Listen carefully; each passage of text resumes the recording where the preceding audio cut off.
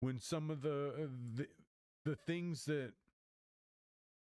directly impact people's ability to be in their homes isn't coming down.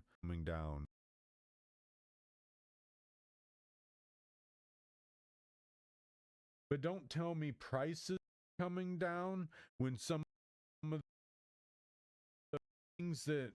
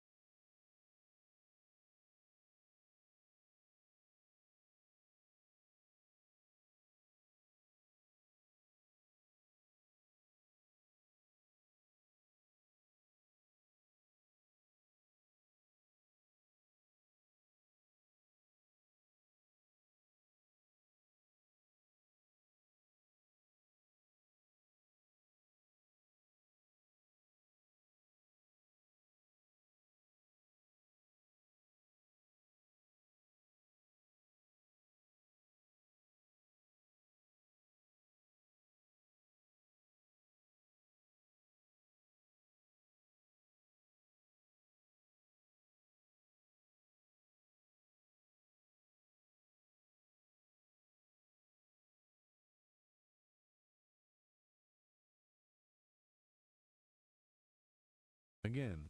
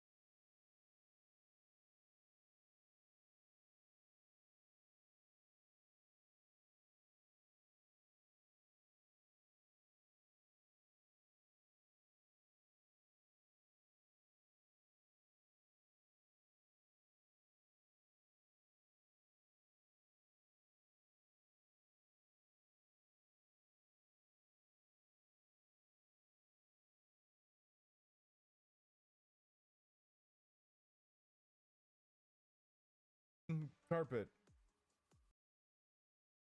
At each other's throats. Don't eat carpet, please. Can we not eat the carpet? I hear the what sounds like shredding carpet. Hold on.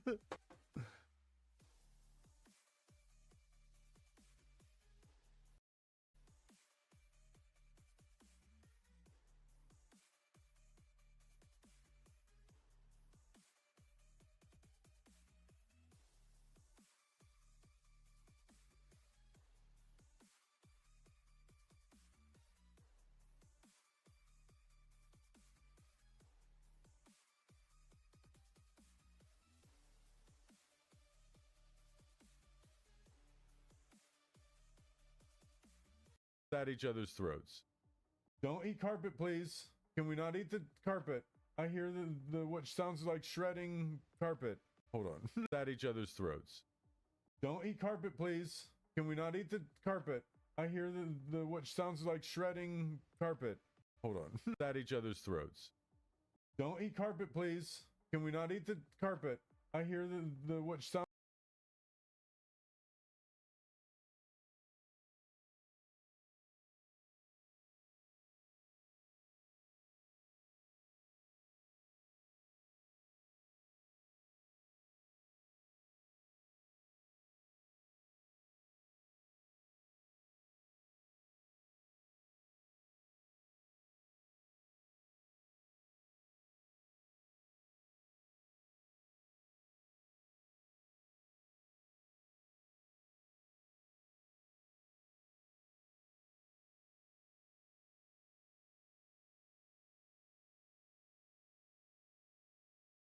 At each other's throats.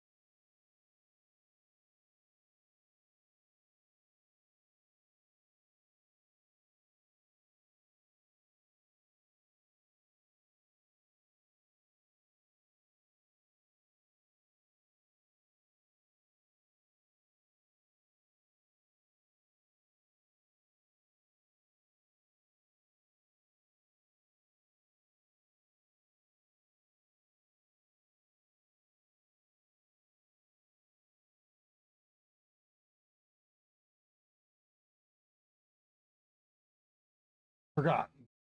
That came in. Came to the door not too long ago. Doxed myself. I came in.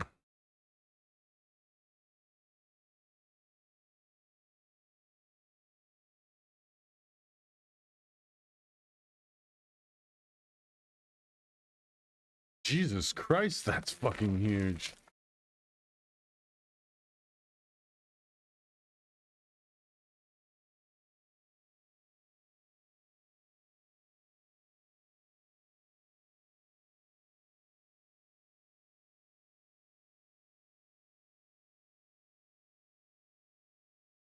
They gave me the Calio cream, mango orange cream, jitterless energy blend.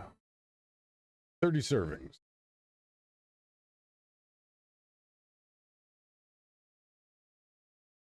A little bit better.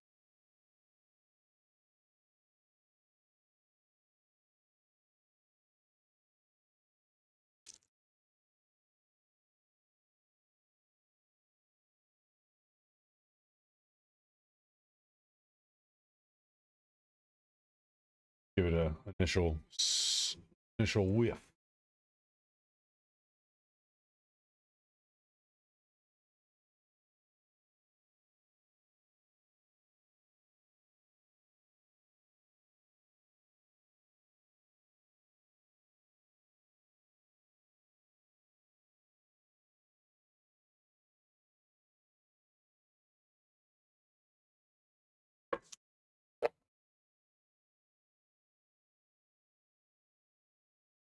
Ooh. Smells so good. Oh my god. Not even gonna lie. That smells so good. Maybe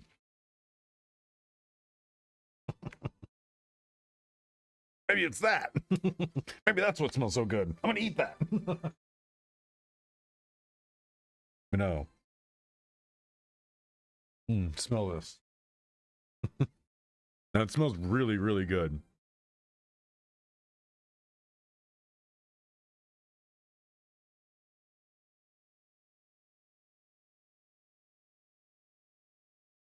No, just mix it in any beverage you want. Water, juice, mango orange cream. That would be good in a smoothie for sure. Turn it into a smoothie or... Oh. Contains coffee fruit extract. That's why it smells. It's got a heavy, heavy, like, tinderbox aroma. And anybody from Columbus, Ohio knows what that name is, the tinderbox. It's some, if you've ever been to the tinderbox, it has a heavy cigar slash espresso coffee. It's like a heavy, heavy, earthy aroma. And that's what this smells like. It's got like a really, really deep, earthy aroma. It smells really good. I want some. I want some. It smells good. I gotta try it. And since I'm a water drinker, it's not like I need anything other than to go and get my water jug and dump some water in it. That's a cool cup. I really like that. Really like that. Cool.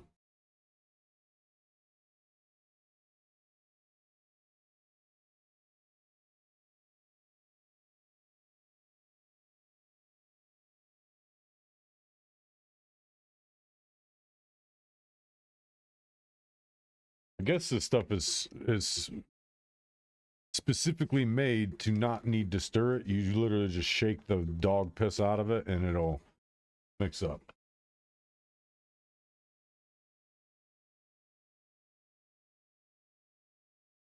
Oh my goodness.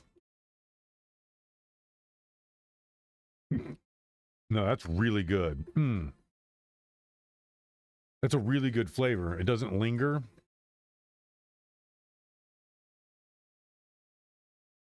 Very fruity. Really good. I like that. Really, really like that. Off of me. Yeah, that's really good. Definitely really good. Like, reminds me of being a smoker without being a smoker. Oh, I'm gonna huff the tobacco. I'm just gonna huff the tobacco.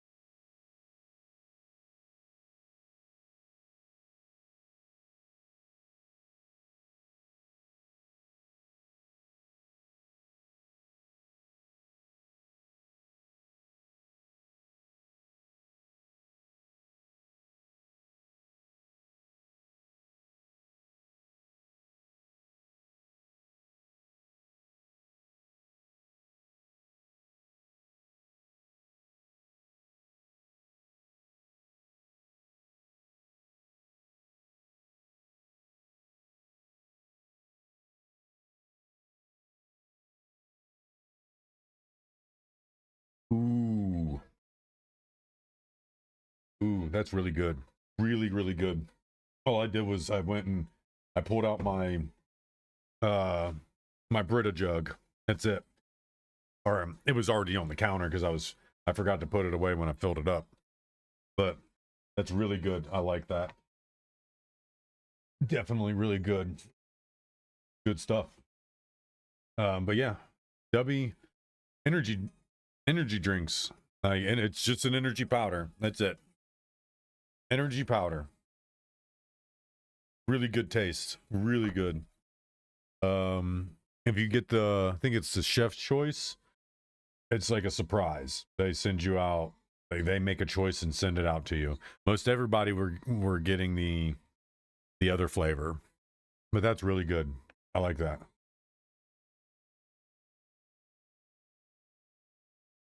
And I ended up getting a cup because it was part of the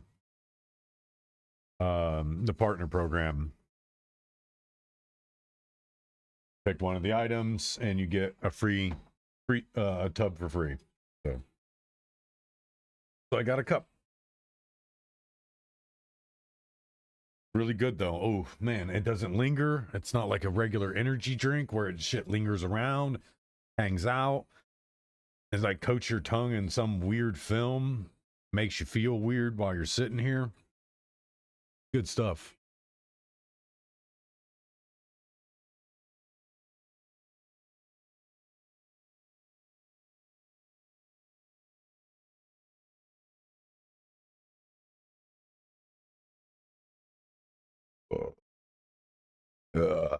Oh, gravy. Good stuff. Really like it. Definitely gamer stuff for sure.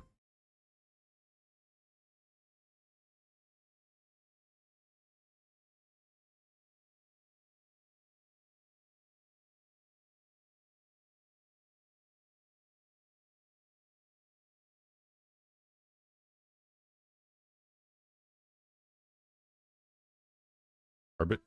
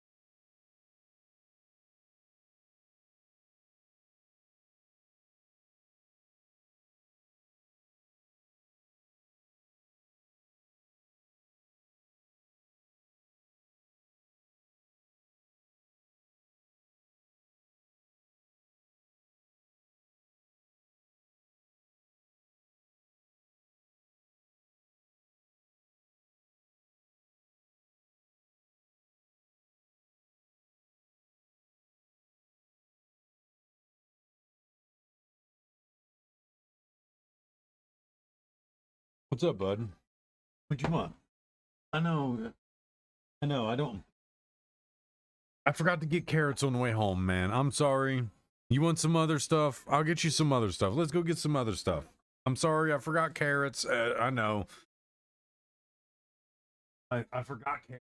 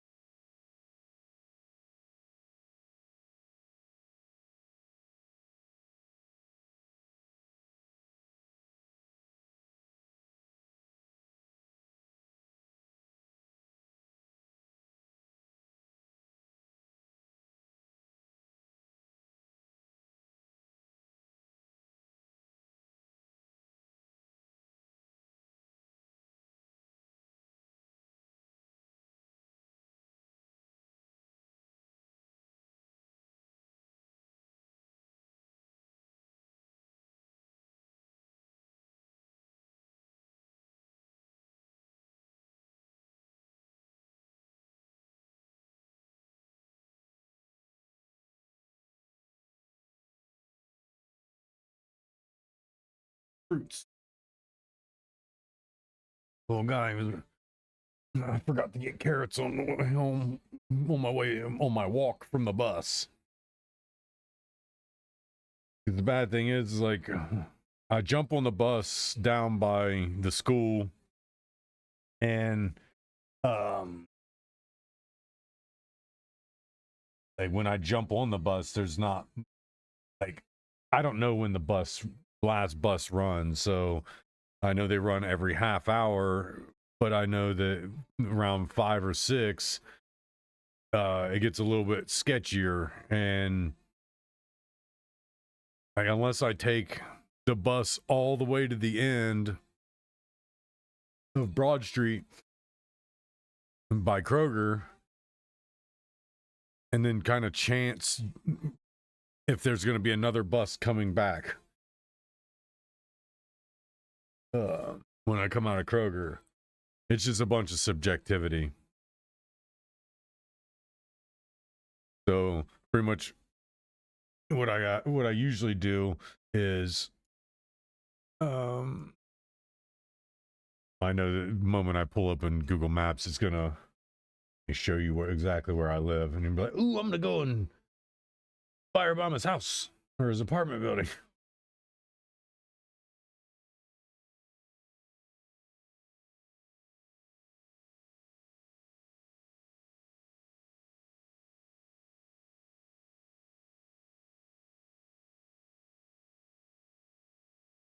So basically, Kroeger is like right here. Galloway Road, Broad Street, Kroger's like right here. And the last bus, or the end of this line, because the number 10 line runs down, straight down Broad Street. Goes east and west, straight up and down Broad Street. And it's every half hour, and it's like right here. This is Hilliard Rome Road, and it crosses over and changes here. But this is the last bus stop. It's like right here, because they pull in and do whatever here. So the last bus stop is right here. So I'd have to go here, hit the grocery, come back in a half hour, because that's the separation between these, or this stop is a half hour. Every half hour, the bus hits around a half hour, it's going to hit this stop. So I'd have to go over here, hit the stop, and then essentially, as I come this way, jump off the bus. I think it's like right here or something. It could be like right here, but essentially, you jump off the bus, hit Kroeger, run over to this bus stop that's here, and then take it down to Norton Road, just so I can get home and essentially not have to worry about an extra long walk with groceries. Because it sucks. It sucks walking a distance with groceries, especially seeing as I won't want to put most of the groceries in my backpack because my laptop's in there and a bunch of other stuff's in there. So I'm less likely to want to throw anything into my backpack.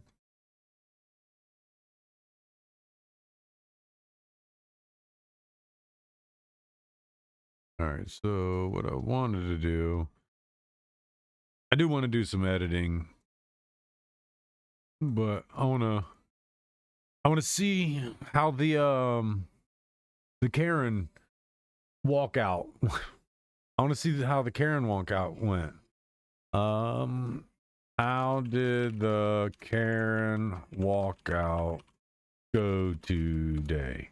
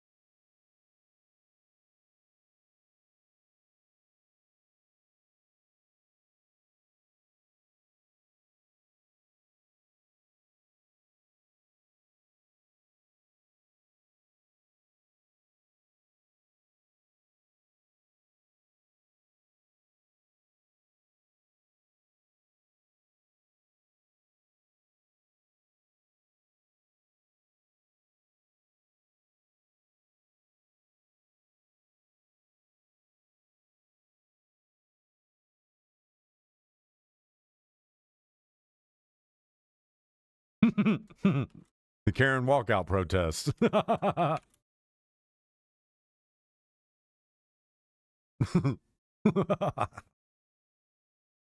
The Free America walkout. That's it. You guys are so dumb. The Free America walkout. You referred to as the Karen walkout protest.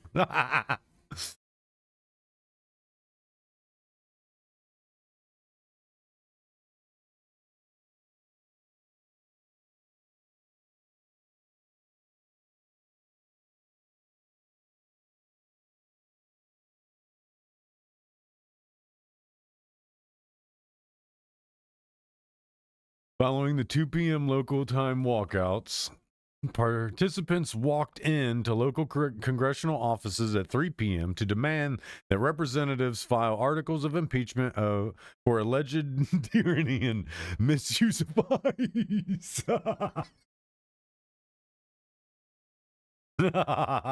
State capitol demonstrations. The protesters gathered at several state capitals in Hartford, Connecticut. In Hartford, Connecticut, demonstrators at the state capitol held signs such as, "In America, we don't do kings."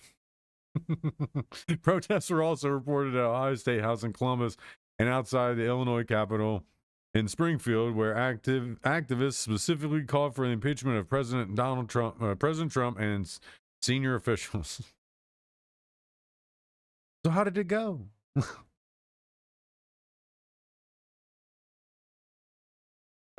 Attendance. Organizers, including the Women's March, the 5051, the 5501, whatever, reported over 1,000 scheduled events with approximately 48,000 to 50,000 people signed up to participate nationwide. The walkout was intended as a rupture of business as usual, with participants withholding labor and commerce to demonstrate collective economic power. Yeah, you're not demonstrating anything with those numbers. Influencers get better numbers than those, and they're straight up selling trash. You guys ain't. Yeah. Your Karen walkout protest didn't work. So I guess that's how it went. It went nowhere. Fucking nowhere. Where are you going? Nowhere. Funny enough that I bet all these people probably got emails like, you're gonna stop missing work or you're gonna be fired. Any of these people that got jobs got their final warning today. They all got their final warning. Come back to work or be fired. You got one choice. I'm done playing with you.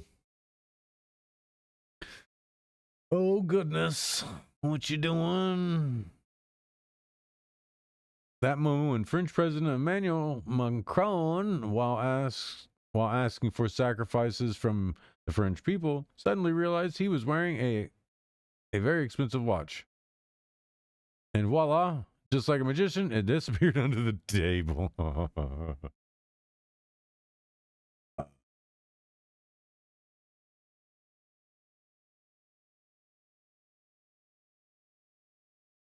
Il y a les blocages, et les blocages, il faut pouvoir les lever quand ils you see right there. C'est normal.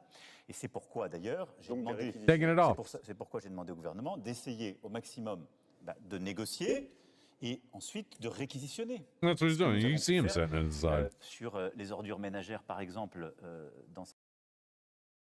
Why do that? That's weird, dude. That's weird.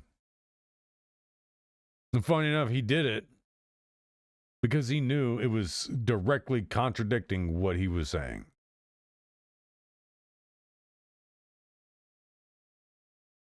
Asking for sacrifices from the French people while wearing a super expensive watch. Yeah, doesn't make sense. You realize it, you're like, oh man.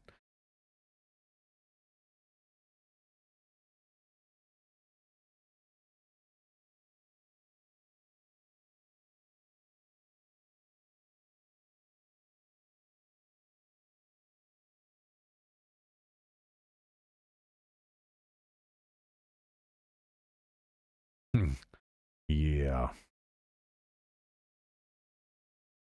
Damn.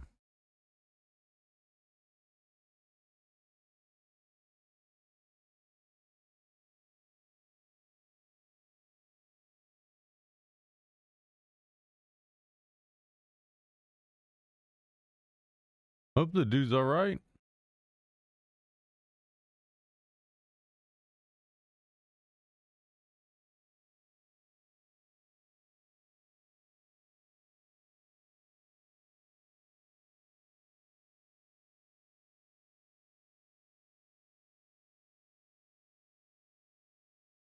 I mean, it's important clarification, but that's jacked up.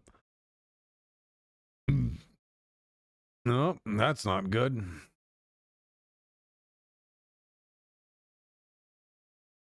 I mean, to be honest, it's people call it a form of tyranny, and oh my God, they're trying to tell my kid that they can't express themselves in their fashion.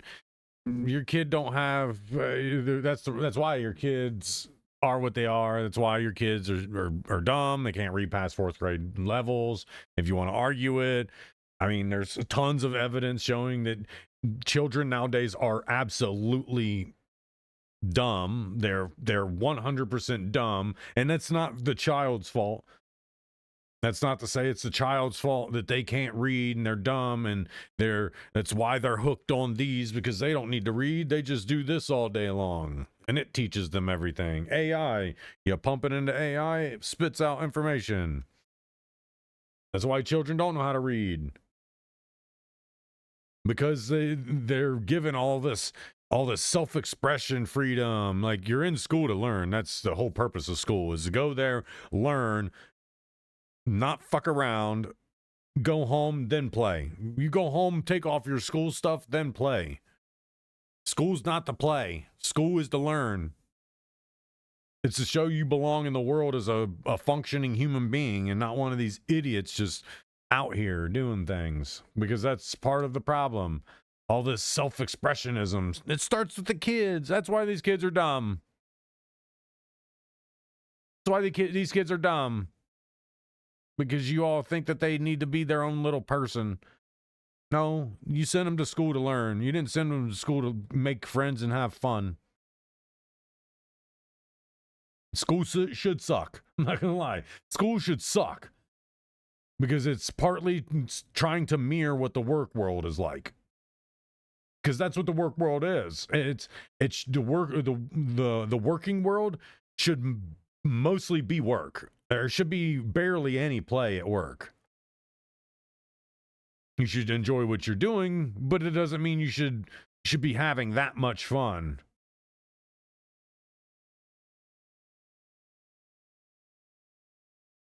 Heading to the front lines to do what? What are you doing?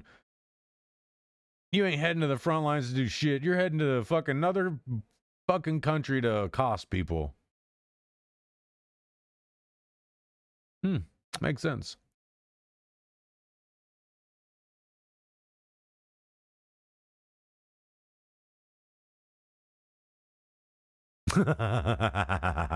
Sprayed him with a water gun.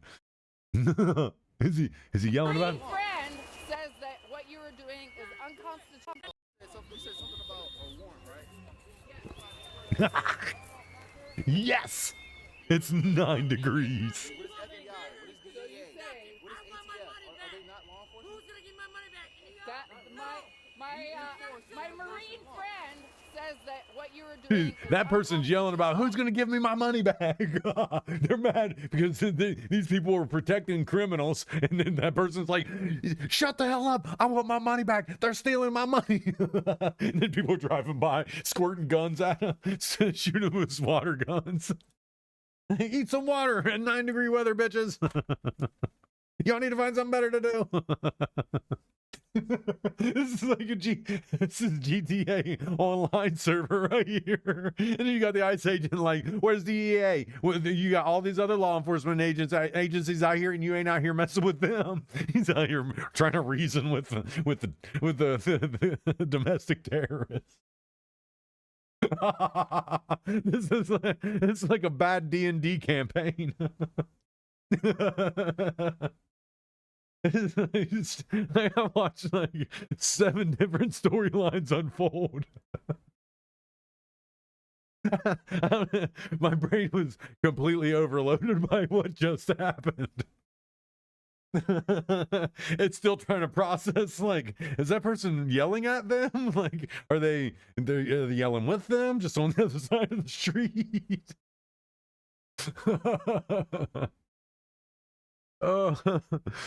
Oh, gravy. It's like, what the hell's happened? Like a straight up GTA lobby. They are. Absolutely. There's a random person. Yeah, I don't think you do. He's Though. mad. I think you're It's just believing like- what you're being told by superiors. That is not understanding immigration law. This guy's just like, are you part of these stupid people? Just want my money back. Give me my goddamn money. We had a drive-by water gunning. And somebody sprayed us with ice cold water and 9-degree weather.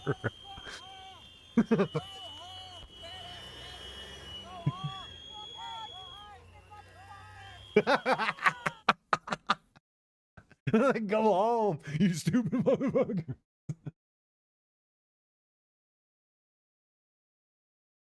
Oh, it's become a thing. It's really gonna become a thing.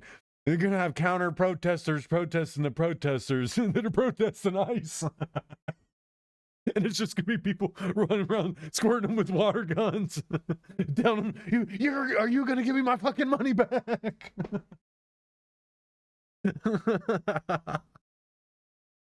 Oh my god. That was a straight up GTA lobby right there. Oh my god. Oh.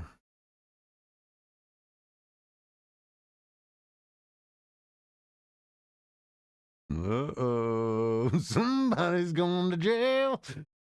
Get out of the cart, Karen. You're under arrest. I'm taking you to jail whether you like it or not. You shouldn't impede law enforcement action. Now, here's my handcuffs and put them on. I'm just a mom.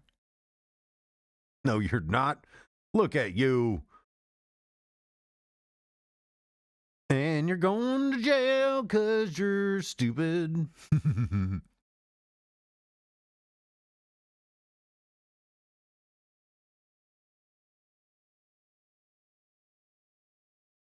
Looks blank. There's a bunch of blank papers. An old stack of drivel. Talks about nonsense. Here's the book. These are all The accomplishments. I'm going to read a few of the samples, but look at this. These are all, each line is something that we did. Nobody did that before. And it's big stuff, too. Look, we have the hottest country in the world. Here's the book. It's all for show. If you don't see that as being overly performative, like, come on now. Flipping through a giant, like, literally walked over. I'll show you exactly what they did.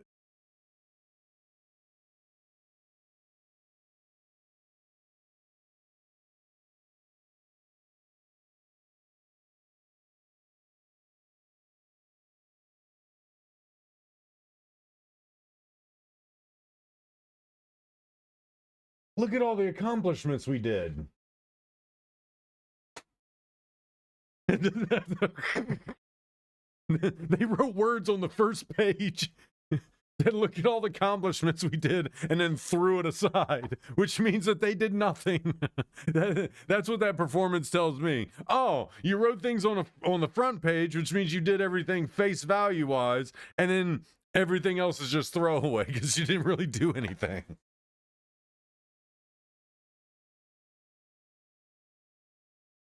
Unlike the President of the United States, I need my giant stack of papers because this is printer paper.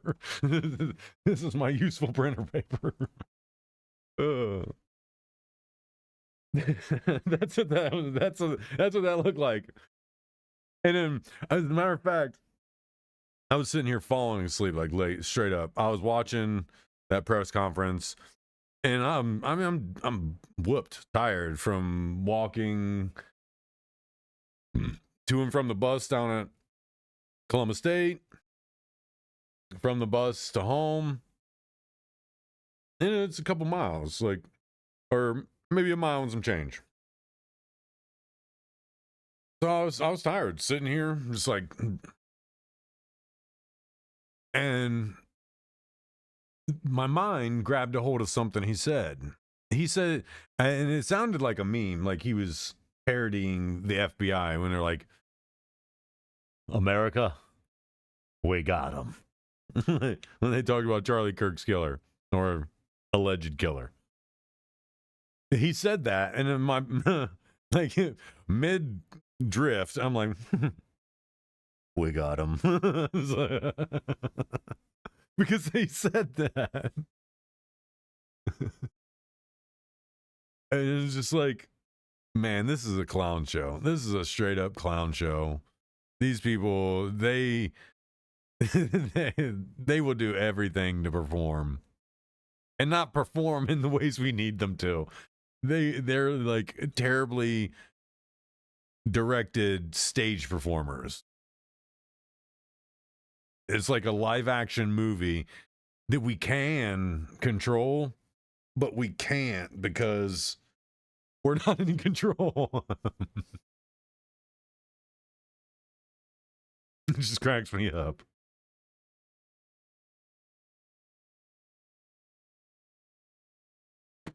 No, when he said, we got him. I was like, we got him. It's like mid-sleeping. And it's not like I was super deep sleep yet. I mean, it's kind of hard to go into a deep sleep when you're sitting upright, just like this. And I can sleep like that. I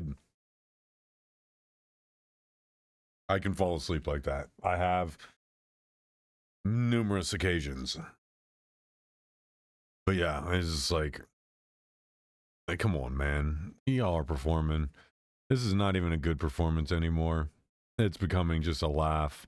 Like, these are the guys that are performing. These are the guys that are out here doing stuff.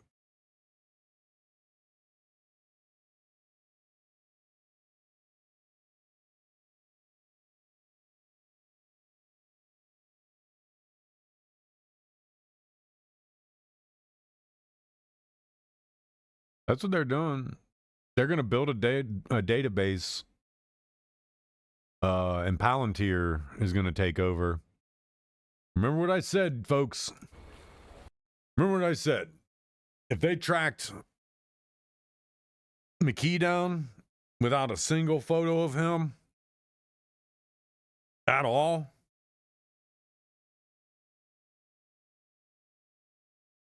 all they did was track the movements of the last person that would look suspicious in the area.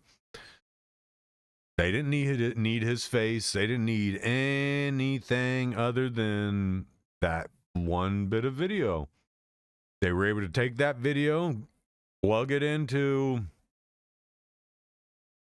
the Palantir system, and it found him. It found him. So if you guys think that you're not, I mean, if you think you're doing some great stuff, I promise you're not. Because they will use the technology that's being brought out to our view. They'll find you. They'll be knocking on your door, and you'll be put in handcuffs, and you'll be sitting before a judge explaining why you think obstruction of justice is a protestable thing or is legal.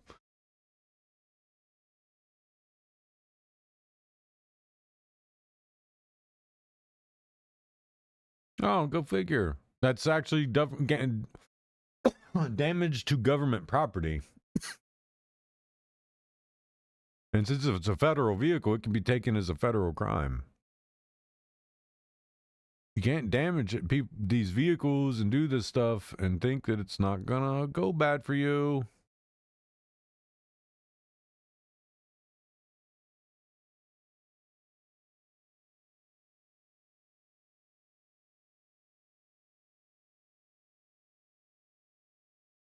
Who is Nick Sorter? I mean, I don't even know who this guy is. Let's go to YouTube. YouTube's probably the best place to find out who these people that you constantly see their names being thrown around and as if they're some type of fighter of the people type people.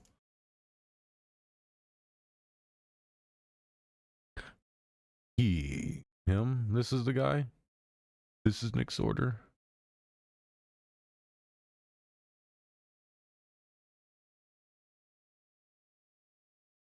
Let's ask a couple questions to a couple AI engines. Oops. Just see a range, because it's going to be hard to find both sides of the argument of this guy on places like YouTube. It'd be easier. What kind of this or journalist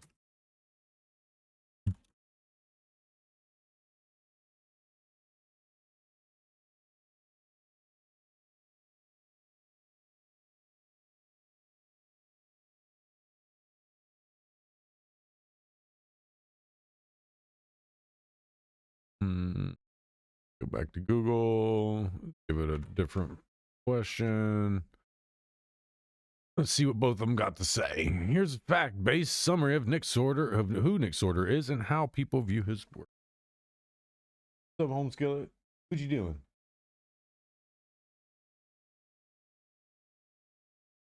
Including whether he is seen as positive or negative journalist activist figure based on news reporting and reliable sources. Social media influencer, self-styled independent journalist with a large following who covers protests, immigration enforcement, and politically charged events in the U.S. He brands himself as a journalist who goes on scene covering stories MSM won't, and often posts videos and commentary about protests and federal agency actions.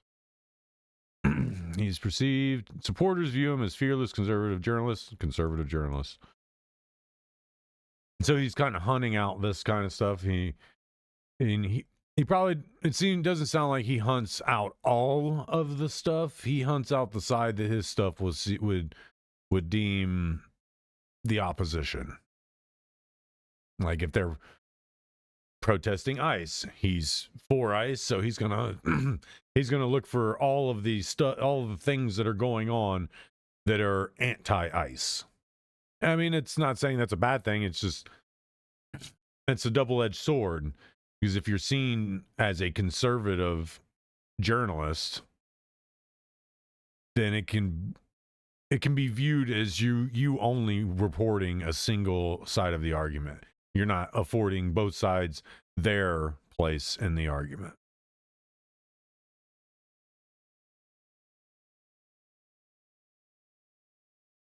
Okay. Critics, mainstream journalists, analysts, critics is Sorter's less as a traditional journalist and more as a political aligned influencer, especially on the right, which makes sense. You can, especially if that's his main moniker, fearless conservative journalist. His content is often labeled as provocative, partisan, and amplifying conflict, rather than neutral reporting. Critics say he frequently escalates tensions at protests and reframes events to fit a particular narrative rather than providing balanced context. Some reporting suggests his presence may contribute to conflicts at protests and has drawn criticism for celebrating or normalizing confrontational behavior.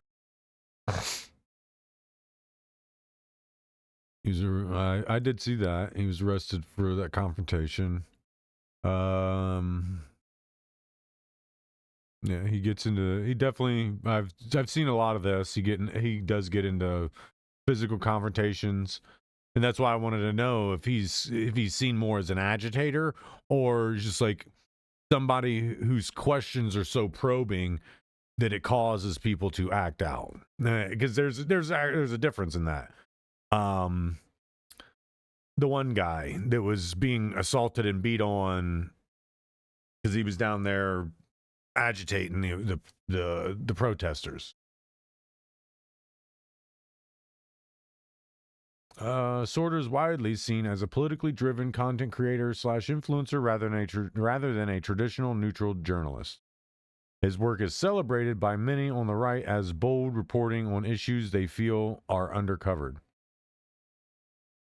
Is it really reporting, or is it cherry picking stuff that fits kind of like his, like he's found his in the social media world, to where as long as he keeps reporting on that, he'll always stay relevant, because his fans, that's what his fans want. His fans and people who have monetized him want that kind of reporting. Conversely, critics argue his reporting is biased, inflammatory, and aligned with hard right politics, often criticized for contributing to polarization rather than objective journalism. Whether he's good or bad depends largely on perspective.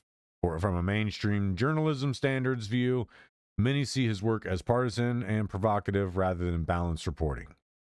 From a conservative activist supporter view, his content is seen as independent and necessary to challenge mainstream narratives. Okay. Now we got a better idea. We have a, well, that's at least ChatGPT's. I would assume this is gonna go. It's gonna say the same things. Opponents, it's same people that like him, see him as an independent voice, ignoring traditional reporting stuff. So it's a lot of the same, echoing the same sentiments. Yeah, see, it goes right down here. It cuts right to it. Right wing alignment, targeted coverage, style.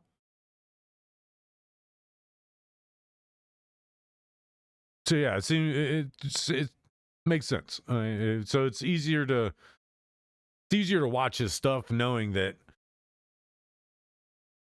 what he's saying is not going to smack both as it's walking down the middle. It's going to walk down the right side and mostly smack the left side. You'll hardly ever see the hand go the other way. And that's it's easy to get supercharged by that. Because it's like it's clicking on all the cylinders you wanted to click on. So I wanted to see, because I've seen other stuff.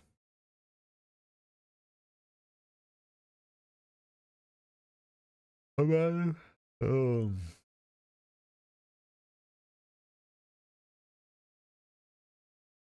I spelled his name wrong. That's probably why I haven't found his page. And so it's kind of the stuff. Like, this is what keeps, like, regardless of if his argument is straight up middle aligned and all, you have news networks. This is a very conservative news network. This Sky News Australia, they're very conservative news network. They love the making fun of the libs of TikTok. The TDS thing.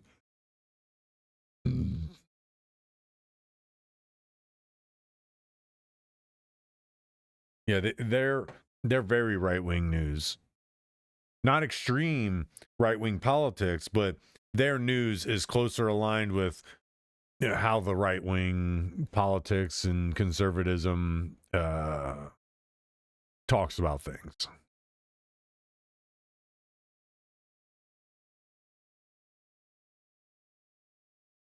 Ooh.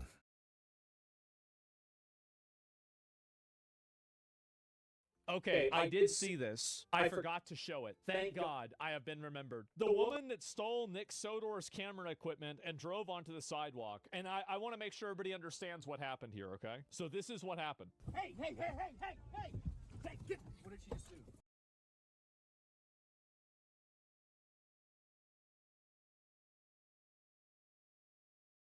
I was talking to myself, but ironically enough, that's how a lot of these countries work. If like some of these otherwise third world countries are so jam-packed with crime and criminal behavior that if you're rolling down the street and your cell phone is anywhere in the view of the window, constantly, consistently, and until your ride is over and you're out of that car and you're into your safe space, you will have people trying to steal your phone out of your hand inside the vehicle. And that's exactly what just happened. That's exactly what just happened. He rolled up and got Somalified by what happens in these third world countries. Like, we are literally seeing what happens in these third world countries. You can't drive down the street without somebody reaching into your car and stealing your stuff.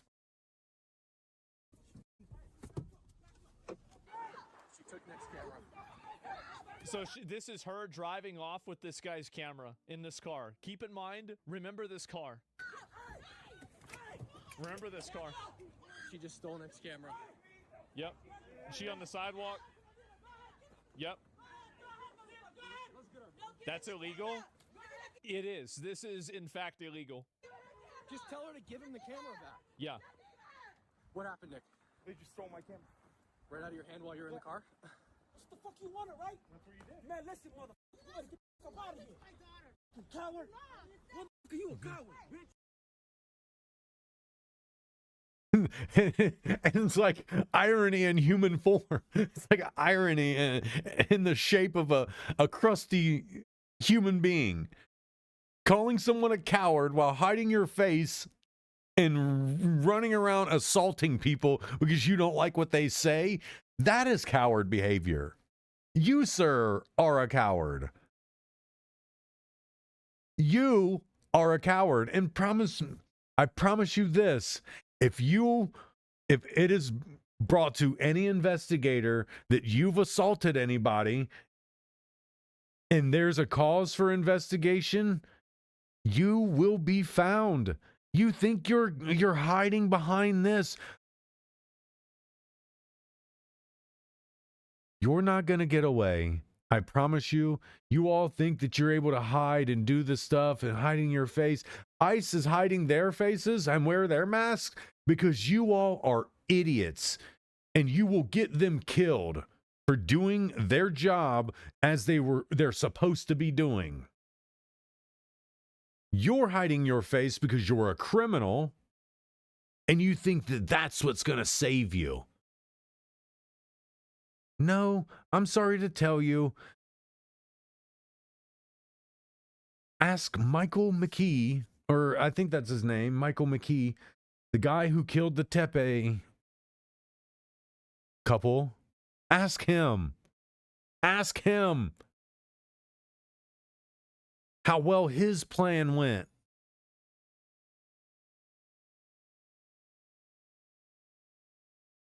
Ask him how well his plan went, because we didn't even see a bit of any skin on him at all. You saw no skin, no face, no skin, no mask on the face. Saw nothing. You couldn't even tell that was a white dude. But yeah, they tracked him down to his home in another state. You are not going to be safe doing this stuff. You won't be safe. You will be tracked to your home and you'll be arrested. Like, get a grip, folks. You're going to be arrested. They're going to show up to your house using the technology they have already out in the public, because again, everybody and their moms got cameras on their phones and everybody loves to film everything. So you're going to be found out. You're going to be found out, and you're going to end up in jail. I mean, it's what's going to be. You're going to end up in jail. You're not hiding your face.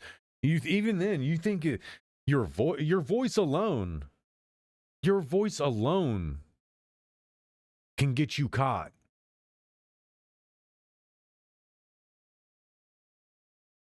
So yeah, y'all are toast. Y'all are toast. You a coward. You a coward. You a coward. So obviously, they're crashing out, getting really mad at him. Like, yeah, they're arguing, etc. Get this. The woman who stole the camera and drove onto the sidewalk, dangerously dragging him, has been identified as the owner of, get this, Children's Autism Center in Spring Lake Park, Minnesota. The license plate and the vehicle matches. And this is even him. He's responding, you cannot make this shit up. I found it. Only 2 photos and no reviews. Another angle of the woman robbing him. That's the same guy. Why is it not our place? This is America. Hey! Get. What did she just do? Man, the FBI are involved immediately? Wait, what? Are they finally actually doing something? We're on it. Man. And they immediately found this person's information. Oh my God. Well, that's what happens. Also, here's another thing is And I didn't even have to play around with identifying that. I mean, that's an easy win on that vehicle. It's like, you can't hide that. There's only 2 makers that make a car like that.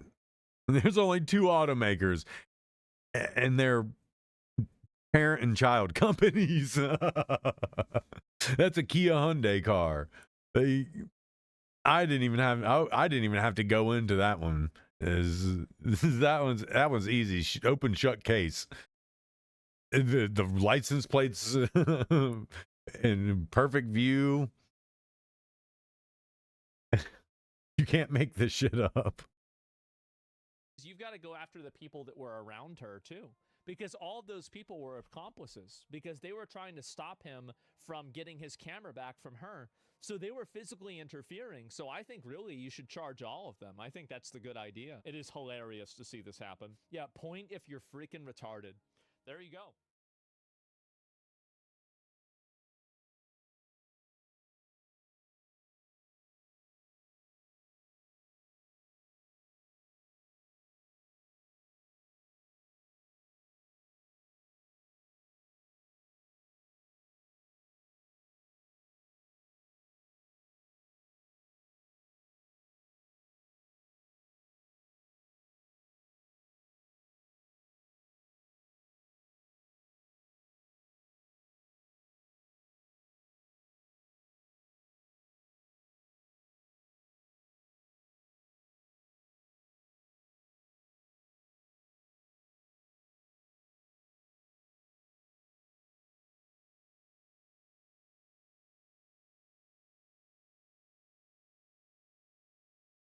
%40 of kids can't read and teachers are quitting. This is embarrassing.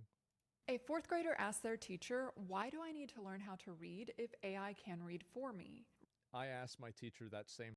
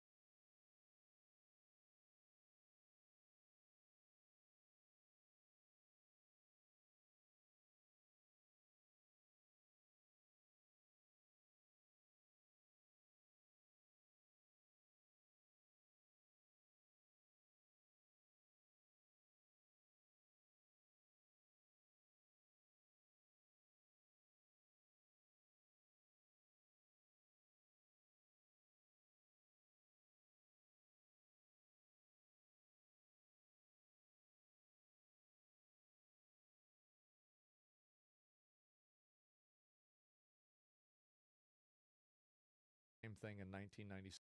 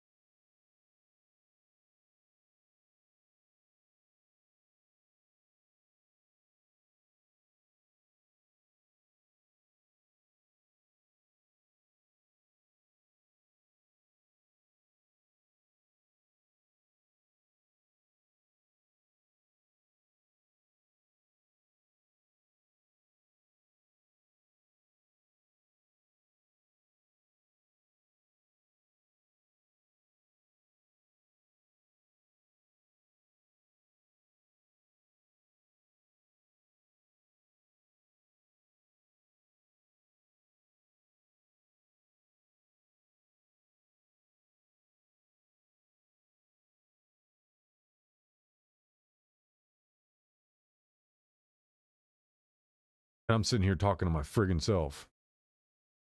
The bottom line that I was just saying to myself is when we allow society to fall backwards on intelligence levels like reading and computation and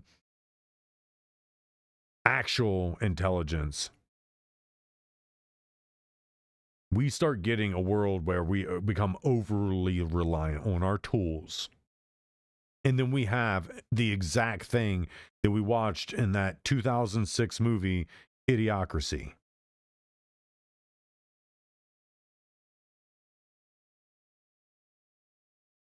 This is what happens when we have an overly illiterate society. And it doesn't matter if a great portion of society isn't meant to be the thinkers and the doers and the dreamers. It doesn't matter, because the more batteries that start gaining, the harder it is to keep intelligence going. And it's just like the movie. It's just like the movie. Intelligent people aren't wanting to put children out into the world that's just falling apart.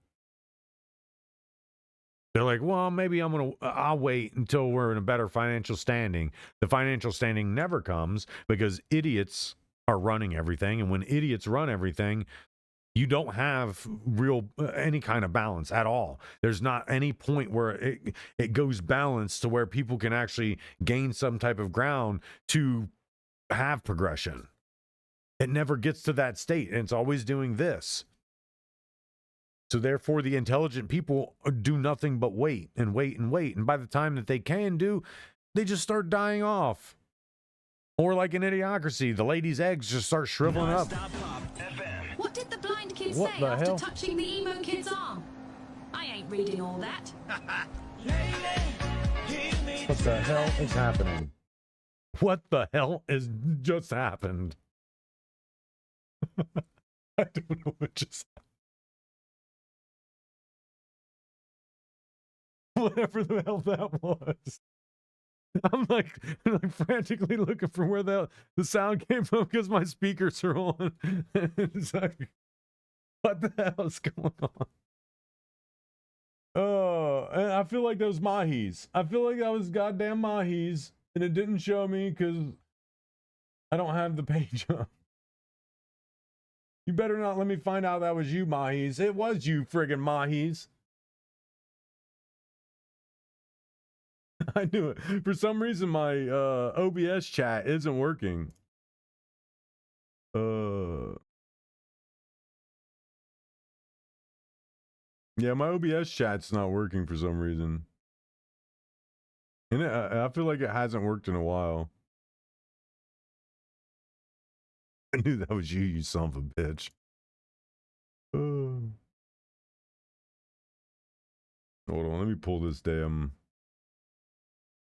chat box. Like I said, it didn't break my concentration. I'm just like, what the hell? Where is the sound coming from? I have everything paused and muted that shouldn't be playing noise. It's like,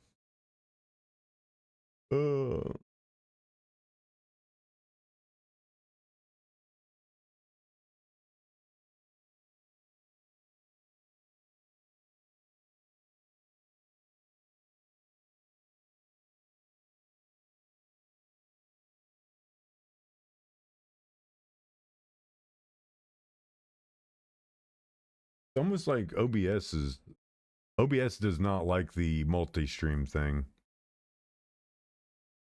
Yeah, because for some reason it like my chats only worked like a few times,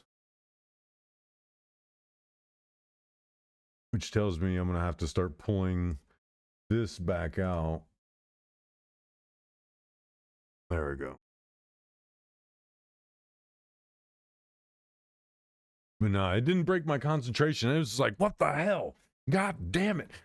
Like I'm getting better at figuring out when things need to be stopped.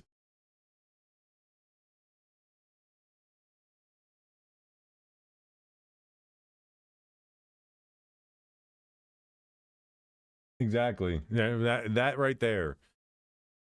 And the thing about intelligent people is intelligent people are the first people to downplay their own intelligence. Because it's intelligent people don't see themselves as intelligent. They see themselves as like able to be in a situation to give valuable intellectual input, but they don't see themselves as intelligent. They just see themselves as knowing some things. And with an intelligent person, there's always the learning moments. They don't really have the moments of taking that learning and reflecting on it and kind of like being able to run with it for a while. Because a person who's intelligent, they're intelligent because they don't stop learning. The learning never ends and never quits. And when you're always on that and on that track and you're never ending on a learning cycle, you don't get to sit back and enjoy the blissful ignorance. Like you say, I always say that too. But the thing of it is it's good. It's good that intelligent people don't really get to experience blissful ignorance. It's because blissful ignorance is literally the formula to becoming Karens, to becoming like falling into the Karenism category and never really getting out of it. Because a blissfully ignorant person, their head is up in the clouds, they're never paying attention to anything, and the moment they drop down, it's always so conveniently next to a Karen who's ready to swoop their arm up and take them to the nearest Bad News Bears convention. And it's always how it works. And so we end up with this constant spawn point of Karens and blissfully ignorant people, and intelligence will never take hold. And if intelligence never takes hold into the forefront of all this, we will usher in idiocracy to the maximum extent, and we'll be throwing bags of poop out of our window onto the other piles of bags of poop outside of our windows. Like our whole living room is full of trash and toilets. Smart people always wonder if they're wrong. Dumb people always know they're right. Yeah. It's exactly that.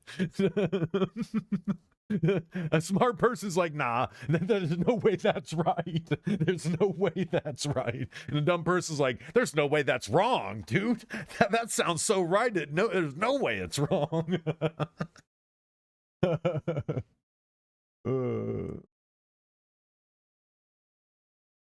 Yeah, I care more about being correct than I do about being right. Being wrong is wonderful. It means I've learned something new. Exactly. And that's like, you know, as well as most anybody that knows me knows that when it comes down to this stuff, like, I would much rather someone prove me wrong than to sit here and never be challenged at all.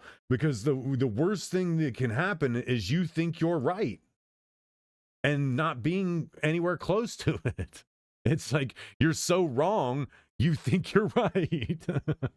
And that right there is what's a real big separation between people with actual intelligence and those who were just like surface level YouTube knowledge. Like, I learned it on a YouTube tutorial, and seeing as I feel like I only needed to watch 14 of them in a row, I don't need to know anything else about it.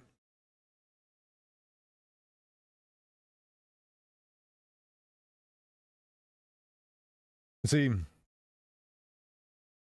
you know as well as I do that I am one of the people that get very irritated over ignorance and ignorant people, but it's gotten to a point where I'm not so much irritated over them. It's just like, I just get frustrated that as I'm trying to better their understanding in something that they're not completely grasping, instead of being willing to absorb it, it's always a pushback. I'm always having to overcome an obstacle. There's always something that's getting dropped at my feet that I'm having to look out for. And while that's good, because then that helps me get better at even the information that I know, when it starts to become not just like rocks you're stepping over, but more or less like landmines, like if you hit it, you have a high chance that it's going to blow your toes off.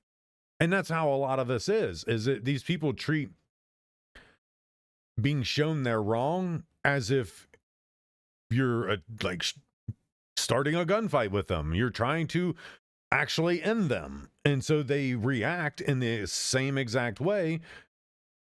And it's all defensive. It's all explosive defensiveness to where you can't actually have a conversation or even argue with these people. Even if it got super heated, there's nothing you can do that's going to make these people see past their own ignorance into reason. And that's part of why blissful ignorance is so dangerous. It's so dangerous. It's like a child. Blissfully ignorant people are literally like infantile children, toddlers. Somebody you can say, "Hey, go over and do that," and they will do it. they will do it without hesitation, without a second thought. They will do it. That's because they're literally not being shown anything better. And the things that they are shown better are by Karens. The people who are actively fighting against law enforcement, people who jump into an argument and for some reason, they have this great ability to choose the wrong side every time. It's like a Karen, the moment you see a Karen jumping into the middle of something, you could place a bet on them to choose the wrong side every time. And as a matter of fact, you could almost gauge them as like the dowry rod, or the I think that's what's called, dowry rods, where you're trying to find water. They almost gravitate to the criminal. So if you see a Karen jumping into in the middle of something, whoever they're defending is probably the aggressor, the bad guy. The person they're defending is probably the bad guy. So that's probably going to tell you everything you need to know about what that Karen is doing and what the whole situation is about. Because that's what they do. They seem to have this skill set that's always choosing the wrong side to be on, choosing the wrong fights to fight, protecting criminals. And just doing the thing that is Karenism. I don't know how to any other way to say it, but that's it seems to be always like that.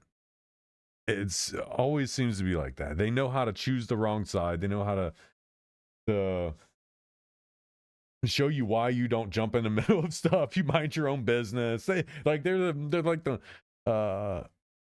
walking example given. It's like when you see example given in a sentence, just think about anything that a Karen jumps into. Example given.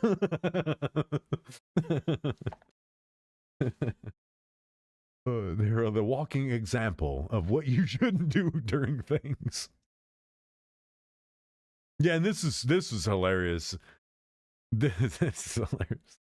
Like, look at my giant stack of printer paper.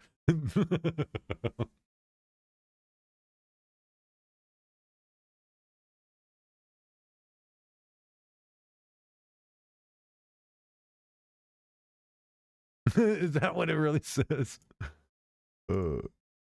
Stripping notorious crackhead grifter on her bite.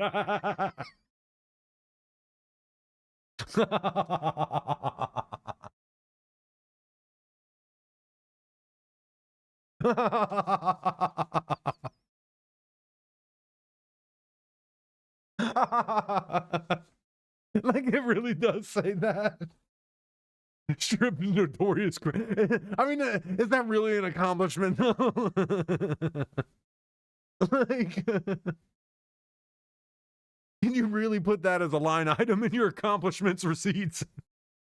The stripped, but I mean, to be honest, the flavor text is that's on point though. That's some on point flavor text. You put there stripped notorious crackhead and grifter Hunter Biden of his taxpayer funded Secret Service detail.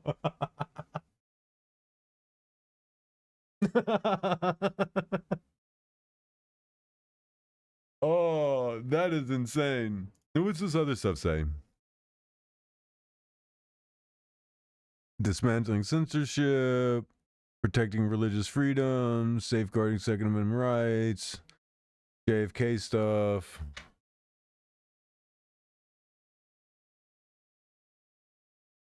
Release some more stuff. Stripped and notorious crackhead and grifter Hunter Biden of his taxpayer-funded Secret Service detail. Directed the administration to take all necessary steps to defend Americans' constitutional rights from overreach. Sign an executive order to end use of paper straw. Don't worry, guys. We got them. The paper straws are out of here. Back to plastic, bitch. Yeah, now all the sea turtles can go back to snorting cocaine.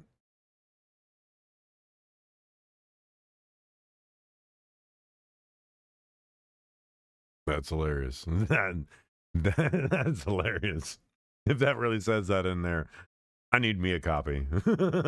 I need me a copy of these achievements. I'm gonna put it on my bookshelf so my rabbit can chew on it. Chew on America's achievements. Damn. There you go. Oh my God. We go, bringing it back up again. Does it say that in there? Damn it, I went away from it. That's what I want to see. Is one of those line items in there? Plans tomorrow to unredact all the Epstein files and release them out into the wild? Like whistleblower Donald Trump plans to take the unredacted files and just toss them out the front window at the White House? Let them catch the wind and flow into the nether realm? Because that's what we really want. At this point, I don't give a fuck about no cost of living. Give me unredacted Epstein files. You can keep the cost of living. Shove that shit in your ass. I want unredacted Epstein files. I want to know who all these gross-ass people are that we've put our faith in for 30, 40 years. Get the hell out of here. Oh, you and me both, brother. You and me both. I will not stop, and I'll say it until I die. Yep, I don't give a damn. You got 17 minutes. That asteroid is ready to hit this planet in 17 minutes. You got 17 minutes to release those files. I don't want to go into the afterlife without knowing what the hell is really happening around here. Like, because we know 9/11 was an inside job. You can't lie to us no more. We know Kennedy was killed by the CIA. You can't lie to us no more. But we want to know about the Epstein files. You better wait. You better fucking wait. They haven't redacted the files, you son of a bitch. But for real, though, imagine we get unredacted Epstein files before we get GTA 6.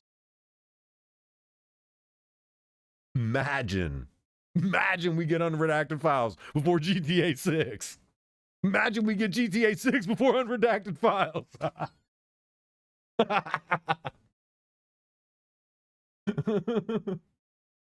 Yeah, dude.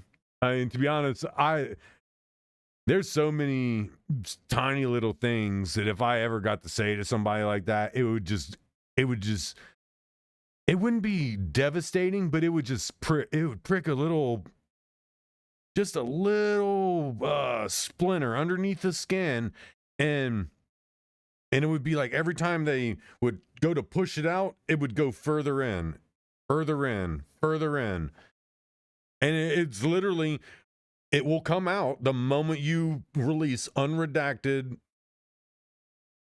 Epstein files.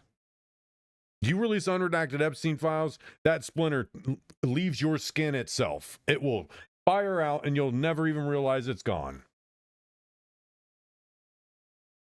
Yes. There you go.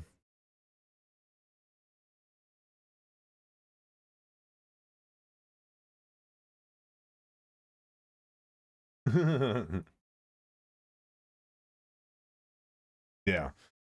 And the thing is like people have that for just him. I have that for all of them. He is no different than the rest of them. They're all cut from the same cloth. 2 peas in a pod, the handbasket of the shit that we're heading to hell in. I mean, all of these people, every single one of them from top to bottom, they're all this way. And that's what I will say till my dying days. It doesn't matter what side of the aisle they're on. Doesn't matter what God they claim to be a follower of. All of these people are the same people, and they will do the worst things possible and the worst things imaginable to us. Because unless we can lift ourselves up by our bootstraps and bring ourselves up to where they're at and be friends with them on their level, they do not care about us. Really? You gotta like full bore charge at my legs? What did I do to you, man? You saying hi? Yeah, none of them care about us. Not a one of them. They'll do it for show. They'll pretend. They'll do all this, but they ultimately don't have a care in the world for. They don't actually have. Like they can't care about us. They can't. If they did, if they could, then they would have a lot more powerful people mad at them. Then they wouldn't be able to make the money, stay rich, be able to do the things they do, go on their millionth vacation in that year. They wouldn't be able to do the things that they make seem so unattainable to a lot of other people. But then you'd have to, then we're talking about if the world was actually balanced, it would have had some type of fairness to it. I mean, then we're going into pipe dream stuff.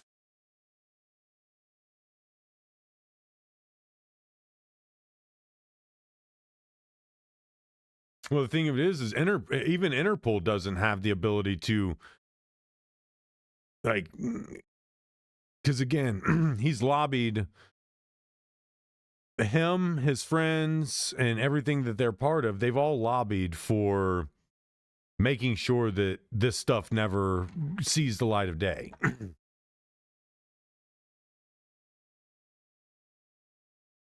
And see, that's kind of where I would otherwise, and I'm pretty sure you and I have had these conversations, Miles, where it's good that people do have these kind of faiths in these people. But me personally, I've seen too much of them, and too much of what they stand for, what they don't stand for. I've seen too much of the back and forth stuff on many aisles and many ball fields, if you will, to really put faith in any of them. I have no faith in any of them, only because I've seen a different layer of it from a different perspective. I've not just seen a civilian perspective and things like that. I've seen a different sides and areas of this stuff. And that's why I very often say all of this stuff is my opinions. These are how I've built my view on politics, politicians, and all this stuff. That's why in my opinion, from everything they do and the constant watching, they say nothing. Say nothing. Say nothing. And it's just, like I said, it's just all, to me, it's pattern recognition, and I've clocked the pattern for me to say I won't believe in them all. I won't believe in any of them, and it's going to be very hard pressed for one of them to say, for them to do and say enough where I'm like, okay, I can start believing in this stuff in a larger capacity.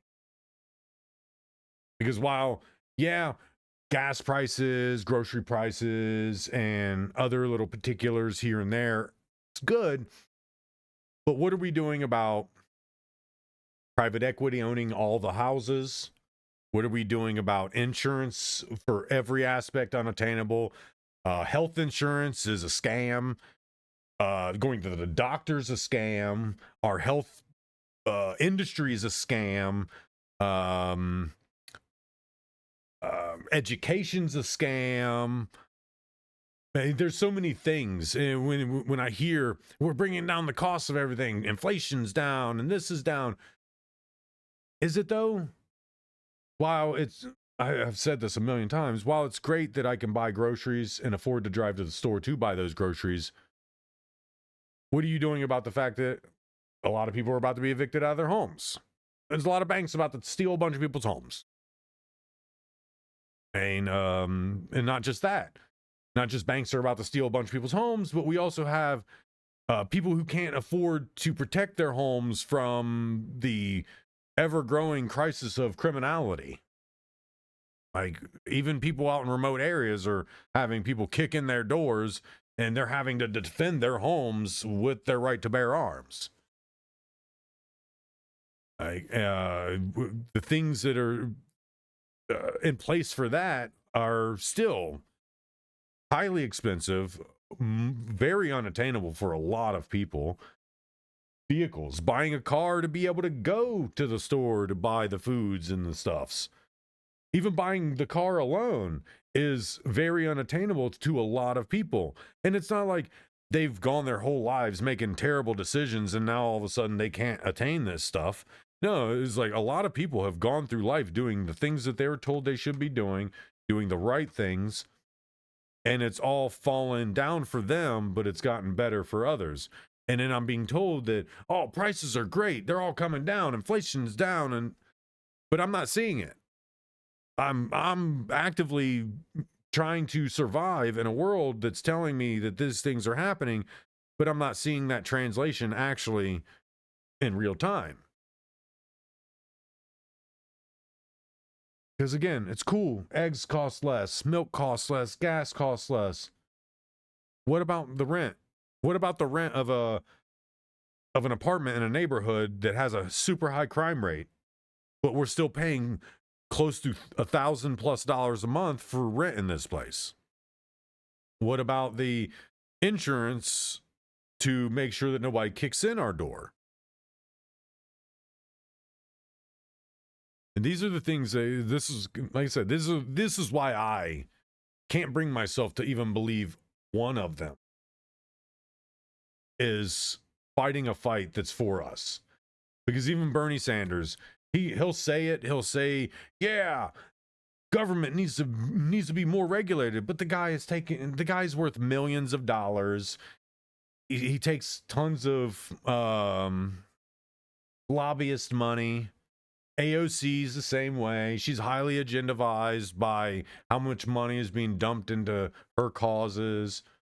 And these causes aren't directly translating back to the American citizen. These causes are otherwise, what I look at is like the charity scheme. You say, oh, I donate millions to charities. And then you look at their charity list and it's all owned by their friends. The charity's run by their friends. So they're basically just enriching their friends on the backs of people who are suffering. So again, this is all things that I've built into because this is what my mind sees. These are like the innards that my mind sees. It's again, this is why I say I don't think I'm intelligent. I just think I see things, and my mind starts to kind of make decisions based on things that I'm seeing and based on experience and things I've learned. And so I guess maybe I'm intelligent. But this is why we end up by ourselves, alone, with no friends, no relationships, talking to a screen. Because our brains we can't just sit idly by and watch things unfold. I gotta be out there ripping it apart. This isn't unfolding fast enough. I need to know what the hell's happening.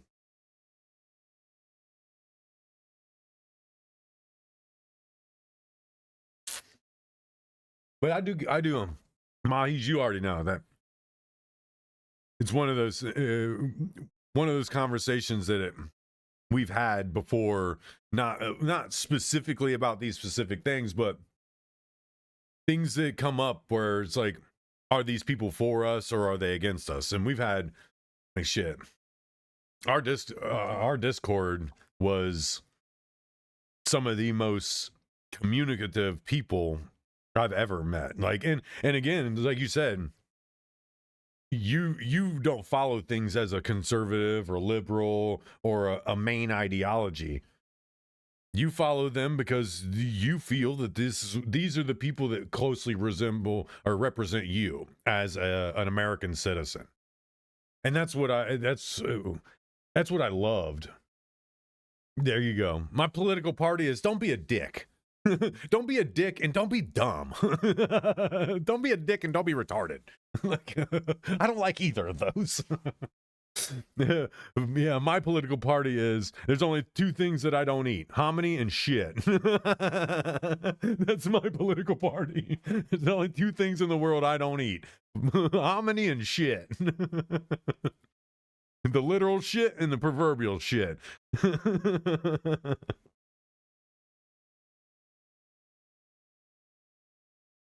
Yeah, like I said, people in what I was saying, I actually brought this up in one of my yesterday on stream.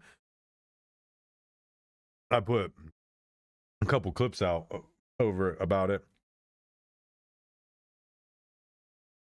We need to stop allowing these people, these politicians, to activate us, because that's what this stuff is. While this stuff is, it's good to report on and keep in mind that these are the things that people are talking about and fighting about and arguing about in our country. But we can't look at this and say, that person must be bad, we got to go out and kick their ass. We can't let this stuff activate us. We can't let it radicalize us, activate us, and turn us against each other. Because that is literally the design of it. That's the design of it. That's the design of these kind of commentators. They're meant to keep you activated, keep you radicalized, keep you ready to punch somebody's lights out. We can't allow ourselves to be overly activated. It's good to be knowledgeable, but it's not good to be activated.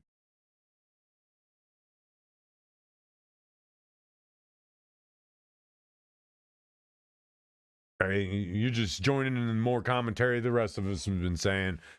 If you go over to my YouTube and look at a few of my shorts, I've actually directly said, these Karens, send them the hell to war. Send these Karens to war. Start a war with Iran just to send the Karens. At this point, because they're like, well, why don't you come over? Like, what do you think I've been trying to do? I've been trying to go back into the military. These motherfuckers are telling me I'm too old. They're telling me that I don't have like they don't want me in the military anymore. They're actively blocking me from rejoining the military. Trust me, I've tried. I've gotten into such a bad situation. I've tried to go back into the military, but they don't want me back in the military. It's like they're actively blocking me. So don't even say that. I even put my plea out on the internet. Like, send me to Iran. I will go there and fight and help these people. And send me there with a Starlink module on my back, and I will get their internet running. I will get their shit up and running. Me and you, Mahis, you'll work from this side, I'll work from that side. We'll get their damn internet up and running again. And that's the bad thing is that another thing I've said so many times is that the reason the people are the way they are in this country is because they've never had to see what it's like to defend their land, to actually be in their home, locked and loaded, staring at the door, waiting for a bad guy, an actual bad guy, like an invasion force kicking in their doors, like a state of emergency. Unless you want to be caught up in the invasion, you better get to safety type stuff. And that's what it is. A lot of them would not even know the first thing to do in these instances. And I don't wish ill will on our country. I don't wish our country was ever attacked, because then I would literally, I wouldn't be able to think about anything other than making sure my family and my friends are safe. I mean, it would be easy as like everybody will go to my brother's house, my brother Ryan's. This is the plan. You all shut the fuck up. Listen to me. We're going to Ryan's. Get there as fast as possible. Don't bring a bunch of shit. We'll figure it out as we go. And then everybody starts mass migration. All of my friends, all of my family mass migrate to my brother's house, and we lock down his property. And that's how it would be. I don't want that to happen. I would not want that to happen. I would not want to have to put my training into action as a matter of life and death. I would not want to do that, have to do that here. I don't want to have to do that here in the United States. Now, I would if the United States government was like, okay, we know that we're not friends right now. We know we did you wrong. We had no right to do you that way, and we're still doing you wrong. But we're going to make it right. We're going to let you go over there. Yes, we'll pay you to do it. I don't care. And I even said, I don't care. You don't need to pay me. What I'm going to get paid with is knowing that these people can tell the world what's happening. They can tell the world that the actual modern day Nazi regime is the government of their country. Because we can call our government, our president, his administration, their opponents. We can call our political people in this country fascists, Nazis. We call white people fascists, Nazis. But when it comes down to it, looking at tactics, looking at how oppressive they are to the people, Iran is closer in resemblance to the Nazi regime than America will ever be. America will never be a Nazi regime country when countries like Iran exist. Their people are so oppressed that they had to shut the internet off to kill them en masse to stop them protesting the direction their government is driving the country.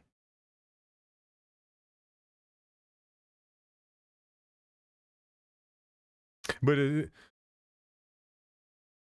it's the thing, though. It's not, again, we like to say it's Donald Trump's goal. No, it's all of their goal. All of their goal is to stamp out anybody who is willing to critique what's going on. It's almost like it's a politician's job title. The moment they get into that role of politics, it's kind of like they evolve into it. The moment they become a political leader, it's like their next line of evolution.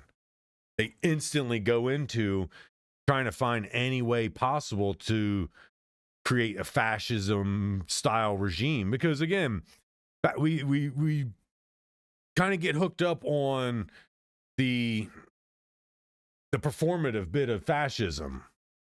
Like, Iran is very performative and showing you what it looks like. Modern day fascism looks like over oppression. People are silenced. They put to death when they speak out. That's what you see in modern day Nazism and fascism. Here, our people, like true patriots of this country, know what to look for in that.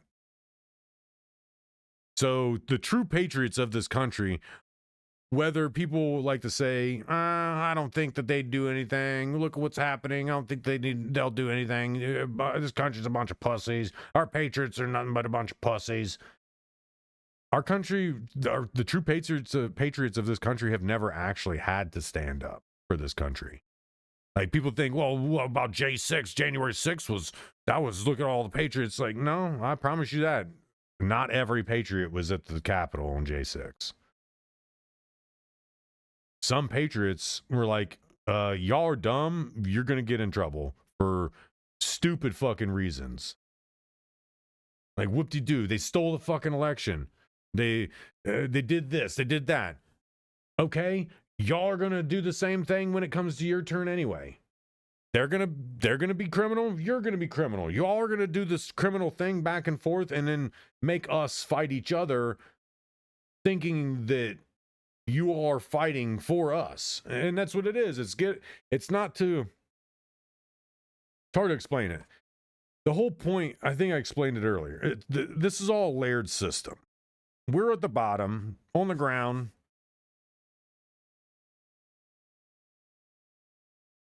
We're on the bottom, on the ground. People right above us are the influencers, the streamers, and the next level up that we believe in. And from there, we don't go any higher than that. That's it. Like, the closest we have to really having a hand in any of this is talking to our favorite streamer, and then they talking about whatever. From there, our favorite streamer gets to be the ones that get to connect with the level that's higher. Which is like your city officials, the people of your state, and shit like that.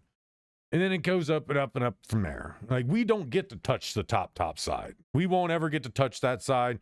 Nothing we say actually reaches there unless it's relayed by everybody. Unless you have hundreds of thousands and millions of people relaying the same thing, then it doesn't go higher. Like, the things that I say don't go high. They go to me, they go to you, anybody else that's listening, and then it's like, woo, and it's gone.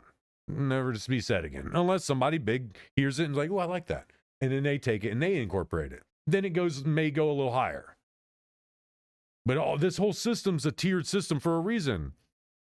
Plausible deniability, proxy. I mean, we know all this stuff. We know all these terms that are used to create these levels of separation, because they need them. They can't be directly tied to what we're doing at the bottom, because if they are, then they can be charged.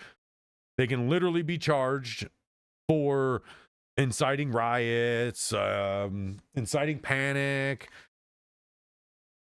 attempting to cause civil unrest. I mean, these are big things. These are big things that get you in lots of trouble and otherwise get put into federal penitentiaries.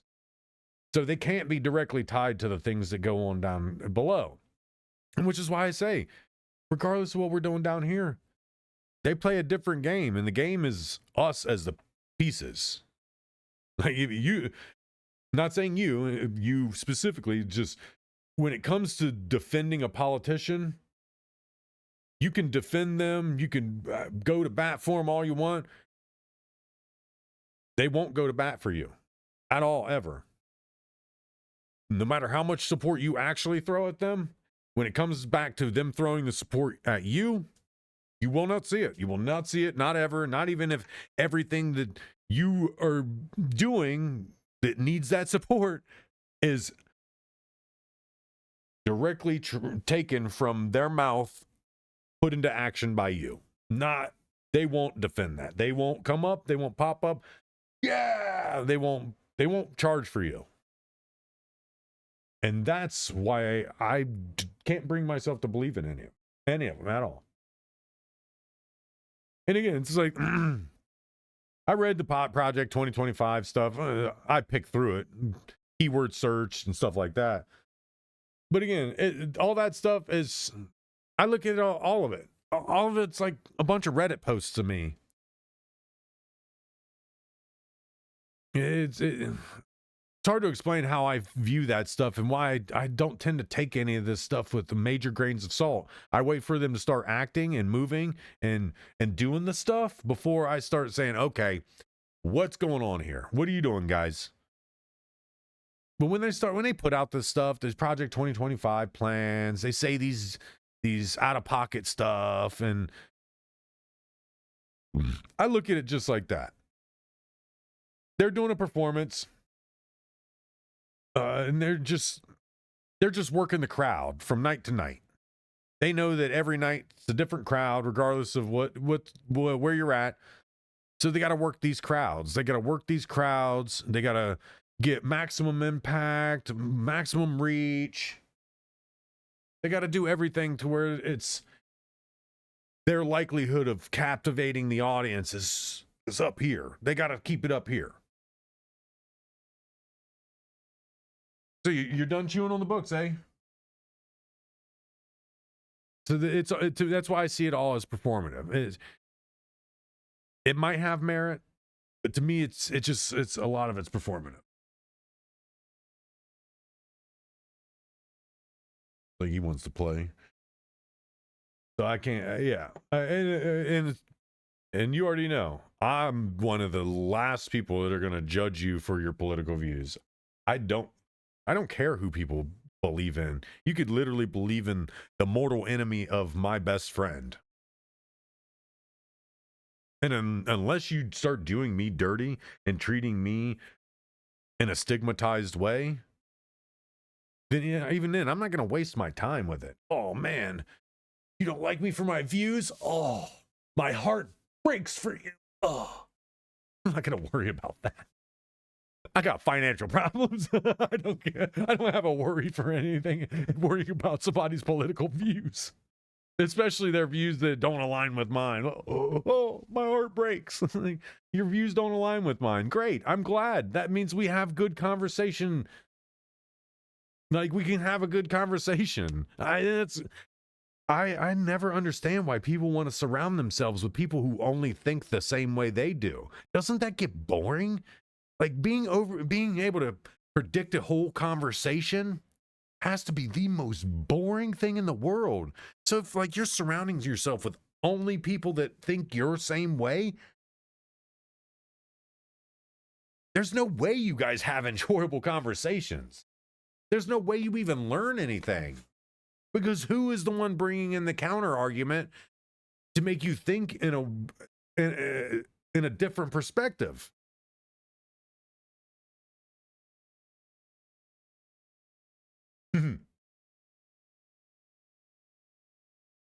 Yeah, exactly. And that's what people tend to do. They like to outsource their morality structure. Like, oh, I don't like managing morality, so I'm gonna task someone else with managing it for me. So they live their morality structure through their leaders and the people they think that they closely identify with.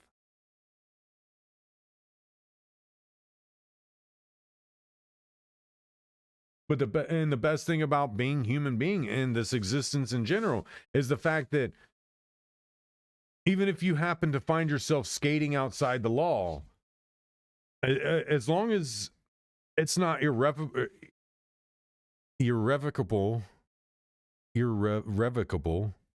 irrecoverable damage. I gotta figure out how to say that better. It's a weird word to say. As long as the damage is something that can be fixed and it's not something that's irrecoverable. God, that sounds like a stupid fucking word. Then make mistakes. Make mistakes. Get it wrong. Who cares? Get it friggin' wrong. I get it wrong. I'm glad I get things wrong. This is a chance to learn. Be better. Do it right. Even if I don't do it right. I know that what I'm doing is not right.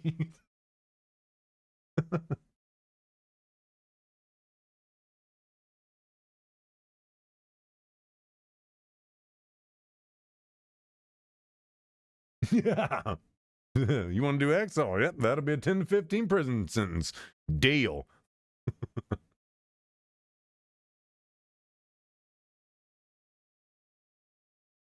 And that's what I say.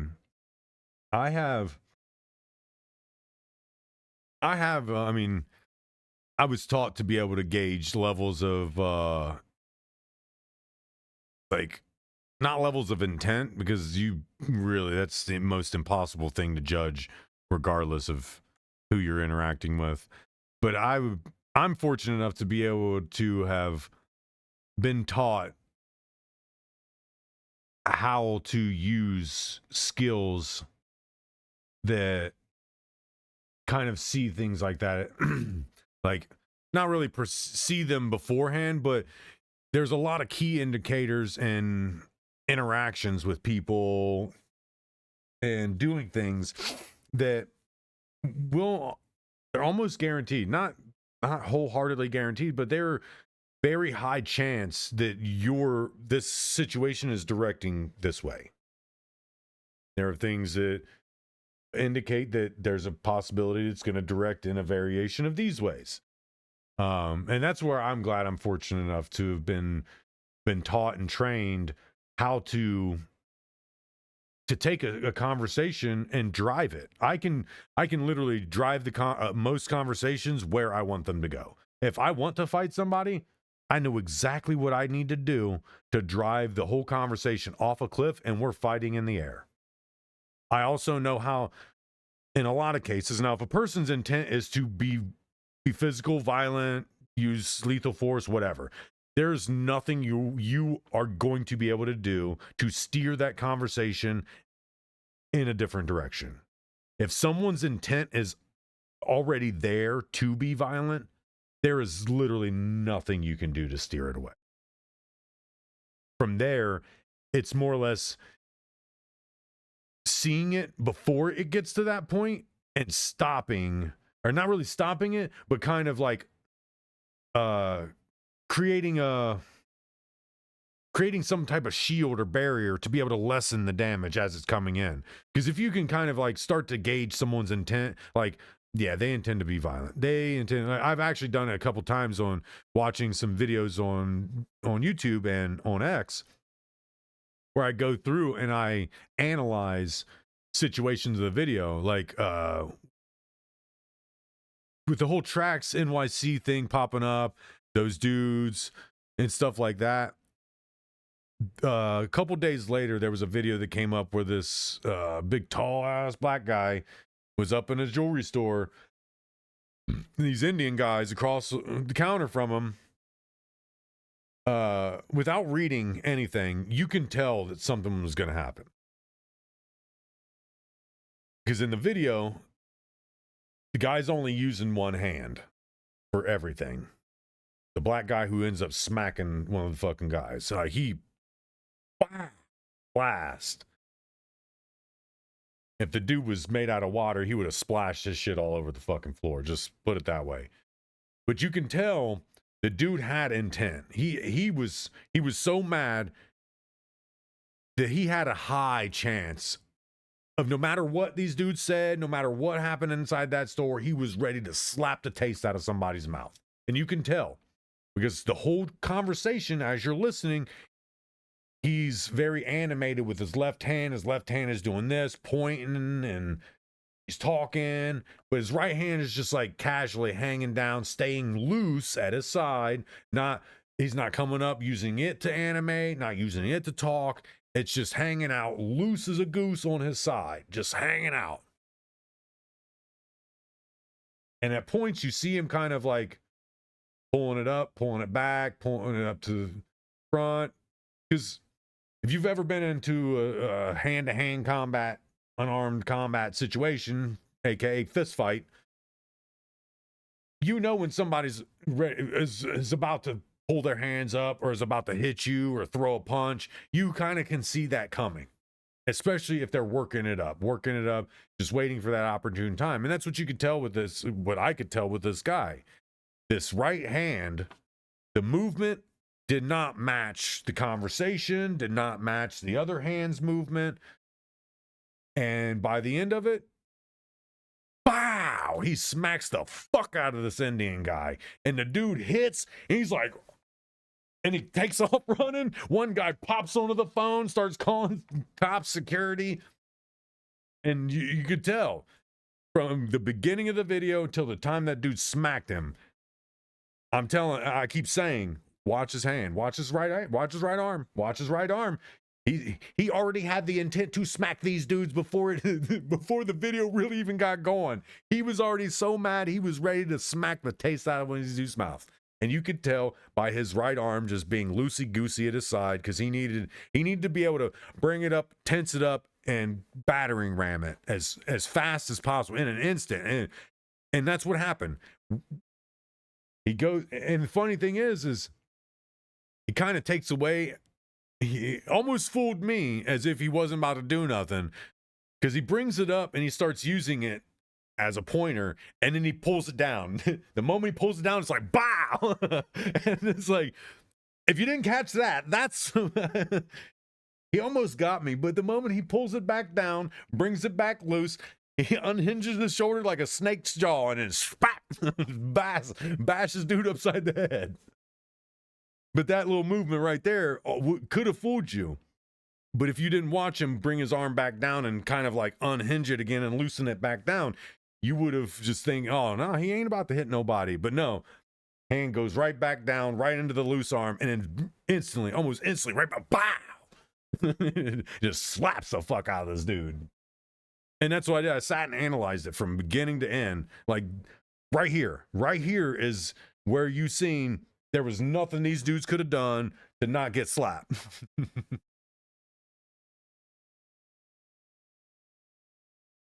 And the thing of it is a lot of people don't overly telegraph. If you have people like Trax NYC that are just like, they're like a bomb going off. The moment they land, they're explode everywhere. But this dude was not. This dude was calm, just calm conversation. And if you didn't really know what to look for, the smack would have surprised you. It really would have. It really would have surprised you. Because the second he pulls his hand up and starts using it to show stuff, it almost disarms me. Like, oh, is he really? Who's the one smacking? And then back down to the side right before it comes back up. And that was, to me, it was a telegraph, because then I'm like, hey, you got me. You almost got me, buddy. I thought you weren't going to be the smacker, but no, you were. You see the arm come back down and then back up. It's like, I just need the competition to smack this bitch. Some of these guys, yeah, oh yeah, telegraph. Like, and that's what I love reacting to some of those videos, watching like a fight going off. Like, I can tell you who's the aggressor, who's the one that's about to get beat up. Because the ones who's usually going to get beat up and stomped on and stomped out, they're usually the ones that are taking their shirt off. I'm going to take my damn shirt off, and this shirt is holding me back, and it's going to lessen my ability to fight.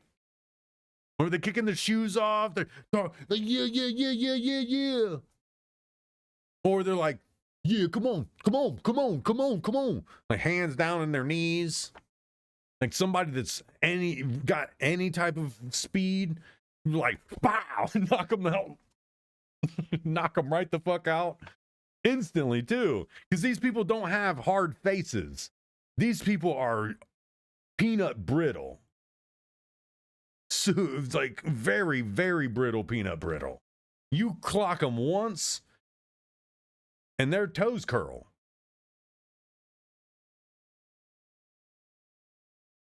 And that's the only reason why I actually like fighting. Is because 9 times out of 10, if you see me in a fist fight with somebody, it's because that person really, really asked for it. It's like, they really, really asked for it. And the moment you start doing stuff like that, the moment you start putting your hands on me, it's like, oh, okay. Sign your contract. Keep on. Sign this contract, because I'll service. You're getting service. I'm going to fuck you up. I'm going to send you through the car wash. The moment people start trying to put their hands on me, and I don't care, because I'm not going to get up in your face. I'm going to get to a distance where I know that this is the line in the sand. You come any further than this, and that tells me that you're ready and you're okay with whatever I do to you. So if you start pushing and kicking on me, oh, hell yeah. You're pulling out the stops to have your ass beat. For sure. And I'm not a fair fighter. I don't fight fair. Yeah, exactly.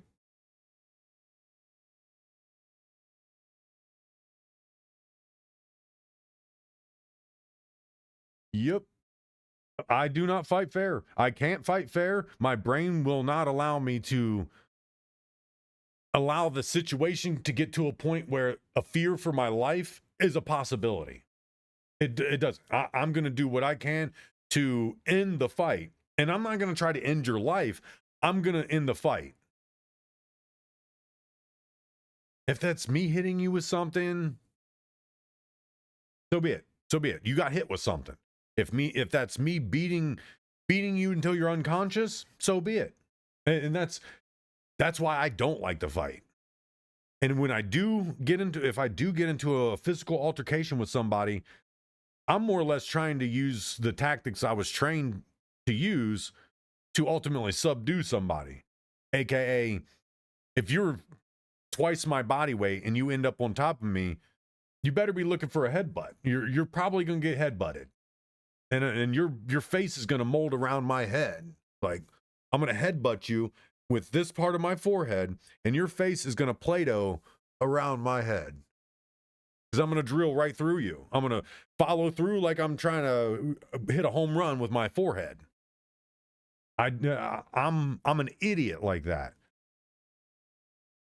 And it's not an idiot. It's like, because at a moment's notice, and even in a fist fight and a physical altercation, it can become life and death before a moment's notice even happens. And that's why I go for the knockouts instantly. And if my strikes aren't going to knock you out, I know enough. I'm calling chokeholds because I don't know anything else to call them. I know enough chokeholds to put you unconscious in seconds. Like, if I get a cross collar choke around your neck, you will be out. You better hope you're fat. I'll just say that. You better hope you're about 400, 500 pounds and you have so much fat and meat separating your jugular veins that my squeeze doesn't get to them. Because if I can get to that and I cut off that blood circulation to your brain, I'll watch you pass out, I'll let it go, and I'll just do what I can to support you as you tumble. I know enough chokes. I know arm bars. When you get trained in hand-to-hand combat, you don't get trained in fight, rock'em sock'em robots. No, you don't get trained in that. You get trained in Brazilian Jiu-Jitsu. There's levels to it. Level 1, you're learning form, you're learning how to you're learning how to counter, you're learning the different mounting styles, what you can do with certain things. When you get to level 2, you start to learn more in-depth stuff. You start learning actual fighting, like how to incorporate this stuff in a real life scenario, if you will. And the higher the levels you get, the more dangerous it becomes. And you go from being just somebody who can survive in a hand-to-hand combat situation to somebody who is dangerous. Very, very dangerous. Better kill me if we fight, because even if I lose, me and your girlfriend will have something in common. You'll never see either of us coming. There you go. And I have my part to that is, if me and you end up in a fight, you better hope you can kill me, and you better hope you do kill me. Because even if you win the fight, you will never want to fight me ever again. I promise you that. I will make you not want to fight anyone ever again. I will be the first and the last fight you ever fight. And I don't even have to win. I don't have to win.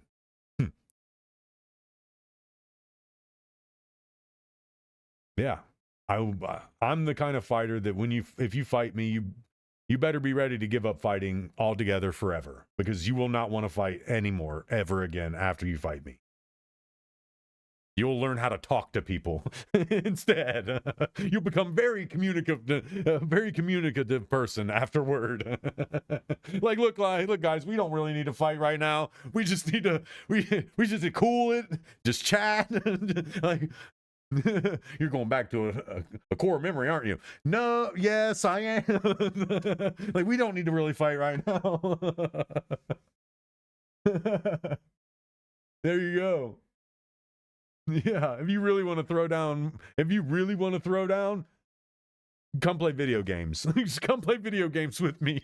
Because it will be way more enjoyable. And you might actually want to do it after, continue to do this afterward. Because if you actually fist fight with me or in a physical altercation with me, you will not want to do that afterward. Even if you're a mixed martial arts fighter ready to go big time, you're going to decide, yeah, no, it's not for me. Not for me no more. I want to give it up. I retire. Again, I'm an idiot. Just how it works. You can't think you're gonna beat up an idiot. Like, maybe back when I was a kid and you were one of my bullies, maybe, but not now. I'm a whole ass adult. There's nothing for me to be afraid of. So, no person. And if you think a gun holding a weapon to my head is gonna, you probably should ask like the 3 or 4 people that tried that in the past. I mean, they ultimately shit bricks and chickened out. But yeah, I've had probably about 4 people in my lifetime thinking putting a gun to my head was going to shut this up. And you think I'm afraid to die? No. I'm a millennial, homeboy. Think again. There you go. If you're going to threaten somebody's life, you better value yours first. And you better be ready to end that life too. That's a big key piece of that. If you're going to threaten somebody's life, you better be ready to end that life that you're threatening. And you better value yours more than anything.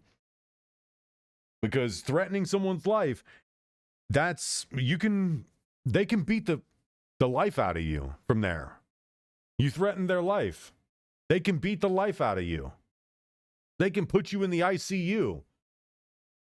And don't let it be recorded. Don't let it be recorded, because then you're also going to prison. Because threatening someone's life is a crime. It's a major crime.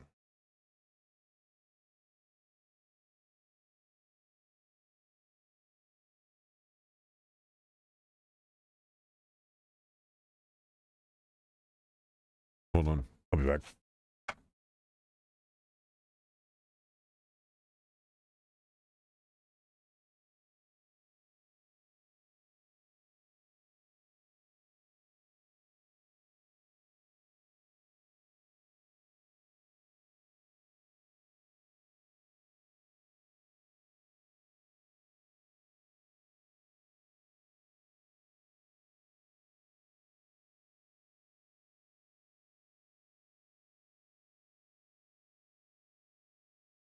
Little guy he's just chilling in there by his vegetable bowls. It looks like he probably just got done eating the last bit of his vegetables. He's like, "You gonna put some more in here, aren't you, man? Are you gonna put some more in here? I'm just sitting here I'm waiting for you to put more in." Like, nah, homie, you got a whole box full of hay in there. Go eat that.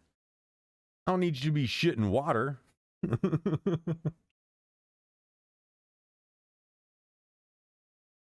Yeah. See, I see something like that. Like, when I go into something like that, I instantly go back to Royal Rumble or Ready to Rumble. I will rule you. Those are my fighting words. When somebody sets me off, I'm like, I will rule you. The king. Crown him.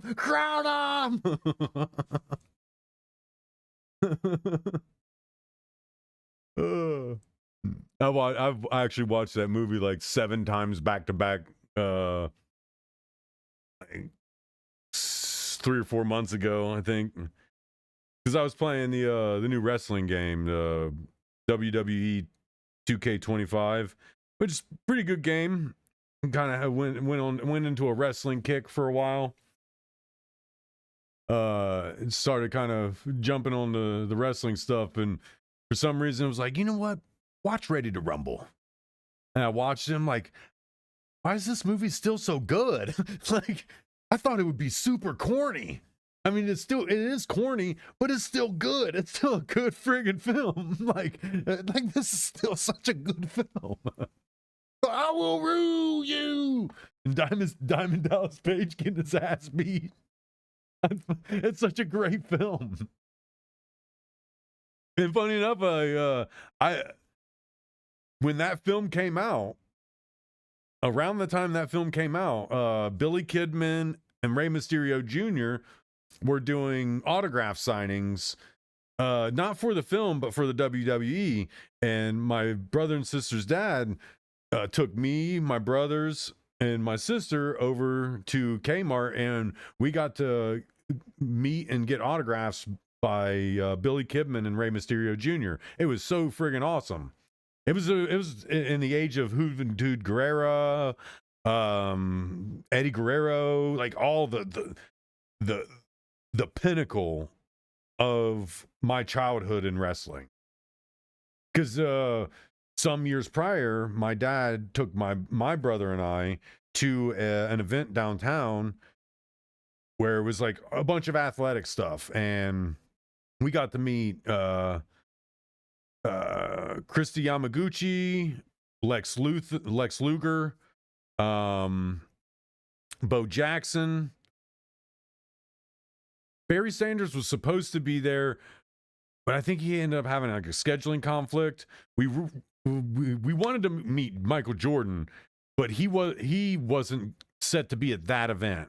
He was set to be at another event, and we really wanted to meet him. Because I mean, both of us, me and my brother, were huge into basketball as kids, and I really wanted to meet Michael Jordan, but unfortunately, it was just one of them things where he wasn't set to be at that event. But we got to meet Bo Jackson, Lex Luger, and a bunch of professional athletes, and it was really awesome. So as a kid, it was all the wrestling stuff was so much fun. As Gen X, it's kind of our superpower. We wanted to, millennials, our favorite thing and our life's goal is to be at the end of our life. not by our own hands or by anybody else's hands, but we're ready to be done with it. We're ready to be done and be out of here. I'm ready to be out of here. I'm ready to be done. Though I don't want to, I won't fight it. I'll be okay with it. There's no reason to be anything other than that.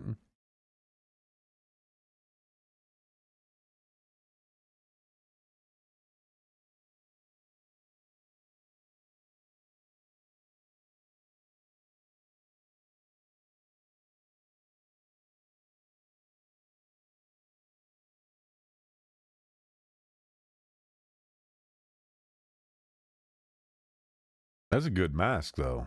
Jeez. That's really good.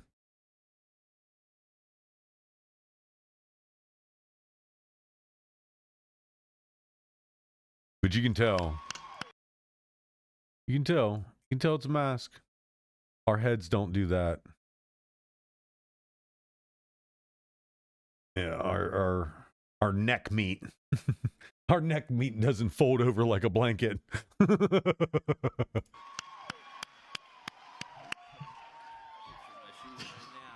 Yeah, I actually watched that panel.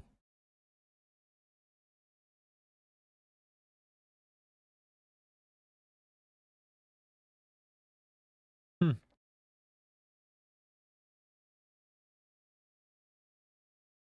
be honest, I think he's, I'm not gonna lie, I think he's telling the truth about it. I think he's really telling the truth about it.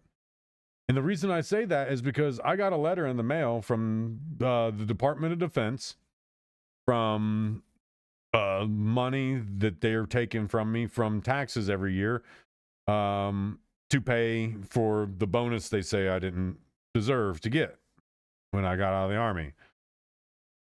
I just got a random letter in the mail saying that $1,300 and some change is going to offset my debt owed to the Department of Defense. I'm like, what the hell you mean? I'm not filing taxes this year. I'm not filing taxes. What do you mean? $1,300 got taken and put to a debt.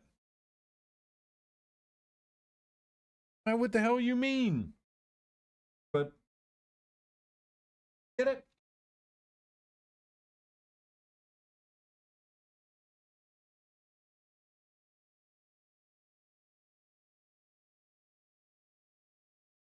Oh my goodness, bud. Where did you do? Swallow it whole? Go. He took it out of my hand and dropped it. And I'm like rubbing around on the ground trying to find it. And he's running his head around trying to find it too. I'm like, what the hell did you do with it, man? Little friggin' goofy. This dude is goofy, man. He's friggin' goofy. I don't even remember what I was talking about. Anyway. Oh, I got a letter from the Department of Defense saying $1,300 and some change got offset on my debt I owe. So I'm thinking it just like automatically sent out. It automatically sent out. And I think the IRS absorbed most of it.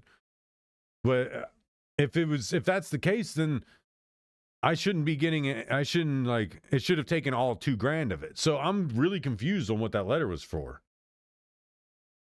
Because I got it like last week. At the end of last week.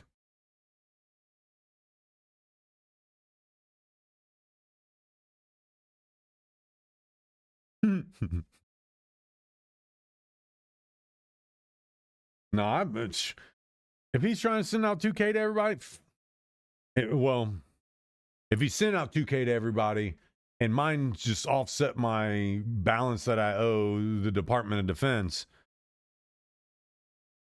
I want mine. I got bills to pay. You can when I'm able to go back to work and do work, then you can start taking my money again. You can take my taxes, my actual taxes. But don't take this and say, oh, it's to offset your balance, but you have to deal with it. You're going to have to deal with it. We know you're struggling like to the maximum extent right now, but you're going to have to deal with that. No, shit. I need my $2,000. You do whatever you want with yours. You can roll it up into a tube and play hide the salami with yours for all I care. I want my $2,000, or at least what's left over. If that $1,300 and some change went to pay off that debt, and that debt's paid off, and whatever's left is coming to me, then send that. Because it's like $600 and some bucks. That's $600 and some dollars. You know what that does? You know what $600 fucking dollars does for me? It pays bills. It pays bills. It actually gets my truck back so I can start working on it. It gets my fucking truck back so I can start working on it.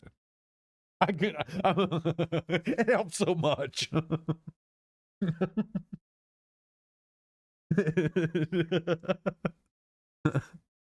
So you can do whatever you want.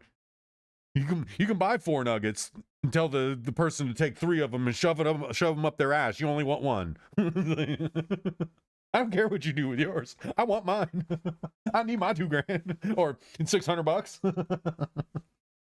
I need mine. I'll be the po folk. I need my $600.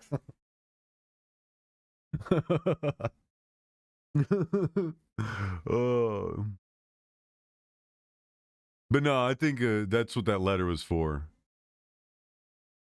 I think some Americans it actually auto sent because they owe debts. It auto sent to the ones that have a debt. So it started taking everybody's money. And now I actually have to file taxes to get my $600 back. But no, the funny thing is they took the $1,300 to force me to file taxes, is thinking that my debt's paid off, and so when I file taxes, they could take the other 600 too. Like, oh yeah, you son of a bitches, you got me. Like, ah, gotcha. You thought you paid this debt. This ain't over yet. You still got $7,000 more to pay.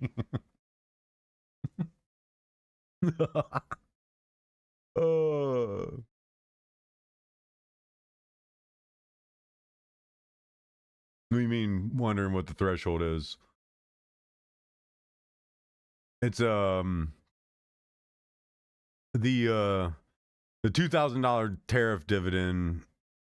It's basically getting paid back into, supposedly it's supposed to come through with your taxes. When you file your taxes, it comes back on top of your taxes. Yeah. It's making up to a certain amount. If you make less than it's around 100 grand a year.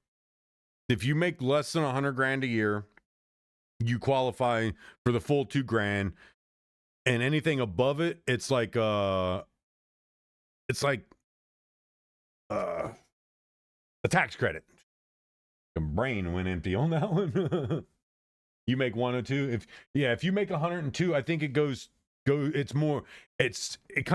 starts to become a tax credit from there, where you ultimately will have owed less taxes and they'll give you more back. It's kind of like if you make so much, it becomes a balancing act against your taxes, where you're not owing. Essentially, you wouldn't owe anything. You'd kind of level out, flatten out. Or if you've already flattened out, you would get the 2 grand back.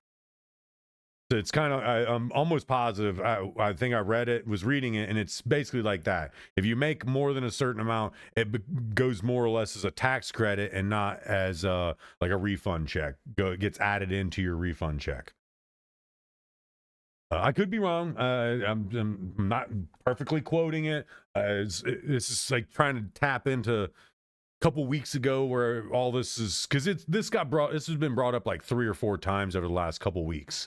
And I've tried to hit on it because I still see a lot of people confused, time frame, how much, what the cases are, and it's kind of no different than any other thing in your taxes. For instance, like all the stimulus checks during COVID, to get those, you had to essentially, when you filed your taxes, there are things that you had to check and blah, blah, blah. There's things that you had to do. And it's like, okay, you qualify for the check. And then they give you stimulus checks. It's kind of the same thing. Not exactly, but it's kind of the same thing. But again, don't completely quote me on it. I would recommend still looking it up because it's a real thing. It is a real thing. He's been asked about it multiple times, and he gives around the same answers every time. Because sometimes it'll be like, when do we expect to see them? Who qualifies? They're never a complete line of questions that gives you a good idea what's going on. You gotta kind of put it together with the various times he's been asked about it. And that's what I've gathered. It's supposed to be an end of the year thing, like tax time thing. It is real. And it's seemingly being treated the same as a stimulus. Yeah, exactly. And that's how I see it. That's why I joke and meme it. That's what that letter from the Department of Defense is, because they have to send those letters out. If money comes to them for me or a debt, then they have to send me a letter saying that there was something paid into that debt and it's being offset by that much. And that's why I meme it. I just meme it because to me it's funny. The timing of it falls in line with the whole the whole tariff dividend check thing, and it's just hilarious. And that's why I usually try to work it in, like, oh yeah, Yeah, the $2,000 check, mine got taken by the government because of being in the military. I jest and meme it because they take money from me. They take money from me, and it was conveniently lined up with this stuff.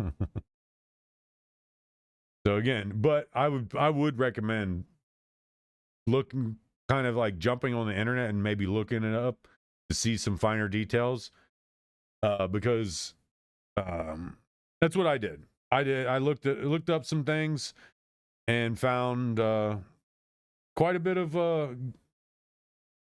good information about it.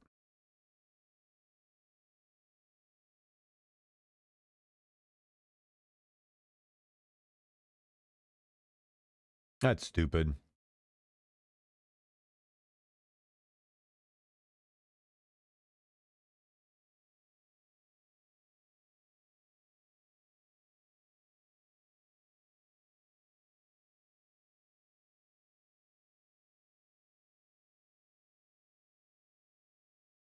The instant release patch notes for a hot fix. They hot fix that shit right out fast.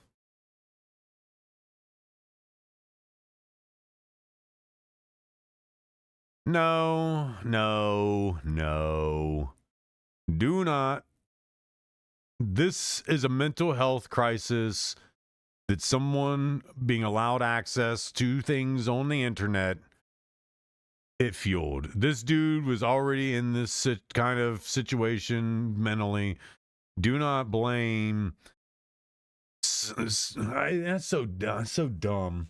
Yeah, AI caused this guy to take his own life. No, that dude was already in that. He was already there. He was already at that point. He was already there. AI didn't push him over the edge. It didn't do none of that.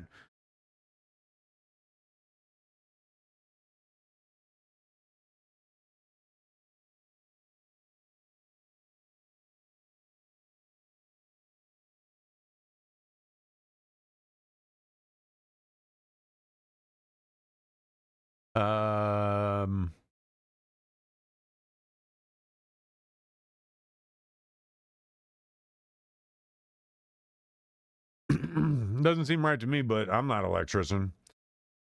Maybe I can ask my electrician uncle, like, hey, does this look right to you? He'd be like, what the hell? These goddamn idiots. Goddamn third world country electricians. They don't plan to do no maintenance on that damn thing. You better hope none of them breakers pop. Oh, Hassan crashing out again.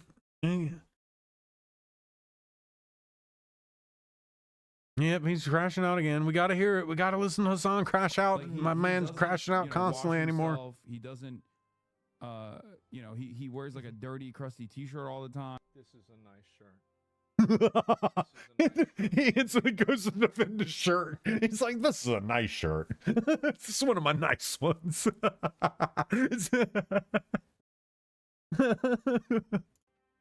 It's so goofy. Nice shirt.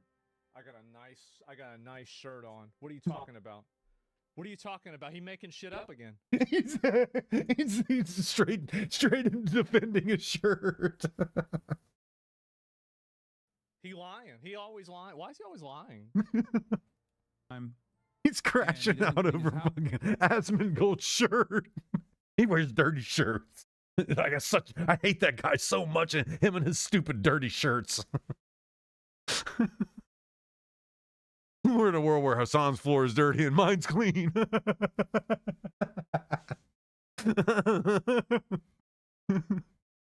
Oh. House. So people. All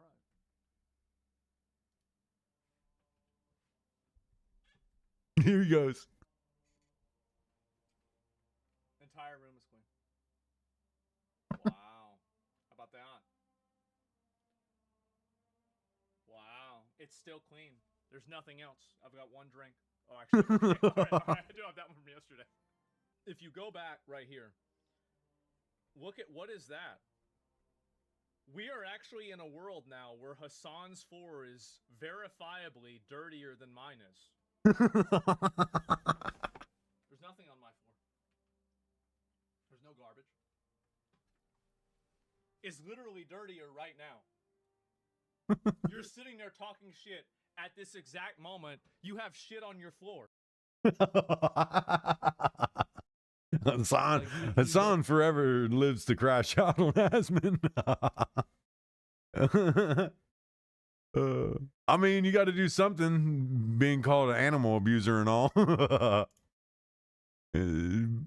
Directly supporting terrorism and all that nonsense. You gotta change the conversation somehow. Yeah, fuck the Roach King. That fucking Roach King in his dirty shirt and his dirty room floor. Holy fraud, Batman. California has been ordered to return over $1.3 billion in tax dollars. The federal government, after an audit, discovered the money was spent on free health care for illegal aliens. California dwarfs every other state audited combined, and is 42 times larger than New York. What is it? This? Or this? Because, I mean, we'll go over here to Rumble and watch it. Battle brewing in California. The Trump administration says the state owes the federal government more than $1 billion for health care given to illegal... I mean, it is Fox News, so it's going to be heavily biased toward Donald Trump and them. But how I look at it is, I'm looking at this stuff right here. Because this is the verifiable information. You can copy this. Come over here. Shit, I'll even use these idiots.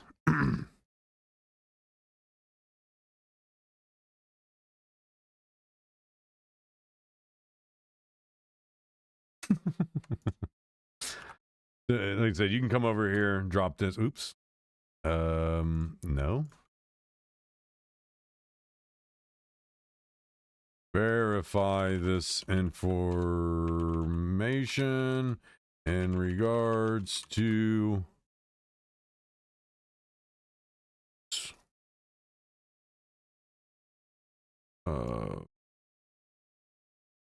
audits. Is it audits? Yeah. State audits.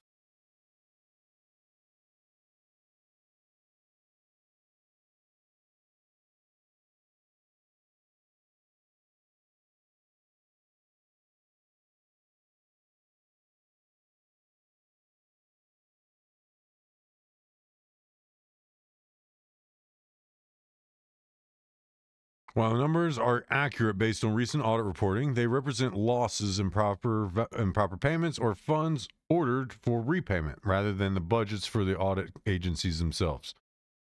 Verified audit findings by state. And this is kind of what I do. I see stuff like that. I'll take all of the verifiable information, because you can't verify this shit. It's hard as hell to verify any of this. What I do is I take this, because you can verify this, and then I dump it here. And if this information looks like it's missing something, and it's easy to see if they're missing something and not really missing something. It's like, okay, is that it? Is there more?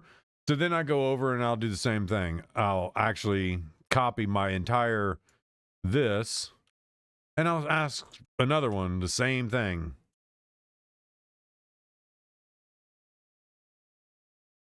Because I don't say anything about fraud. I don't give it any bias parameter. I say verify this information in regards to state audits. And then I let the engine go through, find the information, and then find what's being said about the information, which is what all these sourcings are. It's basically what's being said about it. And it's right here. Verifiable official audit or federal review reports that would confirm the specific dollar amounts you listed for state audits.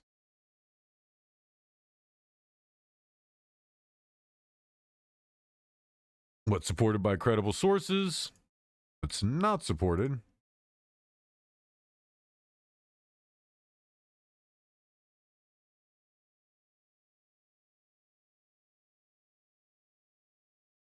Again, then you come back over here and you just ask a question. You ask it a question. Chat GPT says that those numbers aren't actually verifiable, even if it's not saying that.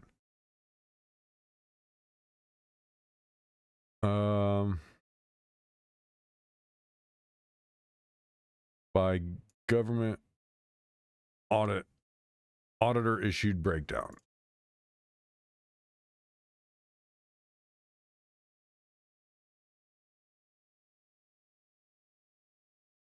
Oops. Why would this be when you're telling me something different? Oops. I gotta use the restroom. BRB.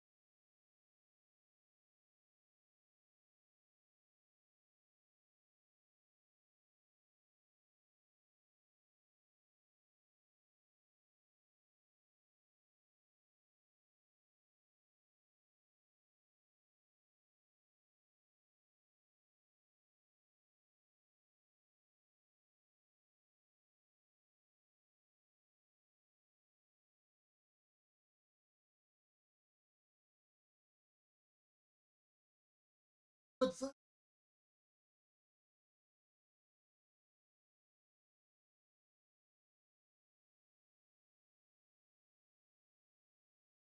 Time? The zoomy time? The zoomies? Time for zoomies? It's time for zoomies, man. This is the zoomy zoom zoom. Zoom zoom zoom. All right. Verification differences often arise because these specific dollar amounts are frequently derived from federal audit findings.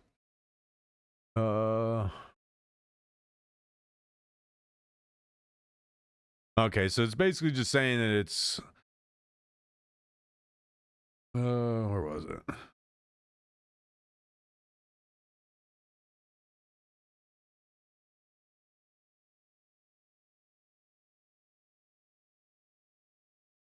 I mean,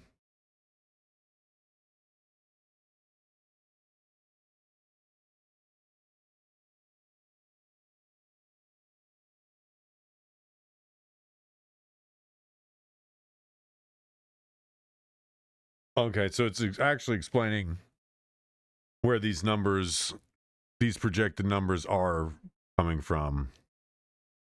They're not specifically being reported as the audit numbers themselves. They're being reported as essentially unverifiable. This is the number of money that's said to be improperly used for this stuff. Same with this number. It's this is how much they are finding is fraudulent. Again, you said it. I've said it many times. Well, I don't think you've actually said it. I've said it many times. Even if all this fraud stuff is real, not Israel, is real. I'm going to go out on a limb and say the people that are committing the fraud aren't the people that are committing the fraud. It's the people on another layer that are proxying the fraud down to them, in which they're all guilty of doing right, left, and center. They are all doing it. Why I do not like any of them. They're all criminals that we've allowed to establish a foothold and just being criminal to us. So yeah, I know he did. I did want to see, because some of he did release a new video recently. This one, I did want to see some of this, because it actually got a lot crazier this time. And actually, something I said about that Dave guy, I said it. I said it before they even really found him. That if it would behoove somebody to help him stay hidden, because the moment they find out anything about him, any personal identifiable information about him, they're going to do what they can to drag him. And they did. They drug him hard. All over X and all over social media that he's a anti-Muslim, anti-Islam, fascist. Like they were dredging him. They were dredging him. And I called it. I said the moment they find out everything or even a bit about this guy, they're going to drag him. They're going to drag him. And they wasted no time. Wasted no time in dragging him. The only community that does fraud. How come they said this building was closed? We're the only community that does fraud. I'm not going to say that, but you did. Not saying that they are the only community that commits fraud. It's just like, I mean, you guys got to kind of hide a little better if you're actually a legit organization and legitimate businesses. There shouldn't really be this overly aggressive fight. Even if this kid is just some random perceived white right-wing whatever, a journalist is going to do the same thing. They're going to ask you questions. They're going to ask for information. They're going to ask for paperwork. They're going to create some type of fake scenario or story. So what's the difference between this kid and a regular journalist, a regular news reporter, somebody that's trying to build a story? There's no difference. The difference is this kid's white, and he's asking questions that can't directly be answered. Because again, I'm blaming these people for committing the fraud, but they're not the sole proprietors of all of this. They're not the ground. They're the groundskeepers of the fraud. They're making sure that it looks all nice and pretty. They're trying to take care of it. They're watering it. They're told to, you got to mind the fraud. Mind the fraud. I blame gay marriage.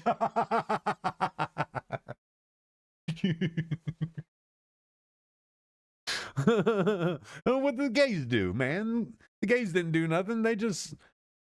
You're putting them in a shitty situation that they didn't ask to be in. They choose certain shitty situations, but I don't think they choose any and all of them. They don't choose all the shitty situations, just the ones from behind. But again, that's, to me, that's why it's such a big thing. You didn't get invited to the orgy? Yeah, it's okay, man. I got you. Just be mad. just be mad. Not everybody gets invited to all the orgies, bro.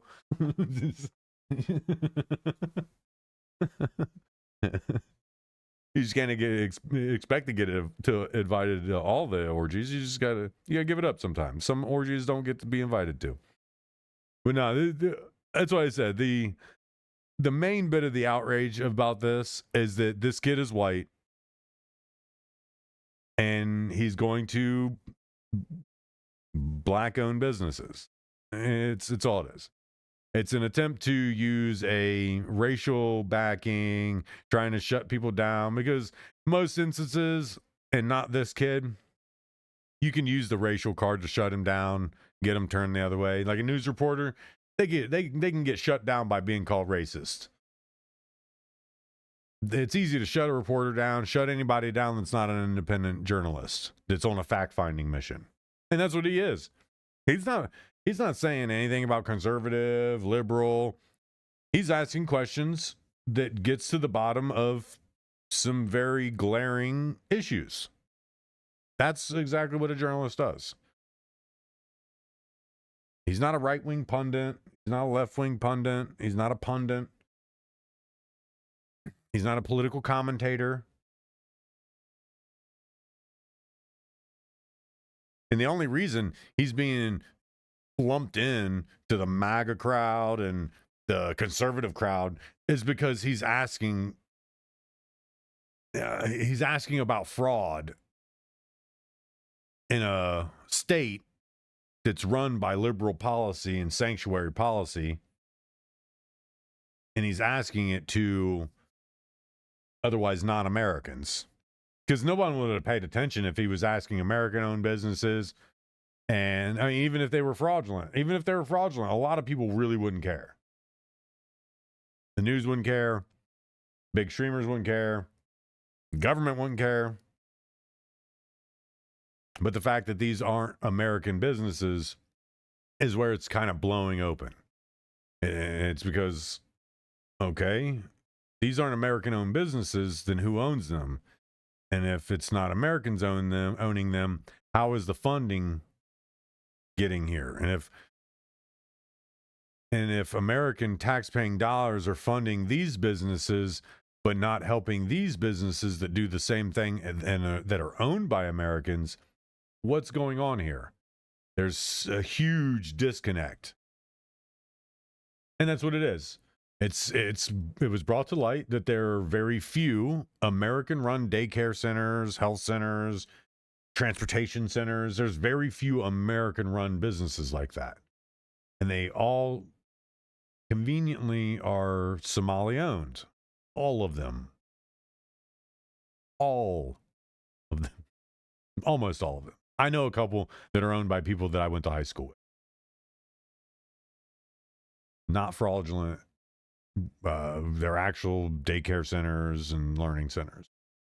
I know the people personally.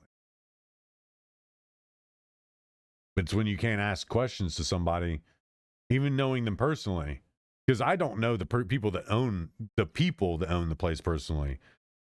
My sister knows them, and I talked to my sister. She talked to them, and the information was relayed. And I was told where to go to find it. I went. I believe I went on stream. One of my past streams on YouTube.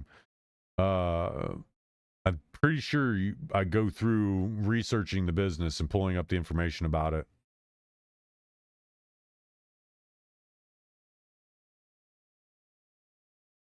Again, it's one of them things.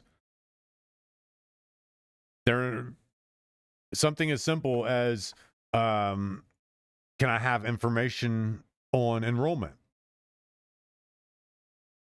If you're getting pushback on something from a question that simple, that innocent, regardless of the circumstances of asking the question, if you're getting defensive on that question, then that's cause for concern. A normal person would see that as a cause for concern, because ever since I've was met with this saying, I've been using it for everything. A hit dog will holler. And that's what these people were doing. They're taking a seemingly innocent question and they're causing a ruckus. That's a hit dog hollering. You didn't even have to say anything about fraud. And they're assuming that that's what you're asking about. You're not really asking this. You're asking this. That's a hit dog hollering. And a lot of these people are. They're acting like hollering dogs.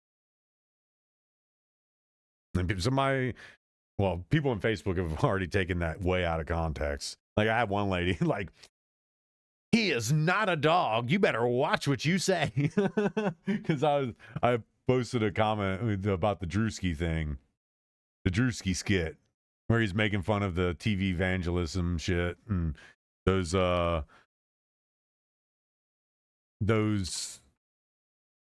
money pastors.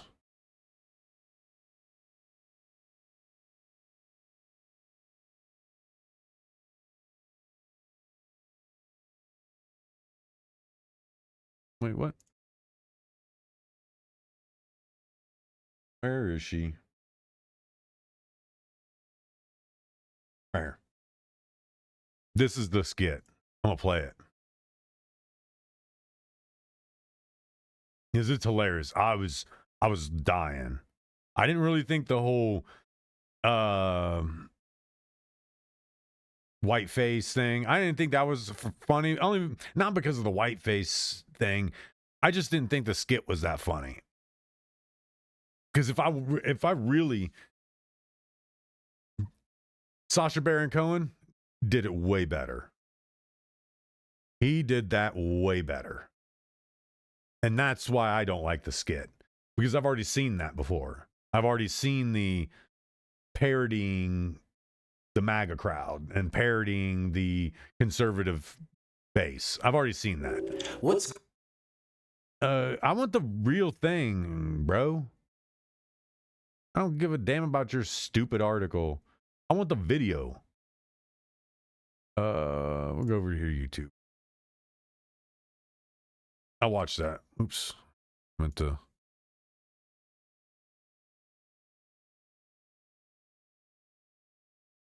Come on.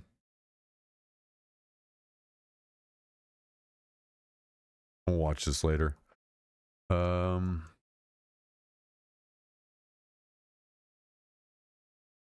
This shit had me die. I was losing it. Oh no, I don't want the shorts. I don't want his shorts. Do you not have a? Just so when he drops new stuff. Yeah, I didn't really care for the white face one.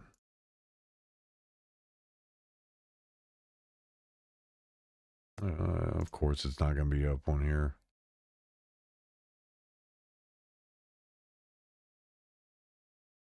It's probably up somewhere else.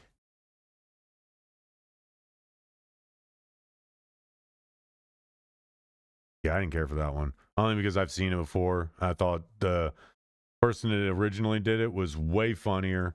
Sacha Baron Cohen crushed it when he did it. I feel like his was way too tamed. He could have taken it way more overboard, seeing as it's already been done before. Sacha Baron Cohen did it before, and he crushed it. But this shit is fucking hilarious. Impregnate. What's up, everybody? It's your boy Nash. I don't care. I want to see the man.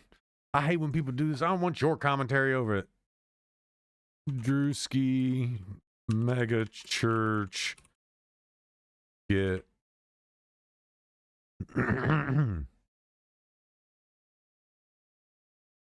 They haven't. See the shorts. It looks like it's only being run in the shorts.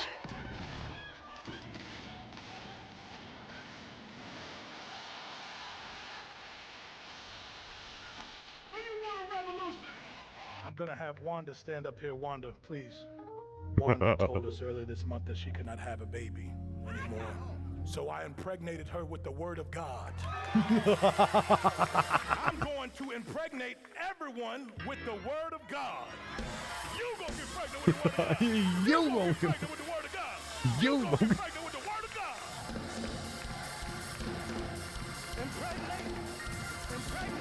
the word. I had somebody in the congregation ask why I'm wearing Christian Dior and Christian Louboutins. Because I'm a Christian and I walk in the blood of Jesus.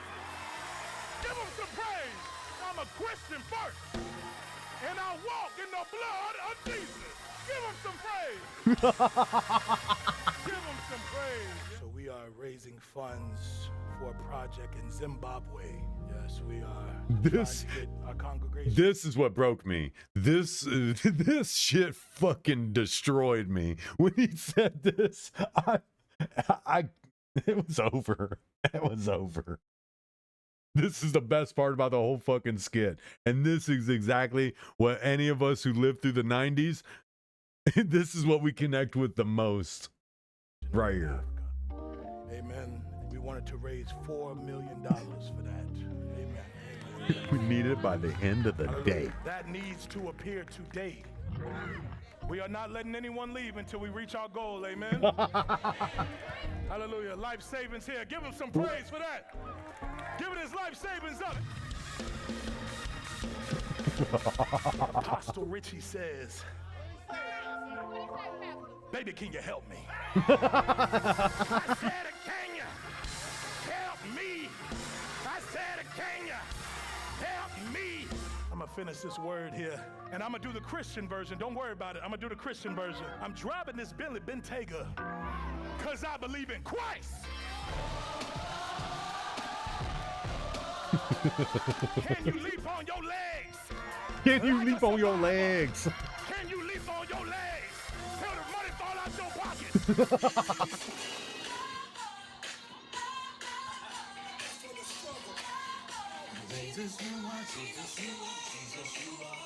Still praise the Lord.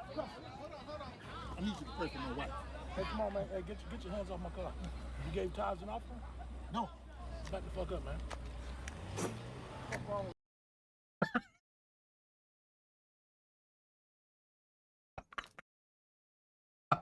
You didn't get the fuck off my car.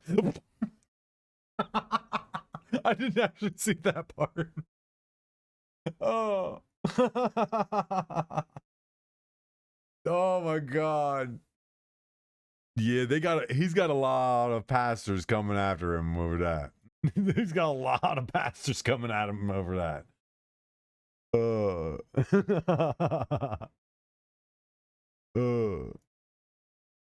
That's fucking hilarious. I thought that to me is his best skit. His best skit. His white face thing was, like I said, it was funny. But Sacha Baron Cohen did it better. He did it way better. It was way funnier.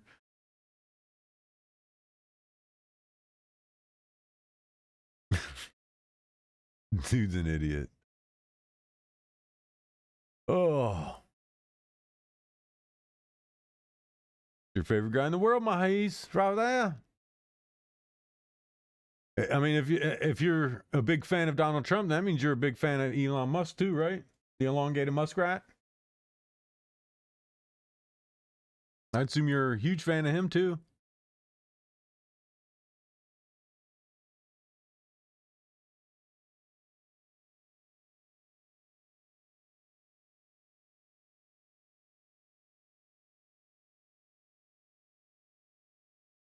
That's like oddly satisfying shit.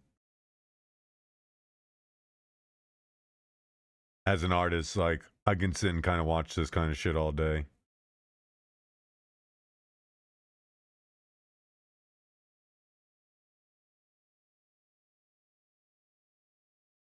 You talking about pastors and church people?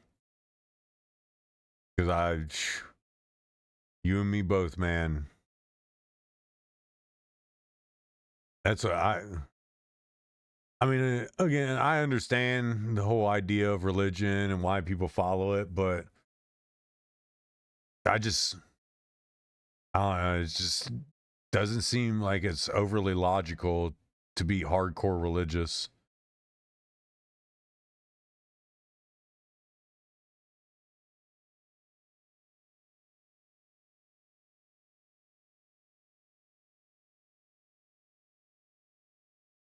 Oh, okay. Let's hear use this. cash to a certain extent because Christine Lagarde. I mean, it's Alex Jones out pushing it, but I actually do want to hear about this because Europe's in big trouble right now.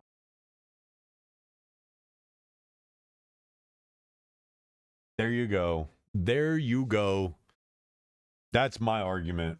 I have no problem what people believe in. You believe in what you want, and that's the single most great thing about being a human.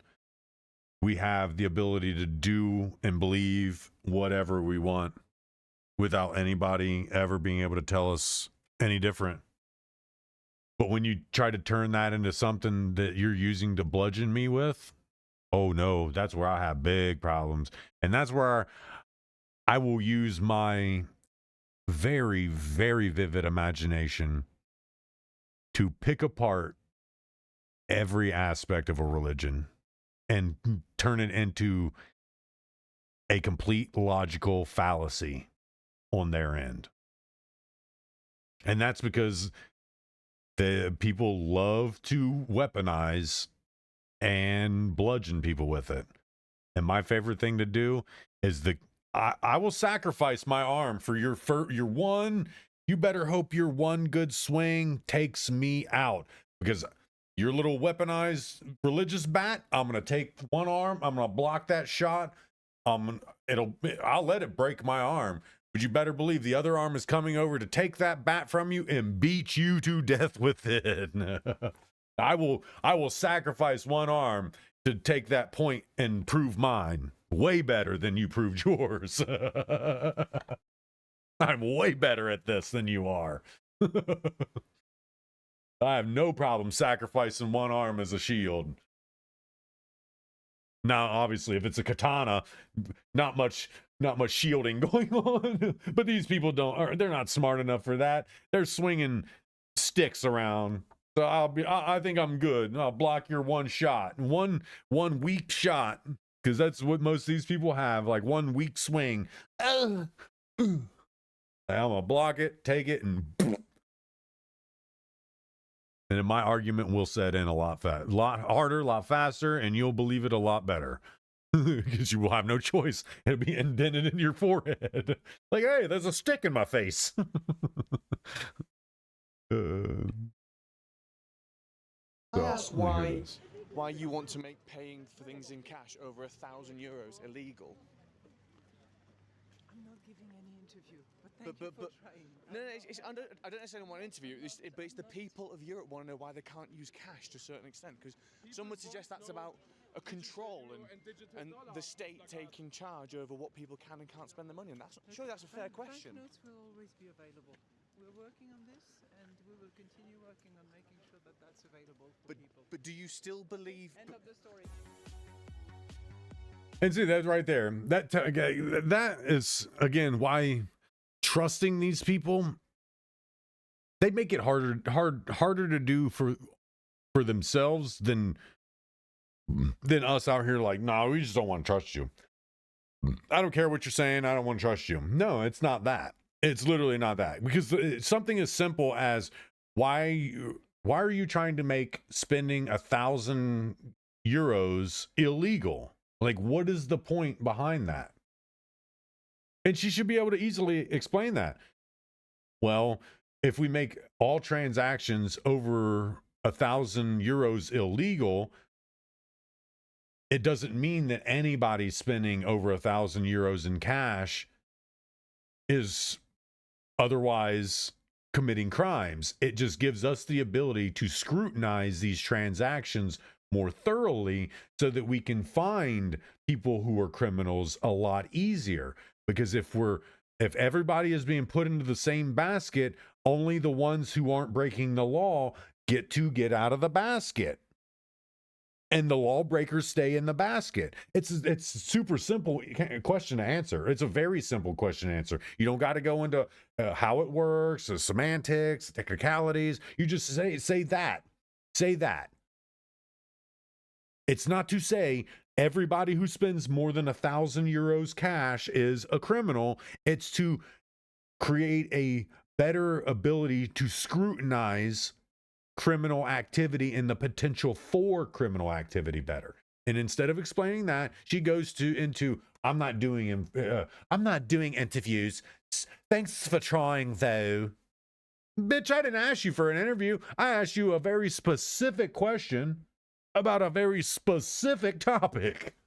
And that's how you can tell how evil a lot of these people are. She's laughing about it too, knowing that what she's doing with her central bank is purposely trying to undermine a people's system. That's why she's laughing about it. That's why she thinks it's a joke. It's not because it's such an asinine and brazen question. No, it's because the question provokes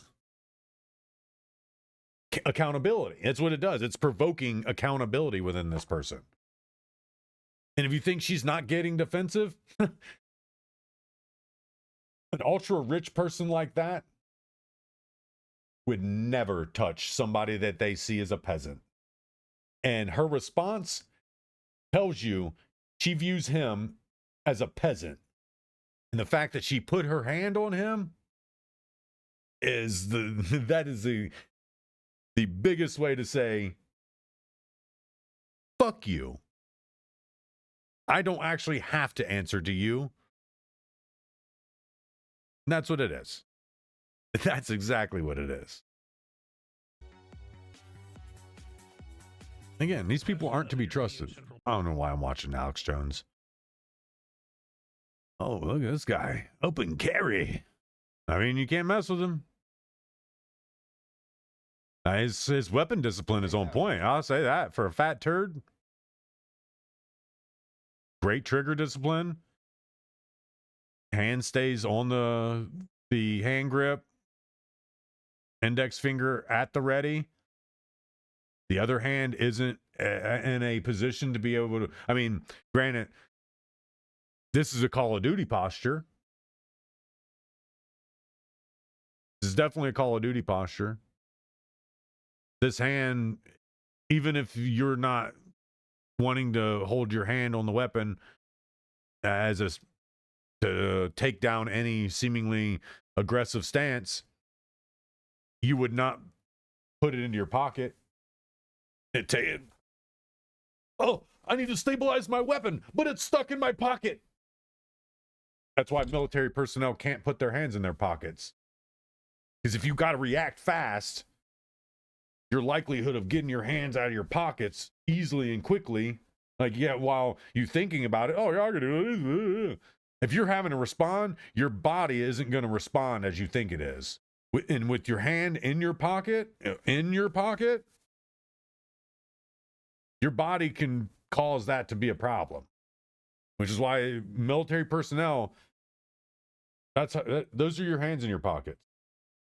That's as far as your hand goes into your pockets. You do not go past your knuckles. You got to be able to pull your hands right out. Be able to come right out of your pocket to the ready. Oh, hell, he's knocking books down. I'll be back.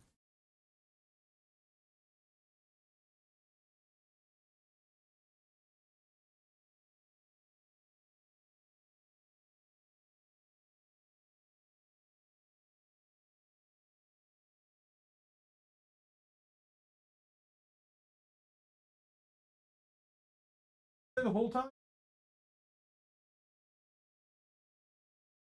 I guess he's been chewing the shit out of my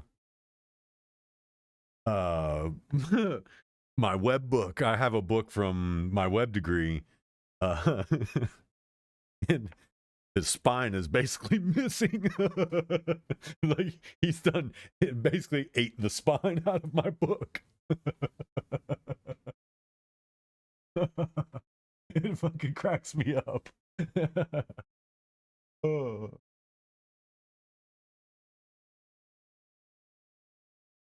Yeah, I would say this guy, he's at least trying to make it look like he's not a Call of Duty warrior.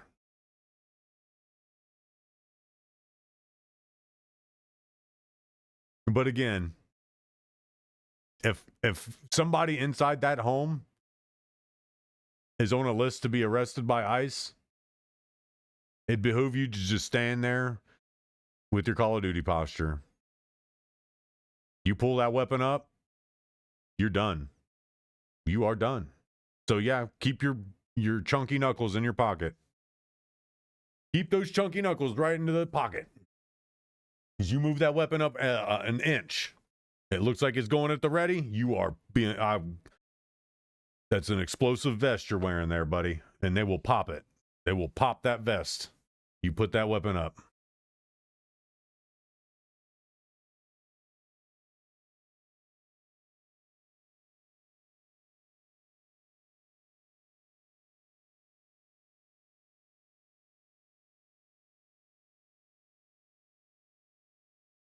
This is pretty insane. Going from 65 worth net worth. Again, this is one of those things I do this.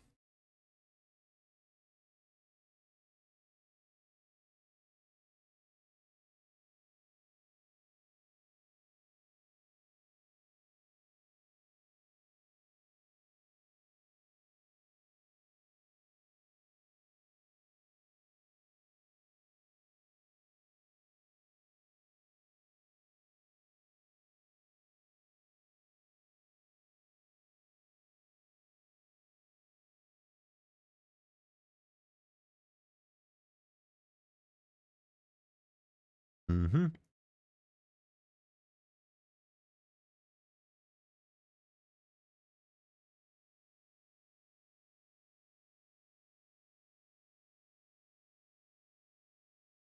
Hold on.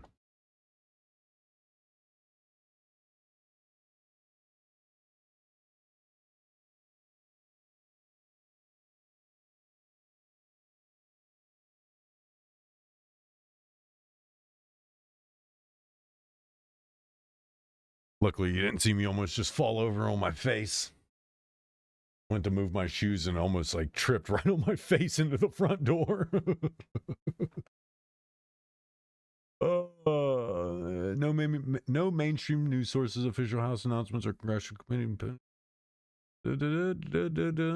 Confirm any active investigation of net worth. Report says jump from negative net worth to $330 million while earning a standard congressional salary. Claims like this circulate periodically in right-leaning online spaces. Sure, treat this as low credibility, partisan advocacy content from a Musk-linked pack. Only reliable reporting. If a real House investigation were underway, it would be widely covered by multiple outlets across the spectrum with official documentation, which isn't the case here. Like normal. Again, people say, no, don't trust AI. Don't trust AI. I mean, I'm going to ask it, how credible is this? It's going to go through it. I'm going to read it. I'm going to make critical judgments on if this is something I should invest any time into. And if this is saying that this is kind of overly agendavized, incentivized, I'm not going to give it much credence. I'm going to look at it as entertainment. Nothing more than a bunch of entertainment.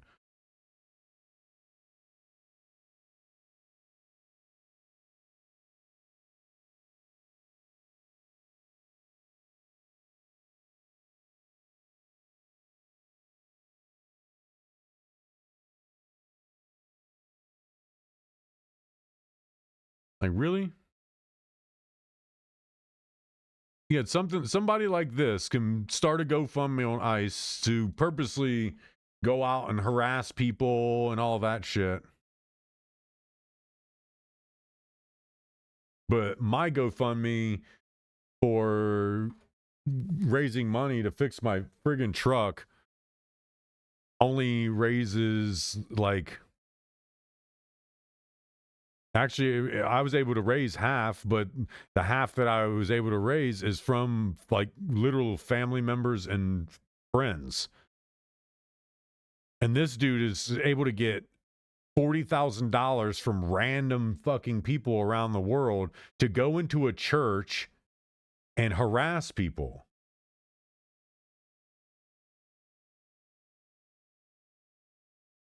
And this is what I'm talking about. These politicians are allowing these people, they're activating these people, they're radicalizing them, they're using their social media platforms to indoctrinate them with radical ideologies and create these radical battle plans. Then they give them the tools like GoFundMe's and things like that. And yeah, they might not give them the tools, but they're allowing them access to these tools. They know these people are not being helpful, but they're helping with push an agenda. They're help with pushing narrative. So therefore, why not allow him to do this stuff? Why not allow them to go around and accost people? This is why people that need help don't get help from these services. This is why starting a GoFundMe is basically you setting yourself up for a roast. Because people like this have straight perverted, polluted, and toxified every one of these spaces that are meant to actually help people who are in need. So I actually do agree with this. If your whole point for raising $45,000 is literally just to go around and harass people because of your own linear ideologies, then I would agree with this page being shut down and every bit of the money you've raised going to the people you're harassing. And not really going to the people, but going to the churches, the organizations you're harassing. Because it's unacceptable. People like this are why we're so divided. Because these people are allowed to keep their platforms and grow them $40,000 bigger. Like, if I had $40,000,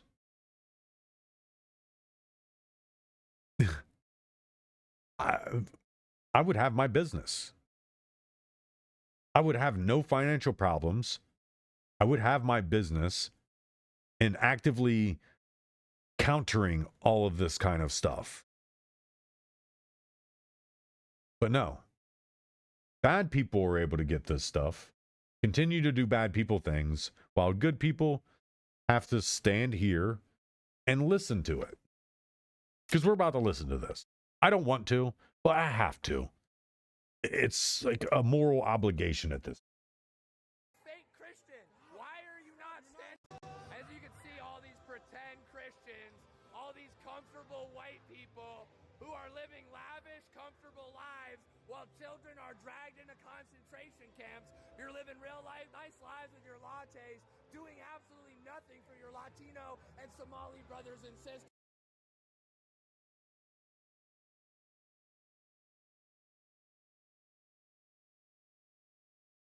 Like, where is this guy getting his talking points? Illegal immigrants aren't brothers and sisters of anybody who's legally in this country. I don't care if it's your actual brother or sister. They're subverting democracy and literally attempting to usher in a country of chaos and anarchy. I've already covered this. Allowing an overwhelming amount of illegal immigration to happen in this country will usher in lawlessness, anarchy, and chaos. It's the embodiment of the natural law. It is that. If you're coming into this country, you're basically saying, I don't care about any of those people coming in the right way. I'm better than them. So therefore, I deserve to be in here anyway, regardless of your laws. And now, since I am in here, and since you're not going to give me a driver's license, you're not going to give me a job, I'm going to steal somebody's identity to do it. I'm going to steal someone's identity.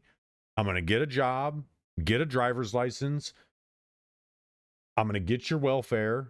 I'm going to get your Social Security. I'm going to get all the stuff that's offered to you because I have a stolen identity now. I'm not whatever my name was when I came here. I'm Joe Bartholomew. Yeah, I'm Joe Bartholomew. And I work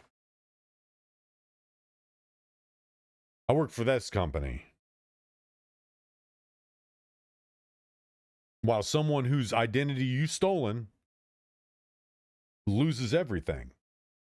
Because now it's harder for, if my identity is stolen and someone's able to gain traction with it, and I go back like, hey, my identity was stolen, it's harder for me to prove that my identity was stolen than it is for them to prove that it wasn't. Like the person who stole my identity will have an easier time proving that I'm lying and that I stole the identity than it will be for me to prove that they are the ones who stole my identity. That's how the system is set up. It's set up to harm the law-abiding citizen while enabling the criminal. That's why people like this are able to go around everywhere, harass people, call them fake Christians. Like, again, this is someone who thinks themselves so far above everybody that just because you're not doing what they say, you must be completely against them. Just because you're going to church today means you are definitely a fake Christian. Today is Tuesday. We all decided to go to the senators today. We decided to go and storm our representatives' offices today. And you all are in church. Even though this happened on the 19th, it's that mentality. You're not doing what I think we all should be doing, so therefore you must be fake Christians and fake Americans. You're privileged white people in your lattes in your gated communities.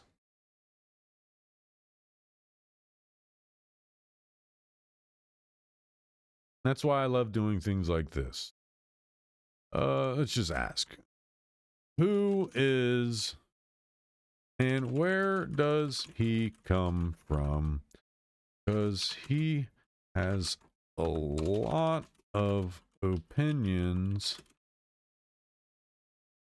about what people should be doing and as I have no idea who he is. I'd like to know if his words carry weight.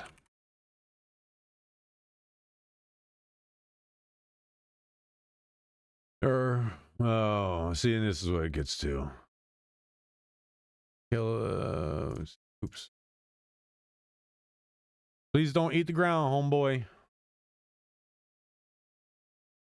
So I'll probably do this. It'll be able to find the information by cross-referencing it with the picture.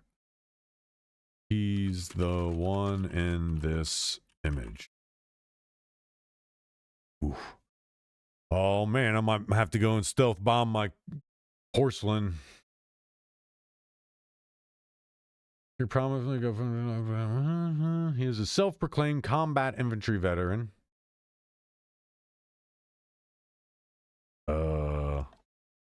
How can someone be a self-proclaimed combat veteran? You either were in combat or you weren't.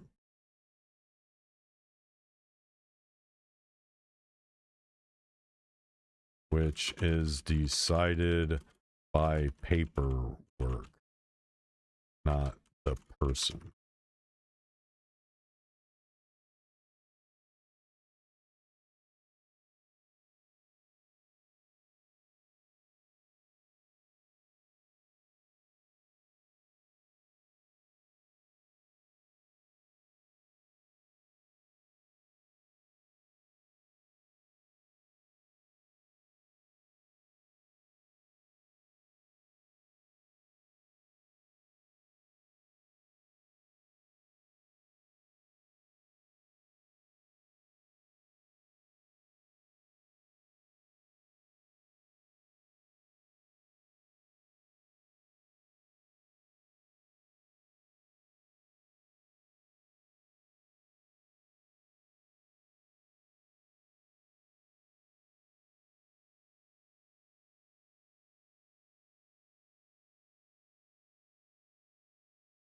Yeah.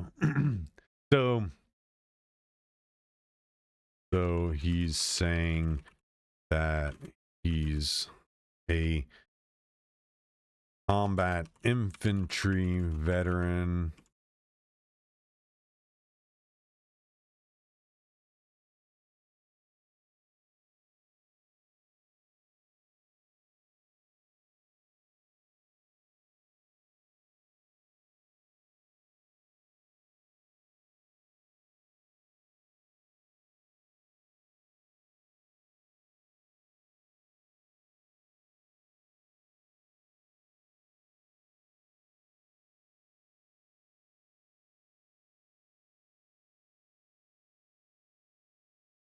I mean,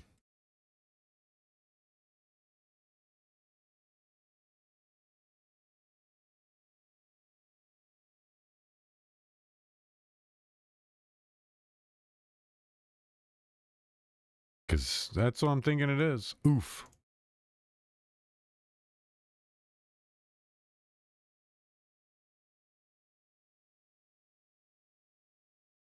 The thing of it is,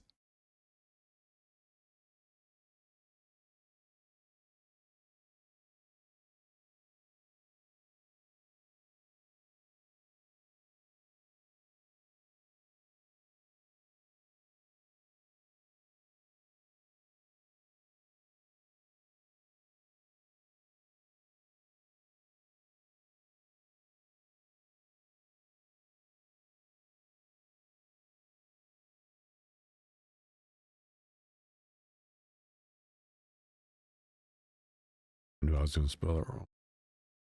I literally felt it leave my hand. I felt it leave my hand wrong.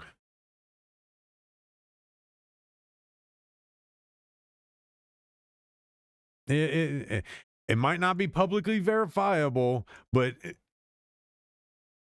you can verify someone's military service. It is very easy to do. BMV records, it's really easy to do. You can see if he has a armed services or an armed forces endorsement on his license, because it's not technically an endorsement, it's a labeling. The system shows when you go to the BMV, it shows if you have a DD214 in there. And if a DD214 pops up, you don't. When I go to do my ID, no matter which time, regardless, if I go and I'm renewing my ID, they ask, are you military veteran? Are you prior service? Whatever the question is, they ask you. Even if you say no, or I don't know, they still have access to see it. They can actually see it. Because every time I've been asked the question, I say yes, but I don't have my DD214 with me. They're like, oh, that's no problem. I can see right here. And then they look and they see, oh, DD214 on file. BMV records are publicly accessible records. And someone, not a normal person, but if this dude is doing stuff that is essentially skating and skirting law, this would have already been known. This would have already been known, because going into places and harassing churchgoers, that's crime. It's a crime. Doing this is a crime. Raising money to do this is a crime. It's a type of terrorism, if you will. So it will be found out soon enough if this dude was actually a military veteran. And to be honest, he doesn't look like one. He doesn't look like one at all. But then again, there are people that were in the military that I wouldn't know, and there are people that aren't in the military that look like they would be. So he just looks dirty. He looks super dirty. Doesn't look like somebody that would have otherwise been in a military standing. He just looks grungy, like dirty, grungy, armpit stink, butt crack stink, gooch stink, ball sack stink. Breast stink. Dude looks like he's straight up funk dirt. And then he's in here yelling at churchgoers, high school student girls, old people, moms who are in church for the day. This lady has no idea what he's even talking. He's yelling in her face, calling her stuck up white people, and she's just like, praise Jesus. I'm sorry you feel that way, son. Like, these people don't care. Like, you're over here yelling at these people that are just here to praise God and praise Jesus. You're harassing people. Jesus profit off the words? No. Okay. Kettle Black, homeboy. Talking about Jesus didn't profit off the word, fake Christians, blah, blah, blah. But you're over here making $40,000 to go in here and harass these people. Dude, come on. Come on. And people like you, Kathy Ann Murphy, you're an idiot. Whoever you are, you're an idiot. And I hope somebody comes and harasses you.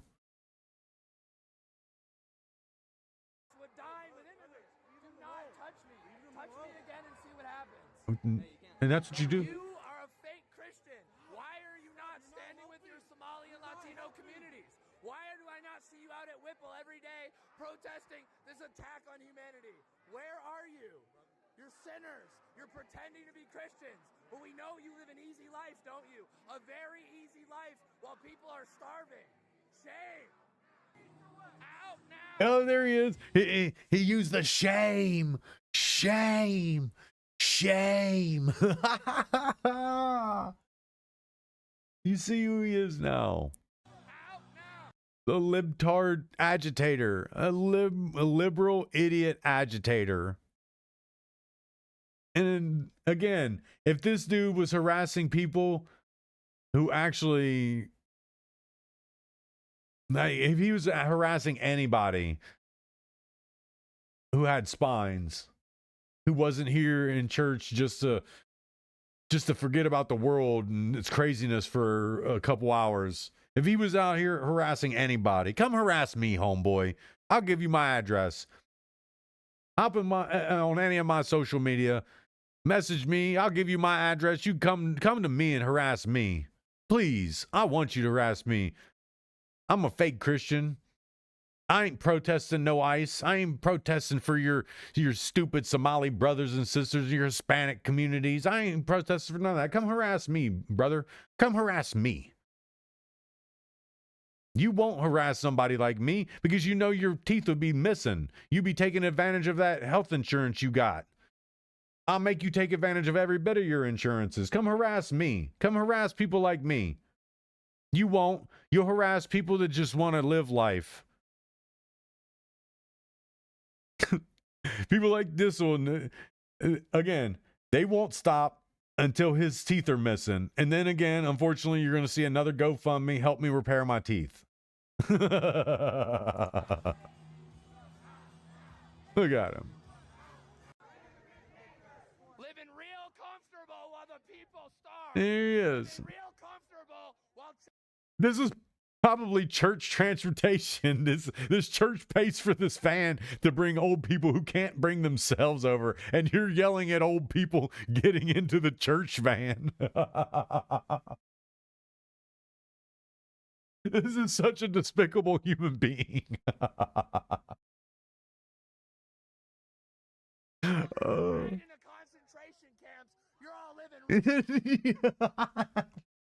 The fact that he says that people are being dragged into concentration camps. You can't make this shit up. Like, these idiot people are existing and they're making money doing it too. Like, so many other idiots are donating to these people's idiot causes. And they're making buku money. Like $40,000 is life-changing money to some of us. A lot of us, probably all of us. I wouldn't be out protesting ICE if I had $40,000. I'd be continuing on with life. Because I don't care about Somalian communities, Hispanic communities, because they're illegal communities. If these communities are illegal, they're illegal. Why would I support them? I don't. I support getting them the hell out of here. If I had $40,000, I'd continue mission. And that's with my life. Oh, it's so goofy. These people are fucking retarded.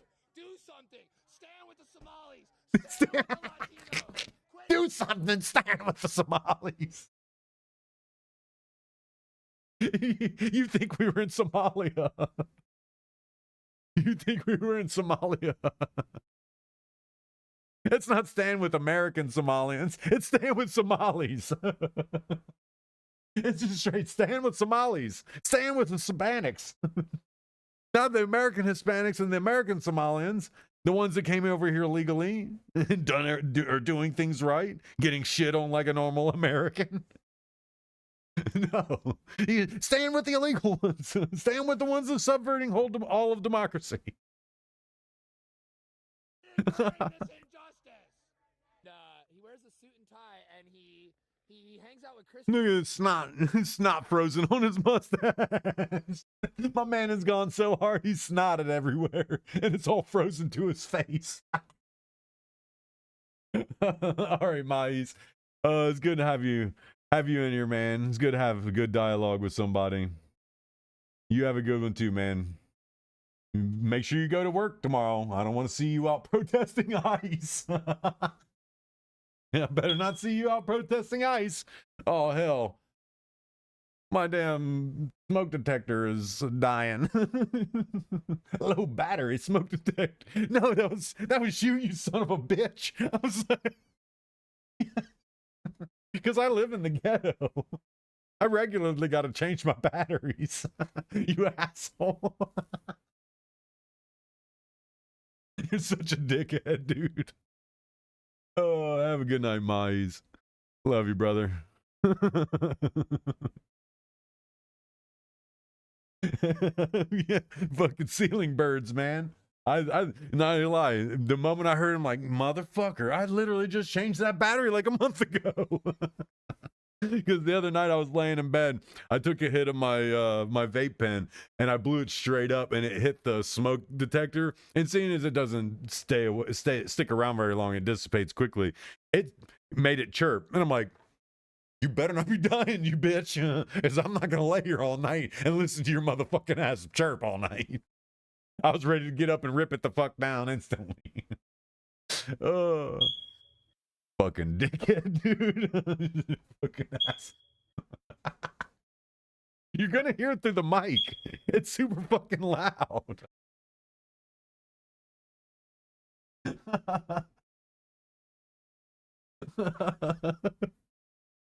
Fucking asshole. Now that I know.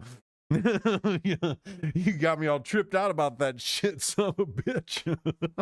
You probably got my rabbit hole running around the apartment thinking the bitch is burning down. It's all right, dude. Oh, no, he's under the couch. He's cool. He don't give a fuck. He don't even know what the hell's happening. Oh, my beard. It's gonna come through like a fucking,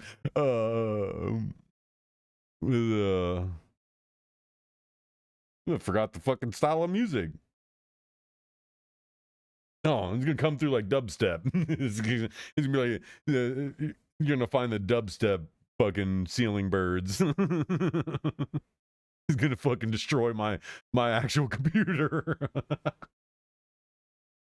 Oh, that's fucking good.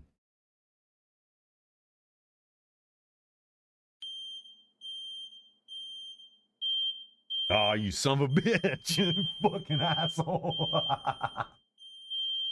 Fucking... I was like, what the fuck? The fucking videos, man. They play their own sounds now.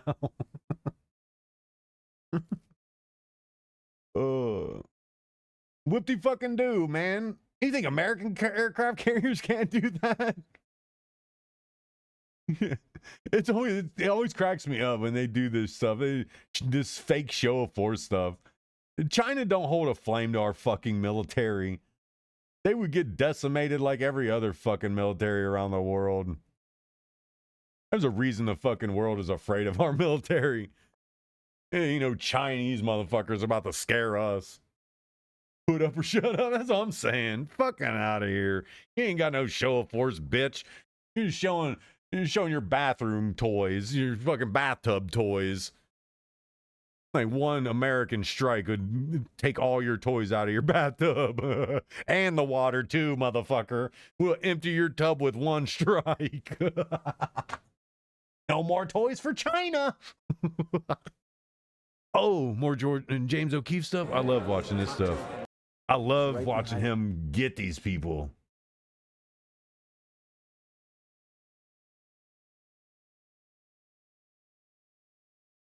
Oh, I'm sure. Again, I mean, I'm sure Chinese technology is up there, but when it comes to raw power of military, they better hope their imagination is just as good as their military strategy. Because that's one thing American military does do well. We do very well. That's war. That's one thing I will say American military does well. We do war well. Granted, it's hard to see that when all we ever hear about is bad decisions by our politicians getting our people killed. But when it comes down to straight mission, America really is untouched and mission success.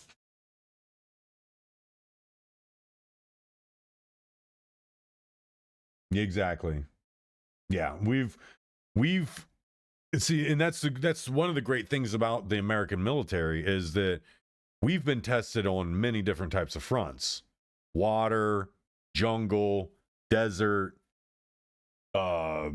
tundra.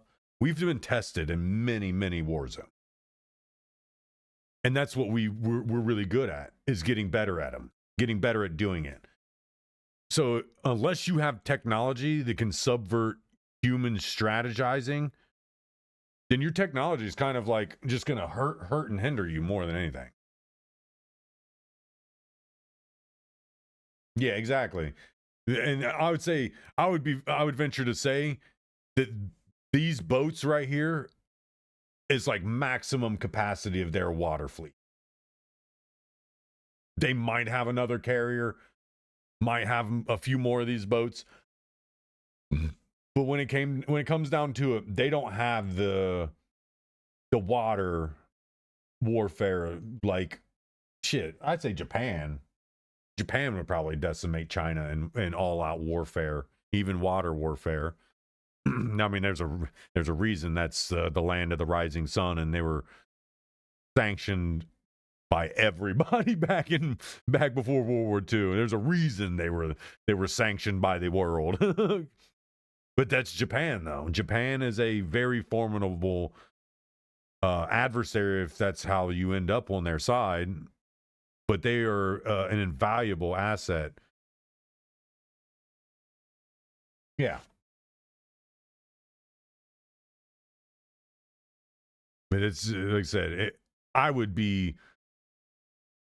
Now I'm not gonna say afraid, but I would be more worried about Japan's military and their capabilities than I would be China. Even though China's got nukes and all that shit, I would be more worried about Japan than China. Japan is a war land. I mean, that's a warrior race of people. It's a warrior country.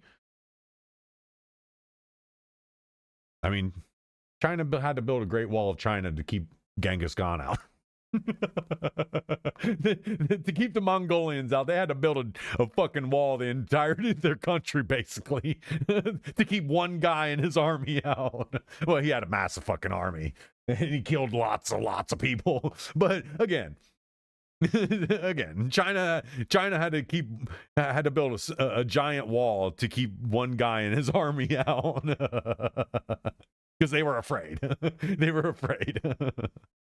Not trying to make jokes of how evil Genghis Khan was, but it's funny. It's hilarious. Like they were literally so afraid of that guy that they were like, yeah, nah, we can't be doing this. We can't let this guy up here.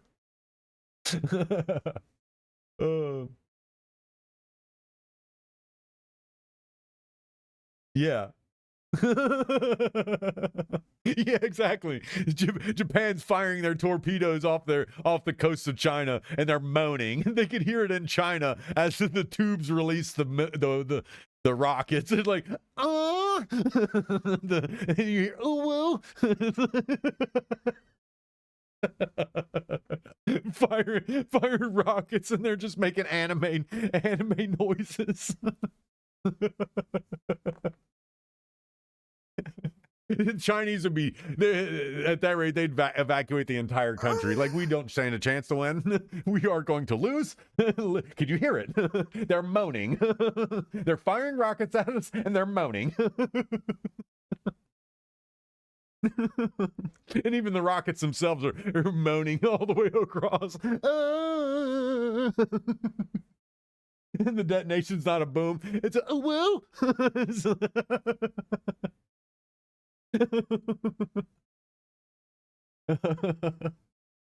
That's how you know you fucked up. When you hear a long moan followed by a ooh woo.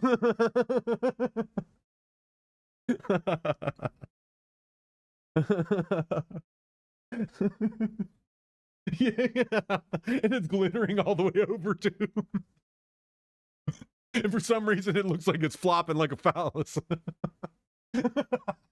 Like somebody launched a dildo through the sky.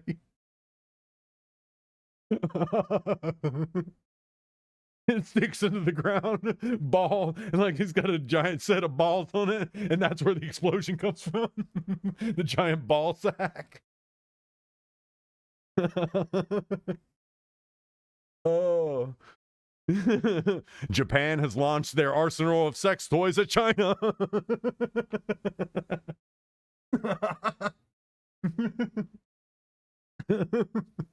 Oh. Yeah, that's what I'm saying. If we're gonna go through a nuclear holocaust, some of these nukes better be moaning. They better be fucking moaning.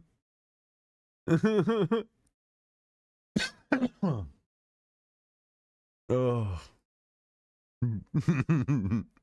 Japan's lobbing their sex toy arsenal at China. That's a hell of a war. China would be fucked at that point. The number one exporter of sex toys is Japan. Yeah, China would be done. Their fucking country would be toast. If Japan started launching sex toys as ordnance, they'd be fucking toast. They wouldn't be able to stop shit. like fucking a country where the sex toys come flying over the water. Like, my arrows will blot out the sun. Like, my pocket pussies will block out the sun.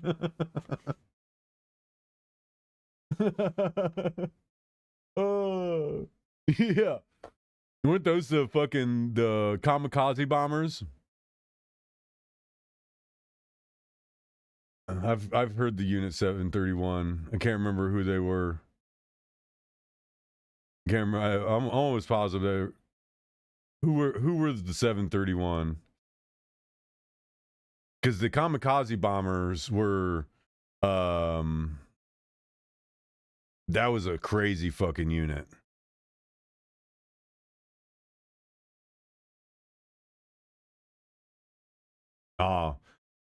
Essentially they're the Nazis of Japan. Yeah, they're essentially the same as the Japanese Nazi scientists.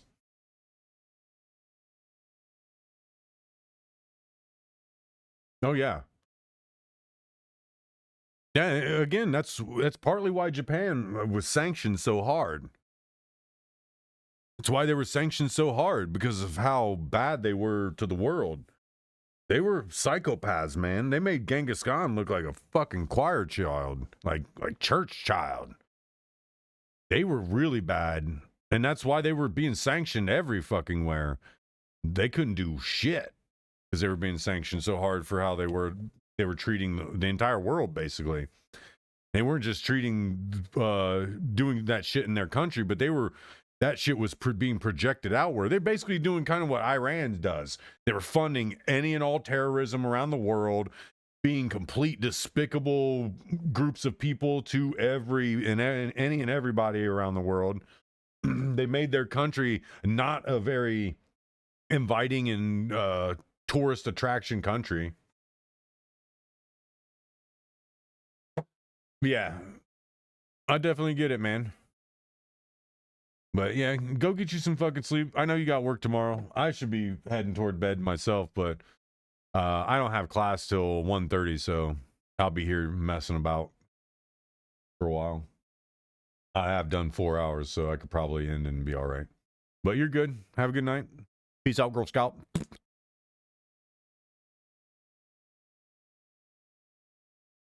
I do want to watch this though. I love watching some James O'Keefe fuck with these people.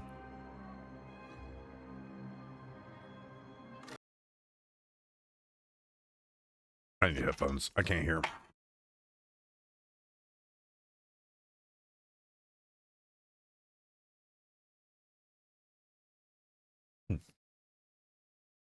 Dude cracks me hell up. Oh, it's a DARPA person. Do you have that company in your portfolio? So right behind me is the Coast Hotel. I'm going to go in there. How do you not tell who he is? You gotta be fucking kidding me. That is the worst disguise I've ever seen. Like, I can see that's O'Keefe. Who did his makeup? Come on, Drew. You should have employed Drewski's people. At least I had to look twice when he did whiteface to see it. Like, wait, that's fucking Drewski. Man, you should have employed his makeup artist. He wouldn't look like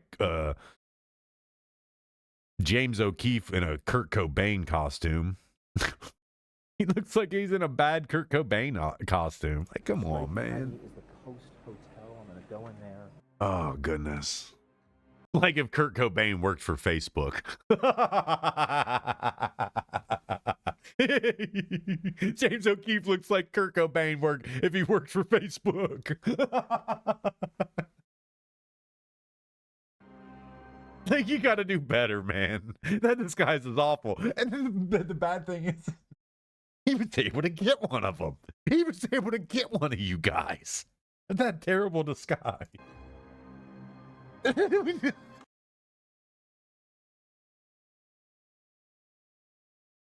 There's no fucking way. There's no fucking way. Hotel. I'm gonna go in there. There's no fucking way.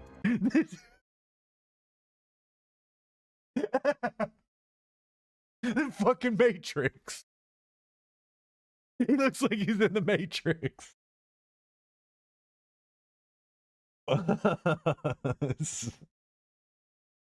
Oh, this is not real, dude. There's no way he got somebody. There's no way he got somebody. That's such a bad disguise. Like, these people have to be stupid. They're either stupid, or this is a over dramatization of the whistleblowing from these people. There's no way. Do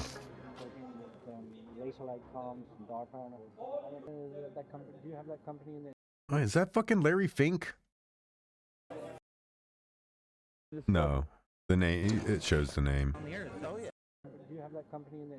Emil Luth. He looked like Larry Fink or not Larry Fink. Kevin Feige. That's who I was thinking about. Not Fink. But he looks like Kevin Feige. Now he doesn't.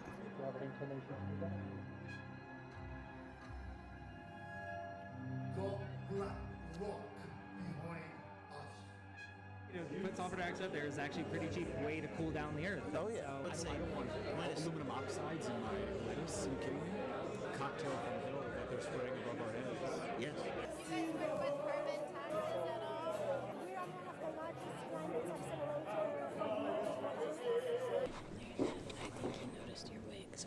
Let's go.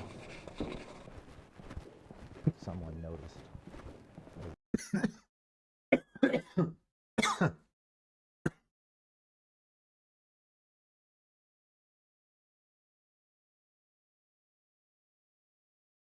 Somebody finally noticed his costume was bad.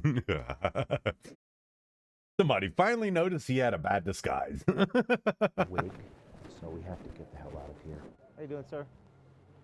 And I support the work you guys are doing. I support what you guys are doing because they said that BlackRock was behind all the climate stuff.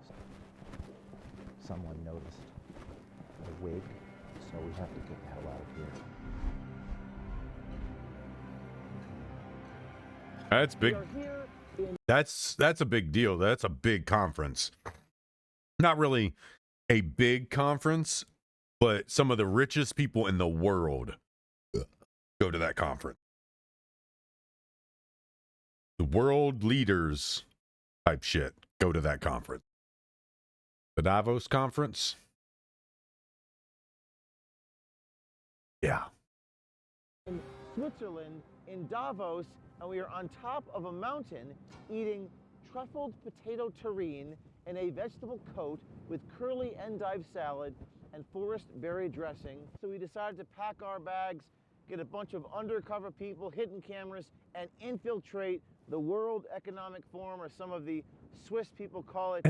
And that's, again, it's kind of hard for me to believe that they were able to infiltrate this without having an inside person. These events, these people, they go through great lengths to keep these events from having this stuff happen. So there has to be someone on the inside that got him and his people access. Because I don't... The disguise may have only been bad because I know what to look for in bad disguises or in disguises to make them look bad.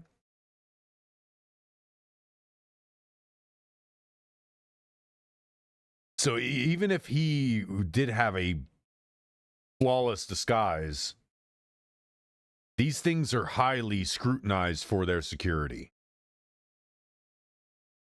and their anonymity, not being seen, not like you hear about them, but you don't hear about them. So that's why it's not hard for me to believe, but it's pushing it in my believability that this guy was able to, and him and his crew, these people they've been infiltrating things for years now. It's hard to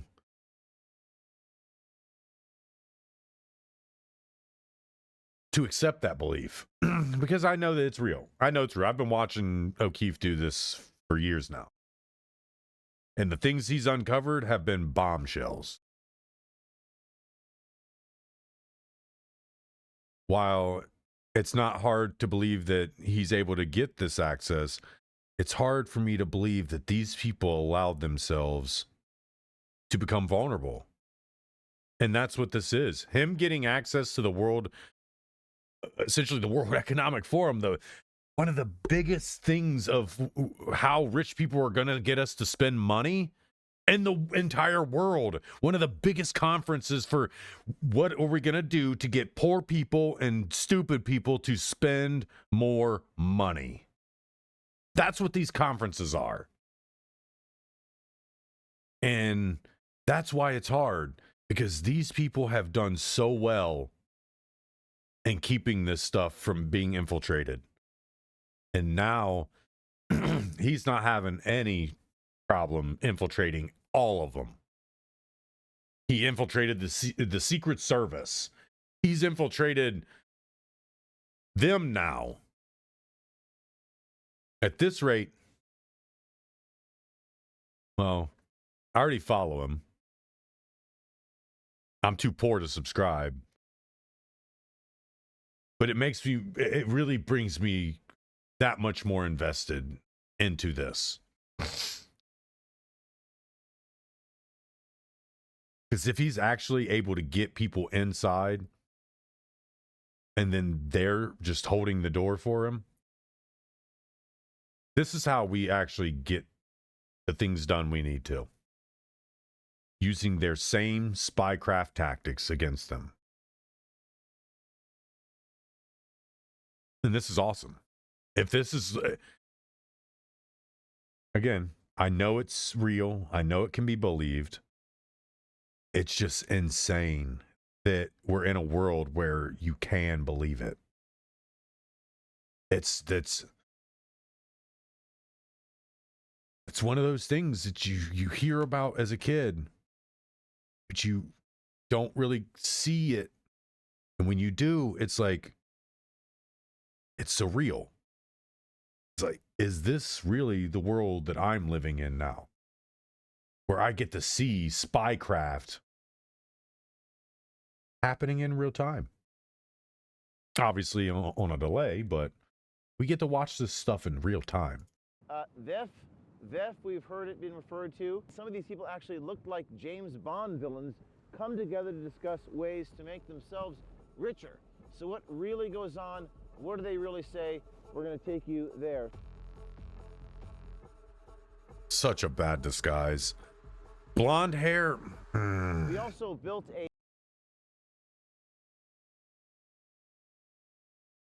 blonde hair. This color hair. That color blonde. What's standing out is the contrasting between these two. It would have, again, your disguise would have worked so much better and probably would have not gotten noticed. Your wig may not have gotten noticed if somebody wasn't sitting there scrutinizing your face, scrutinizing your look. And it's simple as this. These were stark contrasts of one another. And again, I instantly seen the contrasting between the facial hair and the hair on the head. And that's what made me start laughing. These two don't match. You're going to put on a disguise, either A, these match or complement one another and look like they flow, or you get rid of the facial hair. Because your facial hair does not fit that kind of extreme blonde hair.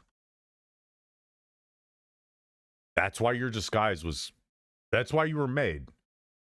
You were made not by what you were doing, but by how you looked. Again, that's where the prejudice does come back to bite you. Because it took moments for me to see something was wrong. And it's the contrasting between these two hair colors. When my beard grows out super dark. I have really blonde hair. It doesn't look like it much now because it's graying out, mostly gray. But I have very blonde hair. Not butter blonde, but I still have very blonde hair. My brother, very blonde hair. My sister, very blonde hair. I mean, my sister don't have a beard. But my brother, what facial hair he can grow is very dark. It's very dark facial hair.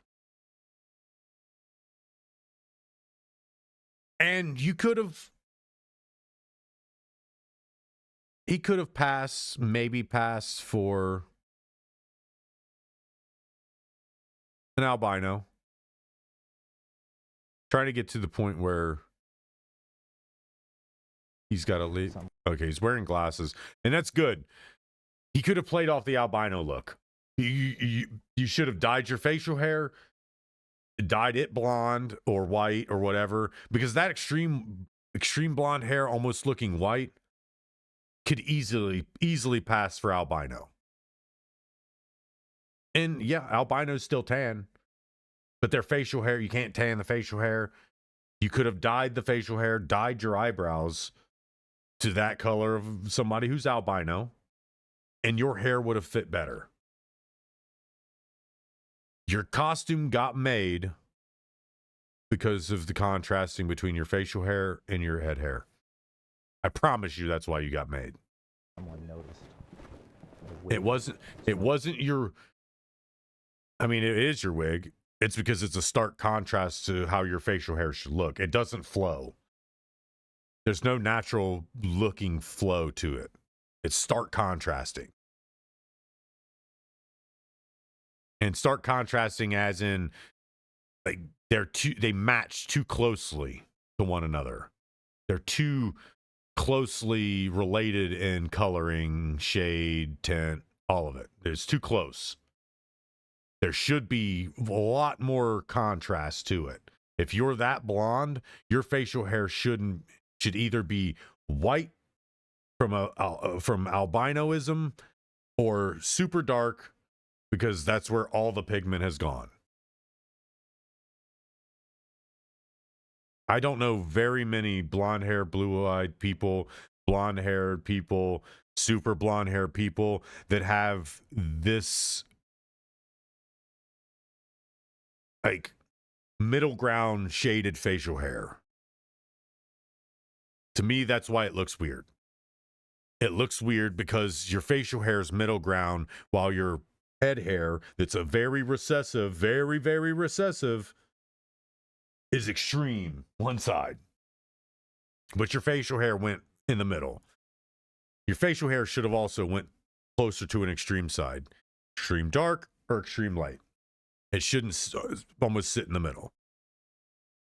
Recessive, not recessive. Or recessive, not dominant. That's why your costume got made. Because it was bad. We have to get the hell out of I mean, your makeup artist did well in seaming in your lines and getting it all pretty, but it was a bad choice of wig. here. How you doing, sir? And I support the work you guys are doing. I support what you guys are doing, because they said that BlackRock was behind all the climate stuff. Someone noticed a wig, so we have to get the hell out of here. We are here in Switzerland, in Davos, and we are on top of a mountain eating truffled potato terrine in a vegetable coat with curly endive salad. It looks like sounding good, though. I've never had truffle. I would like to try it. But truffle's like super expensive, like $100, $200. Because it's hard to find. It's very hard to find. It's not something that can be easily grown and reproduced constantly. Bunch of undercover people, hidden cameras, and infiltrate the World Economic Forum, or some of the Swiss people call it VEF. VEF, we've heard it being referred to. Some of these people actually looked like James Bond villains, come together to discuss ways to make themselves richer. So what really goes on? What do they really say? We're going to take you there. So bad. So bad. We also built a fake website and a company called Climate Systems Engineering Group. We had a bunch of business cards on our website. We talked about this climate work that we do on behalf of governments. We have investor money. We want to give money to people to do what we're doing and see what they might say. So we're leaving Bad Ragaz, Switzerland. We're headed to Davos, as the Swiss call it. As you can see, what beautiful scenery. We got to get through the security checkpoint. We're going to tell them that we're skiing, which we were, in Pizol, and hopefully that gets us into town without any issues. And we're posing as Climate Systems Engineering Group, trying to get that sulfur dioxide into the stratosphere to prevent the sun from coming through. That'll help cool down the environment. That's our cover. So first of all, there was an insane amount of security at Davos, men with guns everywhere, even a security checkpoint on the way to the location. So for our first stop, we snuck into the Post Hotel, where they were having a climate scale-up event, and we were able to just walk right in. There you see me just walking into the event with my colleague, my sister, as part of this Climate Systems Engineering Group.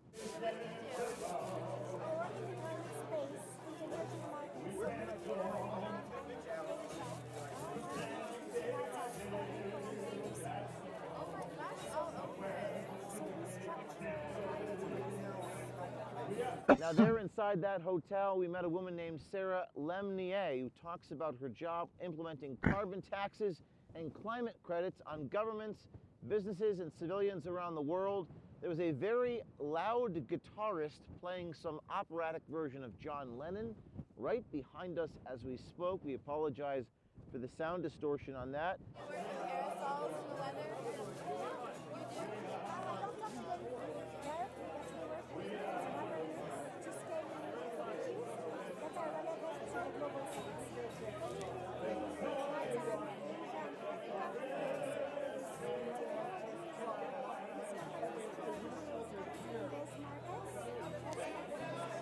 Now, Sarah even boasts that she's in one of the largest climate tax innovators in the United Kingdom, meaning they develop new ways to tax people and governments for the use of carbon. So their idea of reducing carbon emissions is to profit off of it. Are you working with carbon taxes? We're on one of the largest climate accelerators for the United States. Are you helping with rolling out carbon taxes?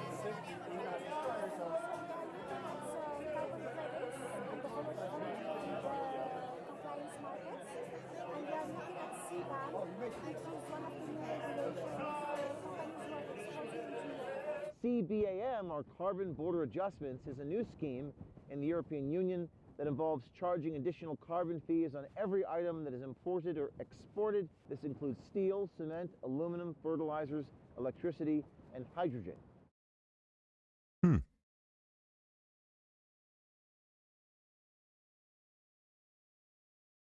Sarah Lemonade, SLK Group.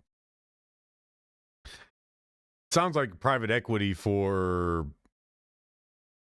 I don't know, environmental taxes. Like they don't offer anything good except for just maximizing profits for their shareholders. That's it. Finding ways to implement some type of environment tax on governments and societies to enrich globalist people. So it sounds like to me not good, nothing positive, not helpful, and her smile is more diabolical than joy. That looks like her most of the time. This looks like this is probably her normal face most of the days in which she lives, and you see her excited and happy when she talks about how to rob people blind. The taxation, or helping them implement this in their countries. Do you get that? We also work with companies to give them like a new revenue stream to strengthen their business model. See, look at her. The moment she starts talking about the schemes and the what they do to take money from people, she starts smiling. We are interested. Because she loves it. She loves it. She loves the crime and being in the crime family. Yeah. We see how we can help companies in Latin, in Africa, in India decarbonize their operations so that they remain competitive to export to Europe. So that's where I go. And lastly, we work with large foundation and development partners, World Bank and institutions, to structure investment vehicles for them so that we can bring in and mobilize more capital. The next day, through networking at this event, we were led to another event on the promenade with our fictitious climate engineering group. We were invited to something called the Clean Tech Forum. So you see this sign right here? So we're going to take that to the top of the hill, and we're going to try to get into this event. The event is called Global Clean Tech Forum. Such a bad disguise. Ready? As we navigated our way towards Dude, the so gondola bad. to the top of the hill, looking for something called the Schlazlap Hotel. Follow me as we go inside this climate thing. Davos is absolutely packed right now. There's people everywhere. It takes about 2.5 to 3 hours just to get into the town, coming from the outside. To get into single place. We have to take a gondola all the way to the top. So we're going to take the gondola. That's cool. Beautiful, definitely.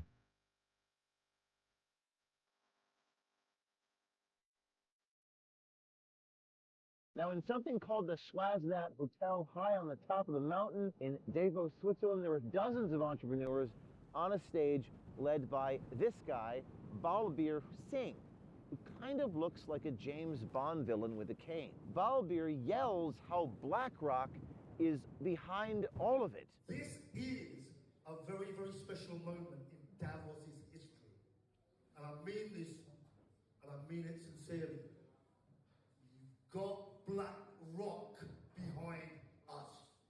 Now, I had seen these pavilions on the promenade earlier where each company had a place where they were located. There was Palantir, Accenture, Deloitte, and BlackRock. I actually walked up to the BlackRock pavilion, made small talk with the security guard, and thanked them for the great work that BlackRock is doing. How you doing, sir? Where do you guys open tomorrow? When do you guys open tomorrow? It's only you need an appointment. You can go book an appointment over the homepage. Okay. Not possible to go here by open date. Yeah, I was just at the one of the events, and I support the work you guys are doing. I support what you guys are doing because they said that BlackRock was behind all the climate stuff. So I really appreciate that. You've got BlackRock behind us.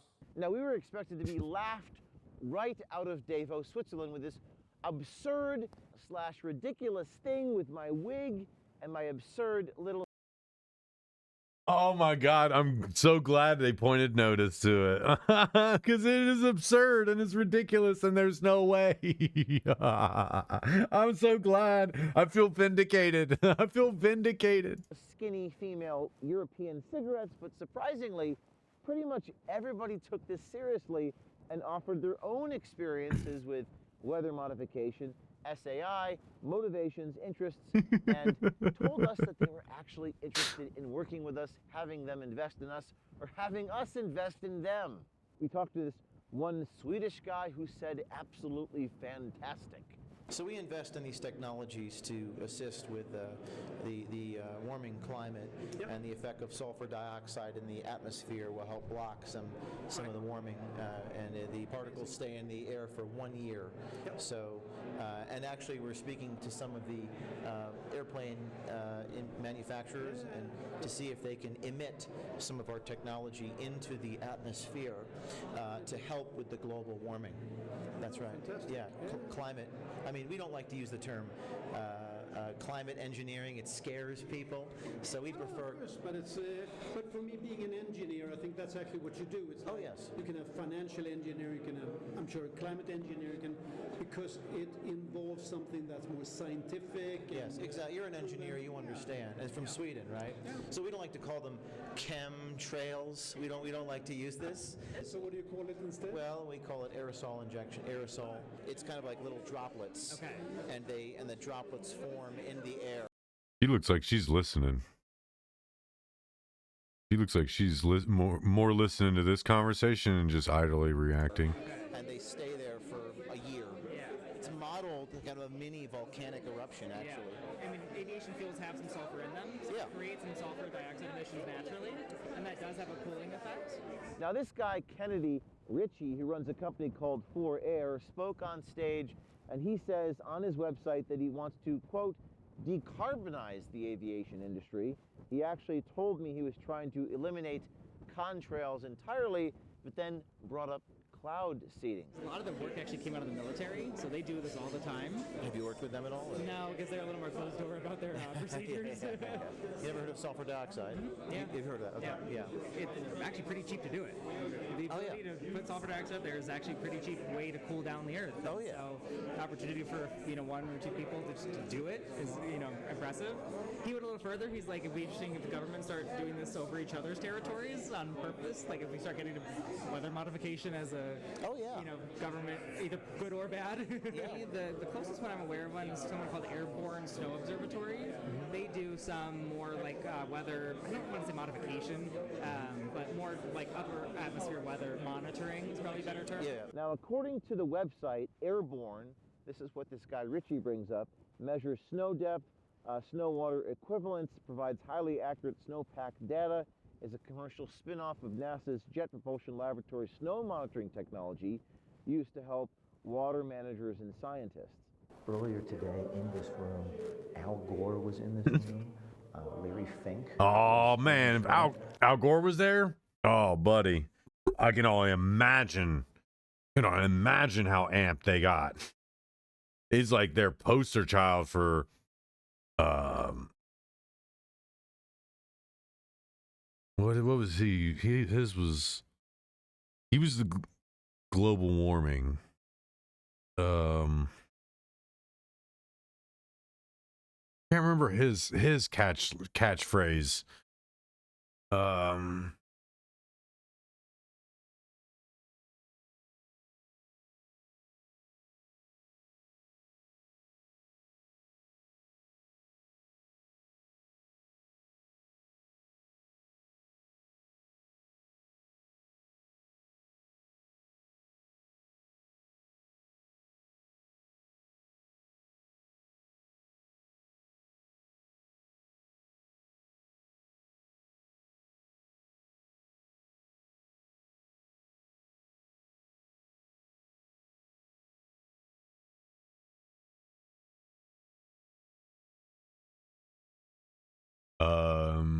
Well, never mind then.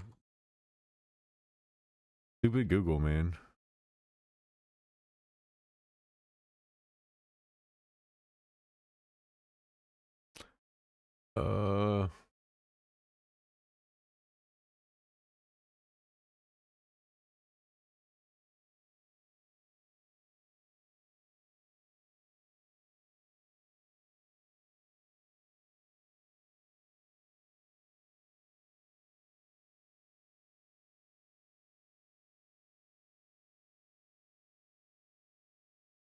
South Park used to make fun of him using one particular. Not the man bear. Oh my god, it's a character. I'm cereal. There it is. I'm cereal, guys. Super cereal. Global warming, guys. I'm cereal. It's real. Global warming. Yeah, super cereal. Oh, that's what it is. I should have been able to remember that, but it's just an amalgamation of phrases and sayings and things from movies and TV over the last 40 years of my life, my entire life. But yeah, Al Gore was there. Shit, that's all you heard. It's, I'm cereal, guys. I've been telling you, I'm cereal. And now we're in the room talking to people about geoengineering, weather modification, and the trails that come behind airplanes and what's going on. I would say I don't want aluminum oxides in my lettuce. Are you kidding me? Say that again? Aluminum oxides. Aluminum oxides are part of the cocktail from hell that they're spraying above our heads. Yes. So far, the disguise is working. Nobody recognizes me. If anything, people are very helpful, giving me their cards. Our camera operator, he got kicked out. We have the hidden cameras. Stay tuned. A lot of these people at Davos, definitely not a fan of Donald Trump. I actually refer to him as Orange Man Bad quite a few times with different officials from the United Nations. Nobody seemed to be a fan of Donald Trump. Who will be here in Davos Mahis, if you catch this bit back, you got some friends in Davos. The Orange Man getting here? His team is already here. He's speaking on Wednesday, 2 o'clock. Really?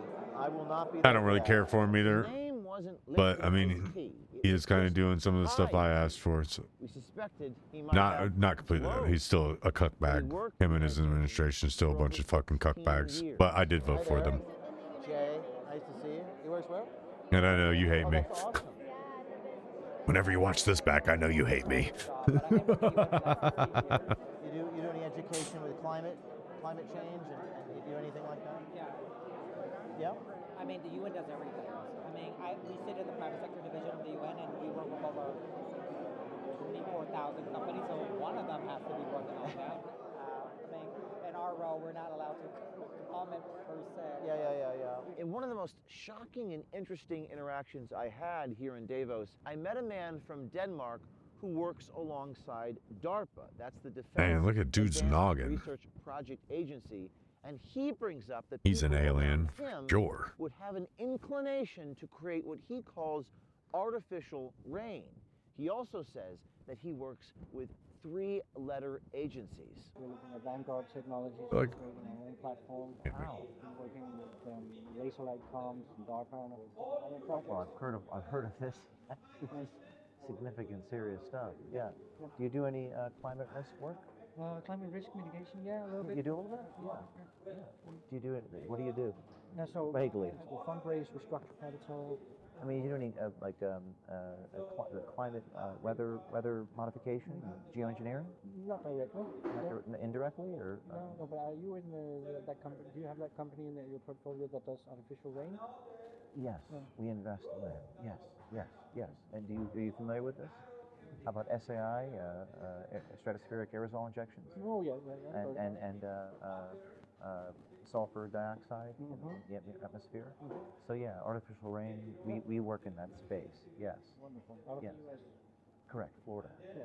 Florida. Have you done any indirect work with the artificial rain, or No, not yet. Not yet. Do you intend to? There might be people around me that would be alleged to have an inclination to do that. United States? Yeah. And Europe, Central Europe. Well, good. I'd like And to. even Africa. I know ministers of foreign affairs in a couple of African nations legitimately. This man seemed to be inferencing plausible deniability, not something they would ever talk about publicly, but says he was very interested with working with us. And the setting up a space fund together with a friend on behalf of the UAE Space Agency towards doing ground station as a service for island nations. Wow. And we're working with the King of Malaysia to set up a space city in Penang. You sound like you're a good man to know. Maybe. Depends on your ethos and your aptitude. I understand. Now, DARPA, out of the Department of War, Department of Defense, and the Pentagon, researches atmospheric phenomena like energy propagation, controlling ice. They focus on sensing, understanding, and mitigating cold weather effects. DARPA, to our knowledge, has not publicly announced a project to create artificial rain. It's actually incredibly rare that you ever even meet an official who would discuss anything like this. Now, at that moment, someone became suspicious and started pointing at me, so I got the hell out of there. I think you noticed your wig, so I think we should Let's go. Someone noticed the wig, so we have to get the hell out of here. Well, we just got back from Davos. I'm in a secure location. I can't say where I am right now, but yeah, we spoke to a lot of people. Remarkably, the wig, it was like a conversation starter. I mean, I spoke to 2 guys from the United Nations. I spoke to a number of these entrepreneurs with like clean jet fuel, SAF it was called, and I spoke to this one guy from Denmark, and it was remarkable because he actually said that they would think about doing artificial rain, and he works with DARPA, which is a defense agency. Bad thing is when you hear things like artificial rain, wow, it's just like, oh, what kind of liquid is it then if it's not real rain?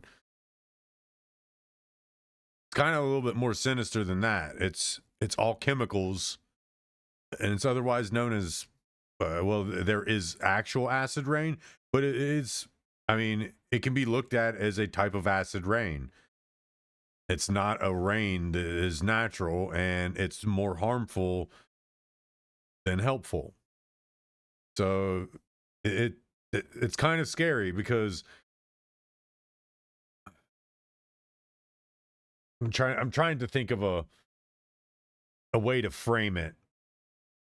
It pulls it into the real world as something that is not some, oh my God, I gotta be worried about it. But it's like, okay, makes you think twice about some of the rainy days where it seems like the rain hurt everything more than it helped anything.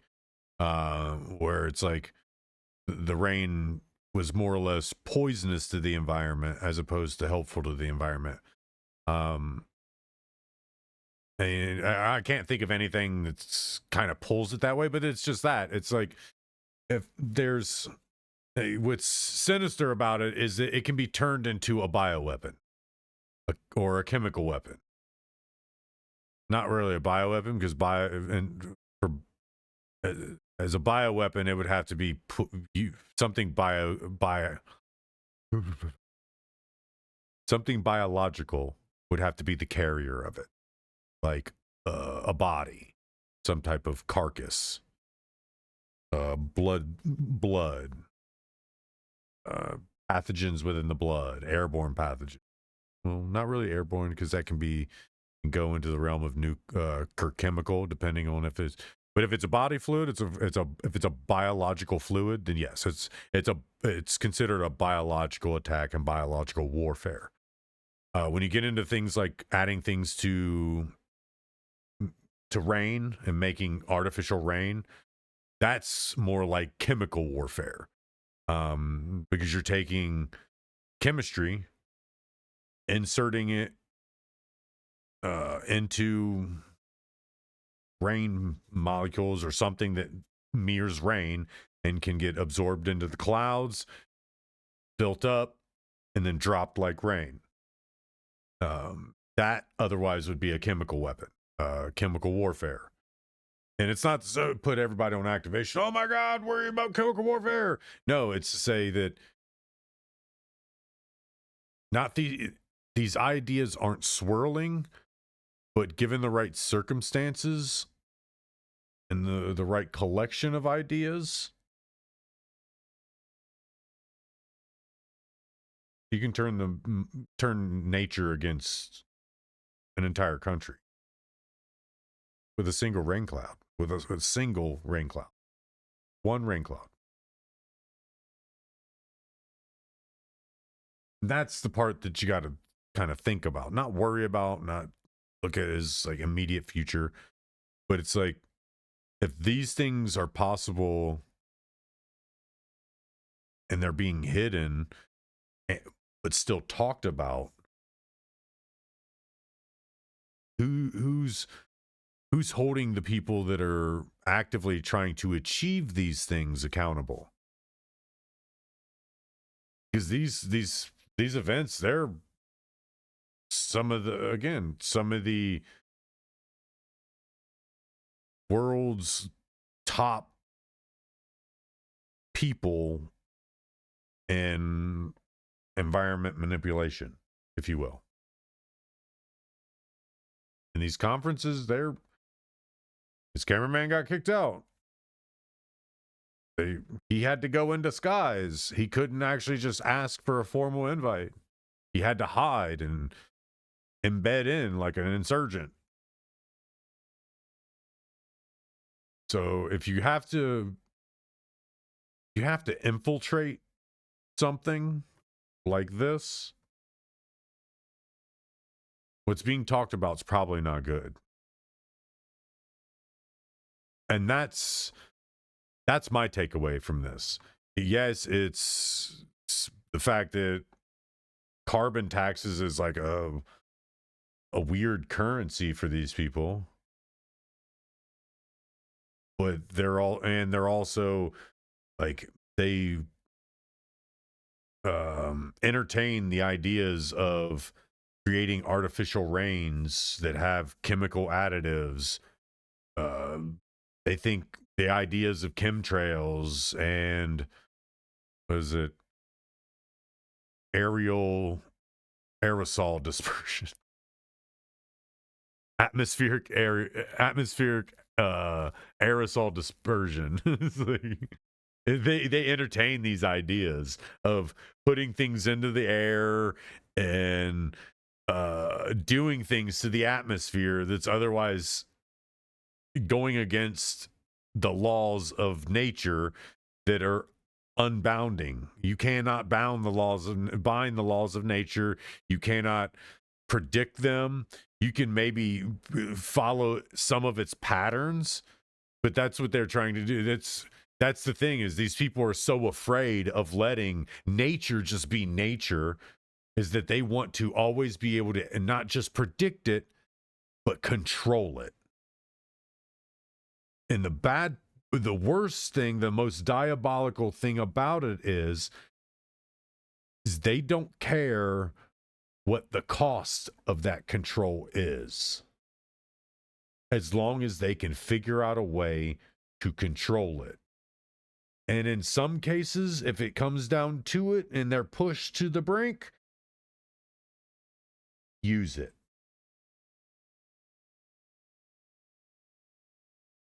And that's the part to keep in mind and always be in the back of your mind, that these things are being talked about behind closed doors by people who make you infiltrate them to figure out what's being talked about, instead of being open and honest. Because I can guarantee you, even if the information from this was to be talked about outside this forum, not by him, and what was he found, it's going to be a very polarized version of what was actually talked about. You won't hear exactly what was talked about, exactly what was agreed upon, exactly what businesses went into business with who, and what businesses are behind all of it. You'll just know that we have a new crisis. We need to throw money at it because the world's going to break apart and we're going to float off into space if we don't. Maybe tomorrow. I don't know, but studies are showing that it could be sometime next week or yesterday. Keep it in mind the next time you hear some climate thing coming up. And it's not just these CEOs of these businesses, because these are the people that go and they lobby politicians to write legislation.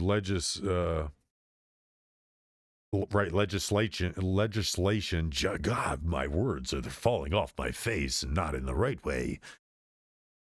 They lobby these politicians to write legislation in their favor to charge us more money to enrich them on a faux pas.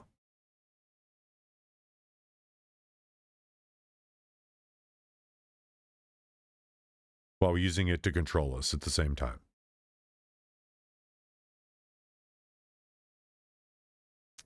This is very disturbing stuff, if you're in my mind. Out of the Pentagon, the Department of War, and works with some three-letter people. And as I was recording this, this guy comes up to me, a farmer from this region, and he says he wants to shoot Trump. You are American? American. Oh, the cloud. Trump is a cloud. Do you not like Americans? This is the best point to shoot. Can we just take a photo of it? Shoot the president. I was going to say shoot the photograph of the mountain, and this guy says shoot the president. That's a turret. He's going to blow him up. Boom, boom, boom, boom, boom. Yeah, This is another edition of The Price is My Life with James O'Keefe, where every Tuesday at 1 o'clock Eastern Time in the United States, we take you inside a major institution. Tune in next week, Tuesday at 1 o'clock. You will not want to miss it.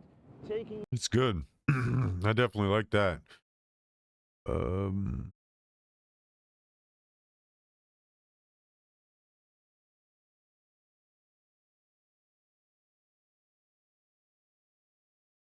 What will we put though?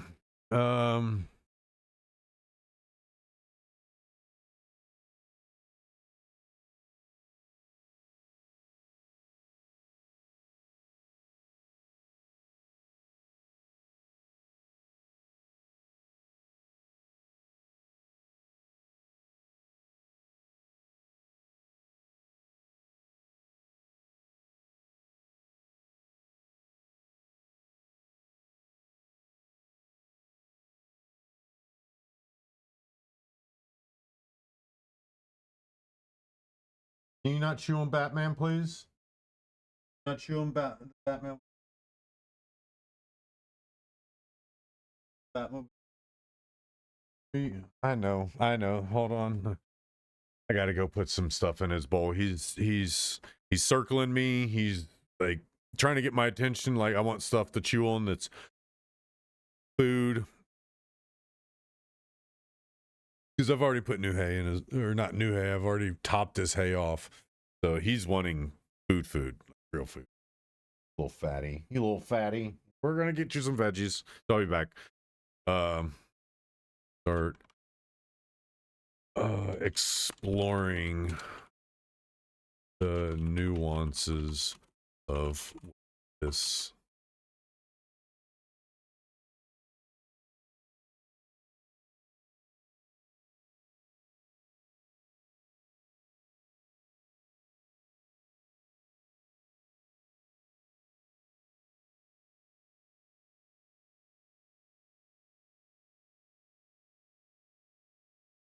Exploring the nuances of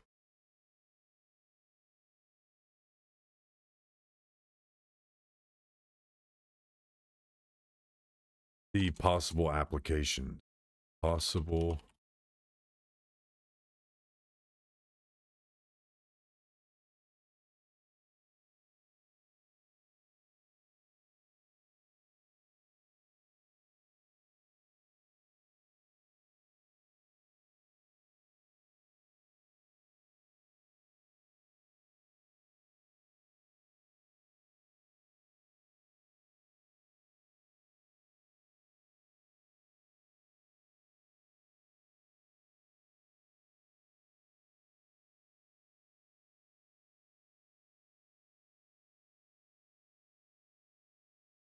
Of a hilariously obvious fake wig.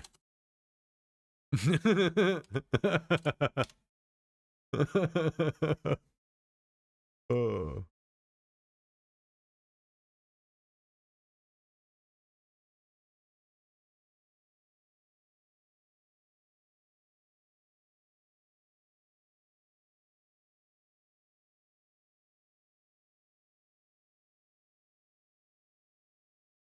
Gonna leave it at that. But I'm gonna go drop some veggies in his bowl. I'll be back. I'll knock on everything. Come on, bud. You want some veggies?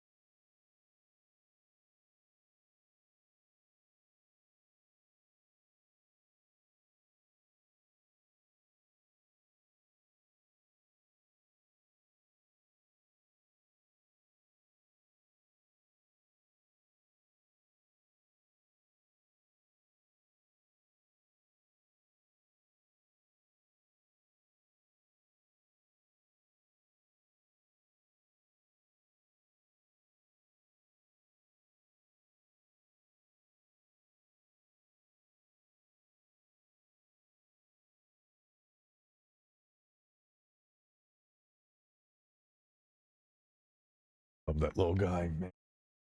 Fucking love that little guy. So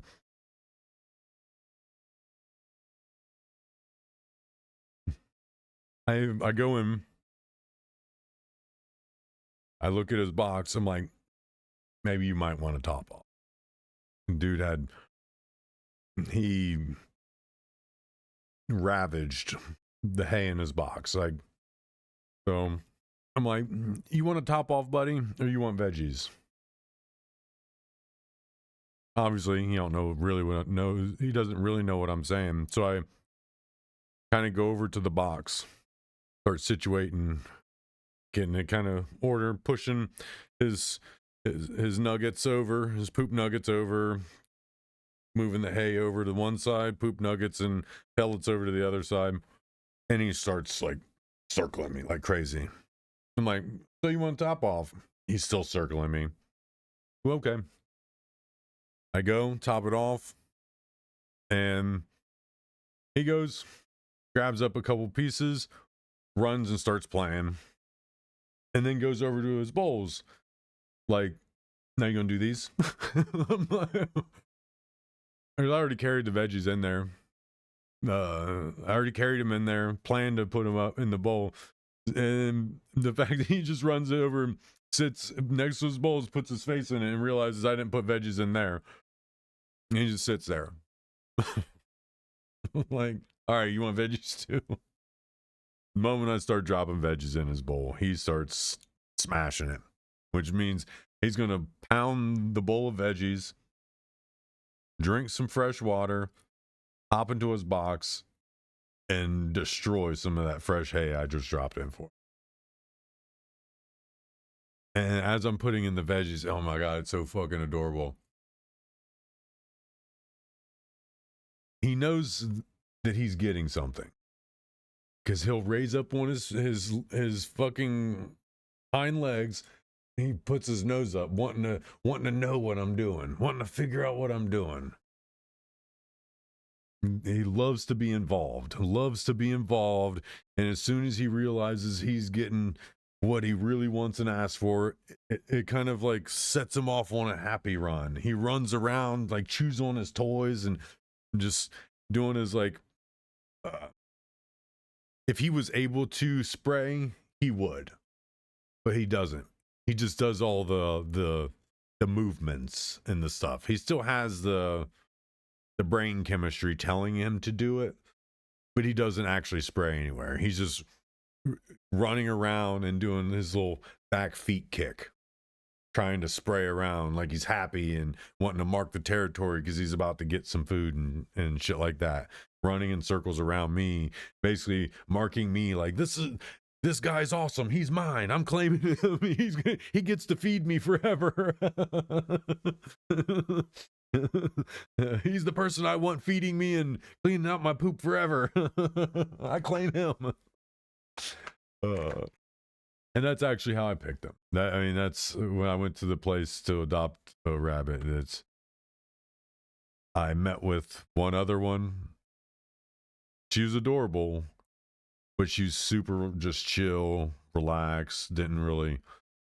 And I did the same things I did with him. I pulled the house out, climbed in, talking, essentially trying to pet her. And she didn't do much. The lady said she's not very interactive with people. Like, she interacts, but it takes her quite a long time before you can interact with her. So then I was like, okay, I really like the dwarf, the lion head dwarf. I want to meet him. She was like, okay, if you adopt him, we're going to give you some stuff because he was just fixed and he still has like the brain chemistry telling him he wanted to spray or to mark his territory, essentially mark things that he's claiming as his. He still has that brain chemistry. So we're going to give you some, if you adopt him, we're going to give you some stuff. They were hoping I didn't, but they were perfectly okay. Like if he was the one that was like, if we bonded, There was no stopping us. And we did. Like, I climbed in the pen, did the same things I did with her, moved the thing out, talked to him, climbed in, sat down, and like the moment my feet hit the ground, he's coming up to me, sniffing on me, rubbing his chin all over my feet, and then trying to grab my pants and throw me across the pen. I'm like, okay. So I start talking to him like I would of my dogs. I'm like, okay, little guy, it's nice to meet you too. I get down, sit down. First I'm sitting on my knees, and he's just going around sensing me. It's kind of like nibbling on my pants legs, climbing, like putting his front paws up my back, sniffing at my hood on my hoodie. Really trying to get a lay of the land. And at times he's try to just nibble on my pants. Kept nibbling on my pants. Which reminded me of my grandma's dog, Lovey. She did this thing we called clacking, where she would just take a piece, like a little bite of clothing, and she was very intelligent. She would like do this with her mouth, very lightly, try to get it to crunch up, and then when she got it bunched up like that, she would take kind of like the front teeth and just do this. That was her way of like being getting comfortable, like her security blanket. And she would just clack with her little teeth, and you could hear it. It sounded like it was clacking. And that's kind of what he reminded me of when he was doing. Like, he reminded me of that, and it was like, oh my God, this is adorable. And I didn't know at the time what he was doing, but he would come around, stop, sit in front of me. I'd be able to pet him a couple times, and then he would take off. And essentially at the time he still was able to kind of spray, and I could feel it hit me. I'm like, what is he doing? And he's just running around in circles around me. Then just come sit back down. I pet him a couple more times, do the same thing.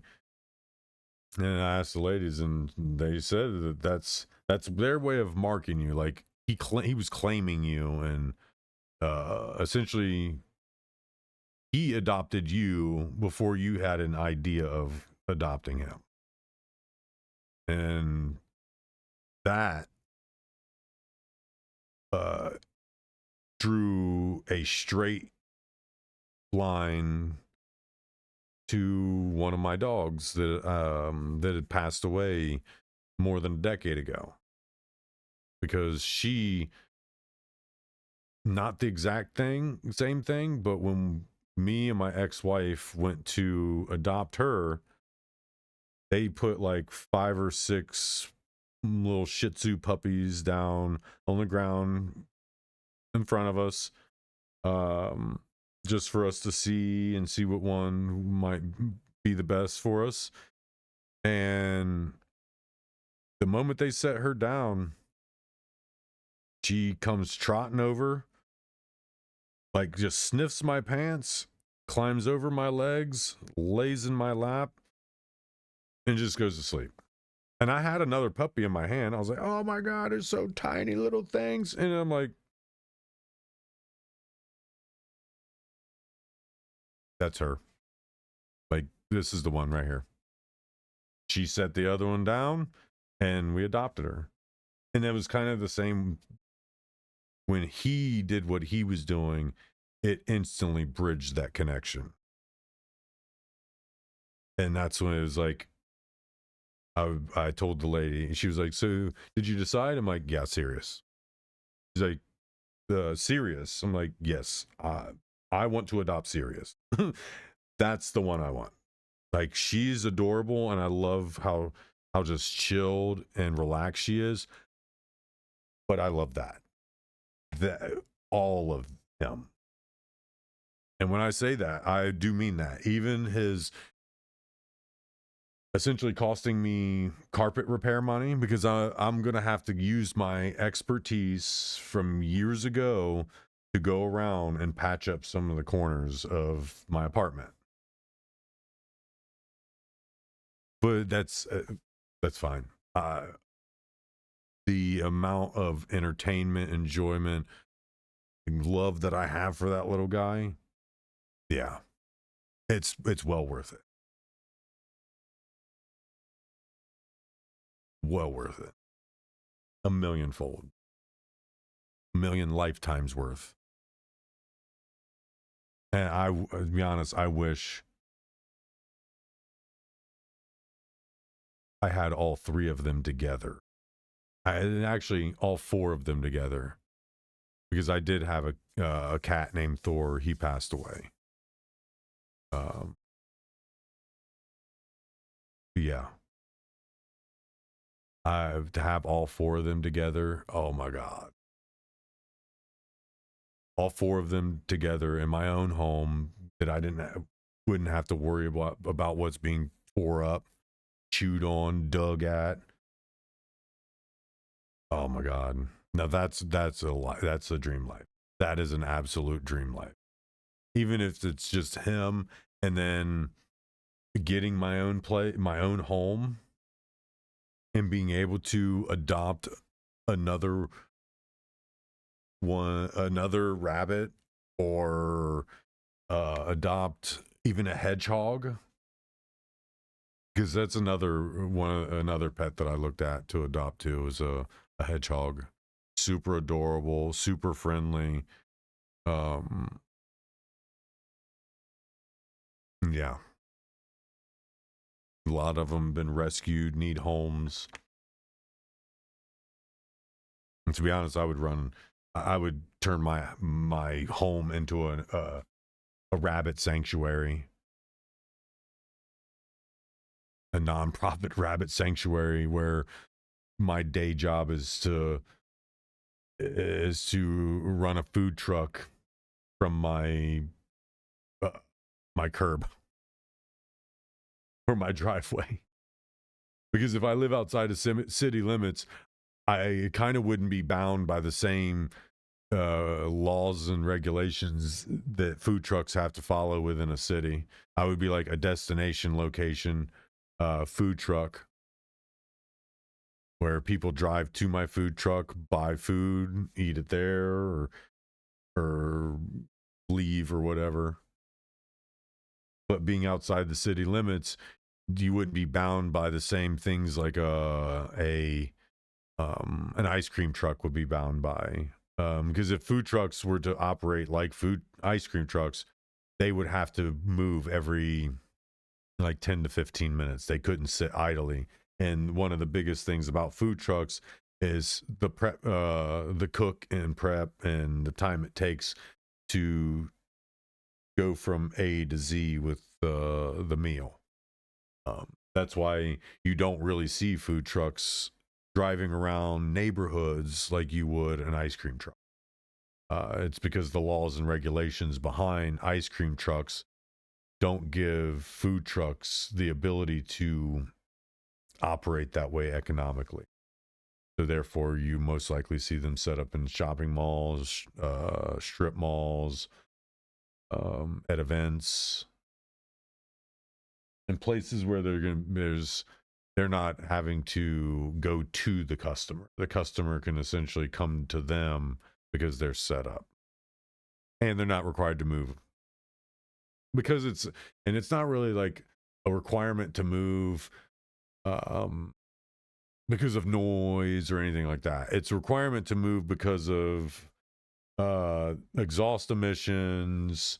In a food truck, you have things like propane, natural gas.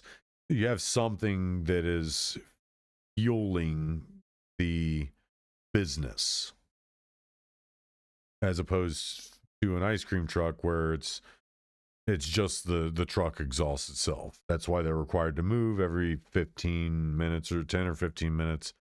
And it's because of the fact that what they're emitting is just exhaust. And yeah, food truck would be a lot different. Unless the food truck deals in frozen foods and throws it in a chef mic, then it's probably not going to be. It's going to hit those barriers where they got to move. the emissions. And I mean, again, smarter for the business to come to you and not you going to the business. Ice cream trucks can do the reverse of that business model because they'll always have people flocking to an ice cream truck. Children will always flock to an ice cream truck. And some adults too. Some adults still flock to an ice cream truck.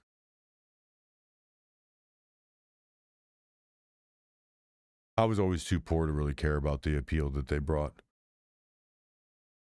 I knew that my parents weren't going to be overly forthcoming with $1 or so to spend on an ice cream.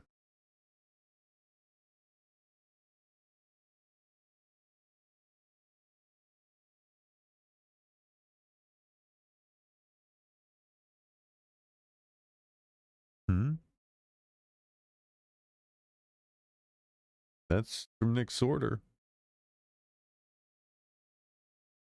Go in here and see what we got here.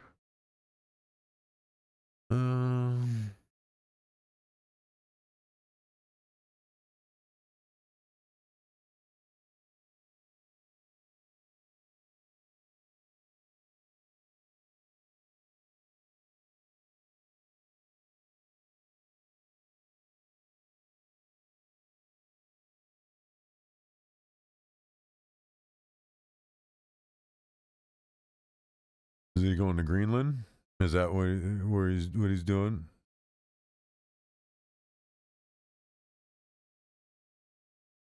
So what I'm gonna do is I'm gonna do this.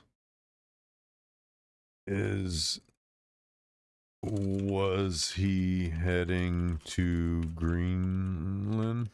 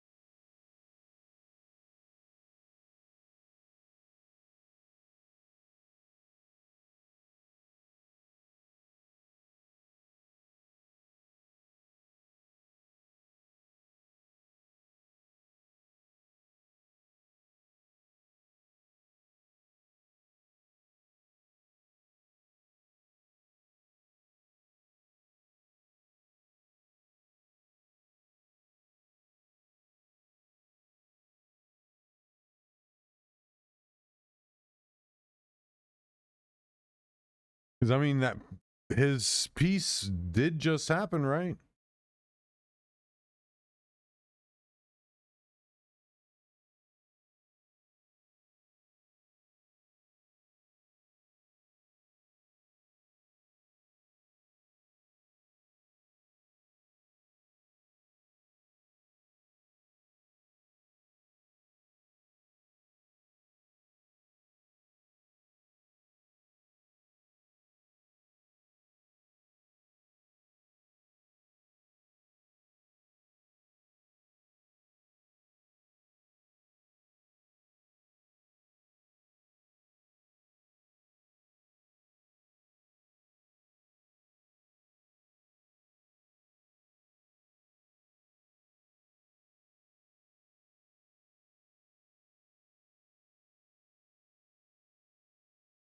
Mm-hmm. Oh, I've already seen it. No worries, X or Grok.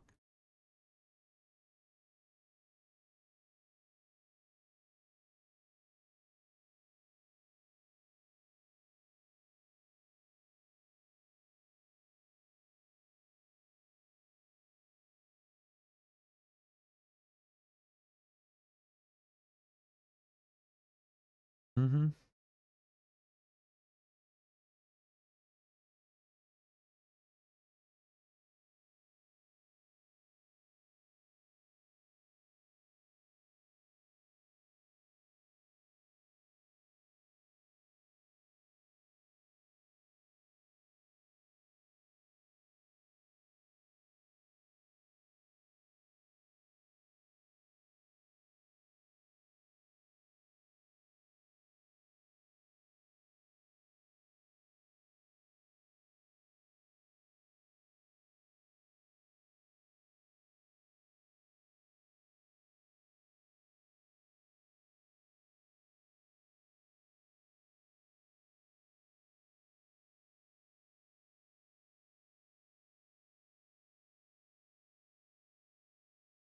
That's probably what the accomplishment book is.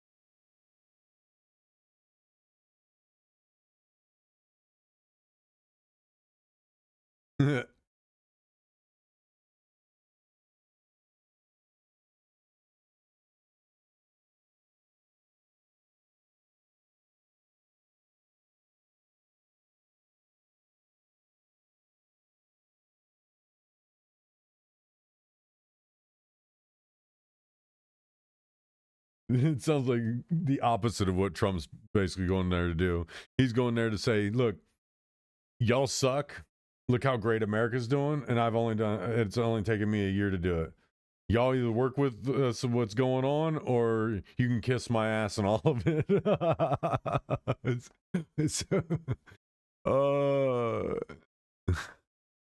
He's so pretentious. I guarantee you, that's why he's carrying around that big thick ass accomplishments book, because he plans to take it there and smack them with it.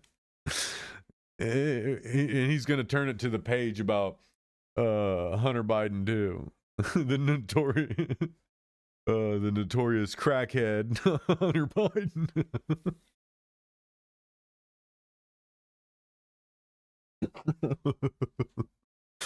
The notorious crackhead Hunter Biden.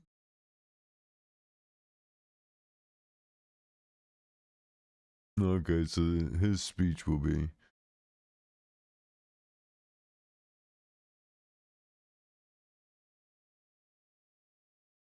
Well, see, the thing of it is they're gonna, even if they tell we're to live stream any of the event, you can't expect them to live stream all of the event. So while we'll see the commercialized keynotes of it, we won't see exactly what's being talked about. We'll see not the propaganda side, but the more fabricated for TV side.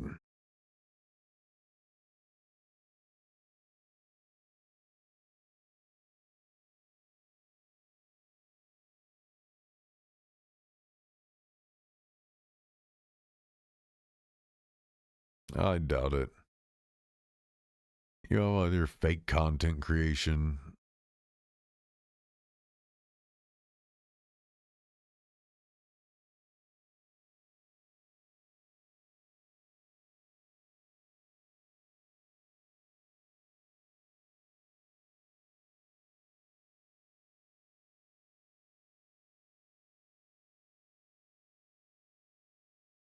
Yeah, he's got a busted blood vessel. He did have a busted blood vessel in his right eye.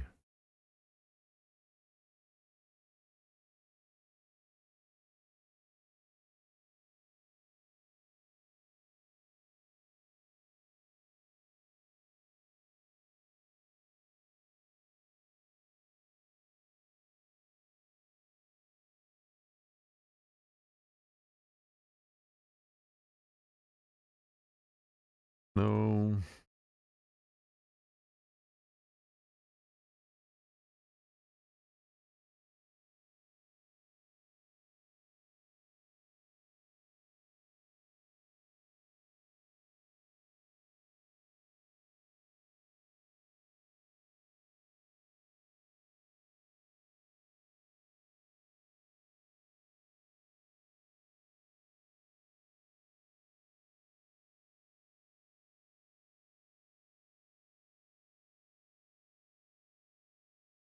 Million, billion, trillion, 25 plus times.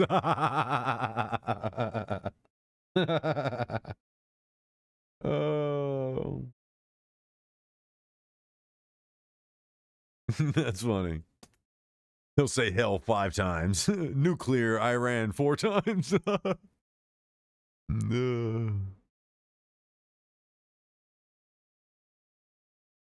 Resolve, Hammer, American Dream, Globalist, Global, Denmark, Norway, Ass, Woke, DEI, Affordability. Oh, that's going to be guaranteed.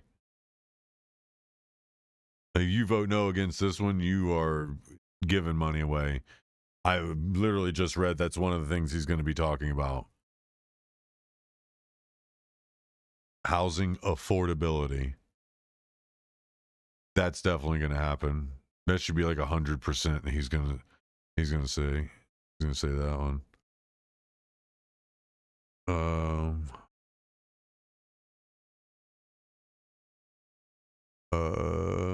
I mean, literally, there's a chance he will talk about all of this. Maybe not this, maybe not that, maybe not that. He might indirectly talk about his wife. That's almost a guarantee. He'll definitely mention NATO.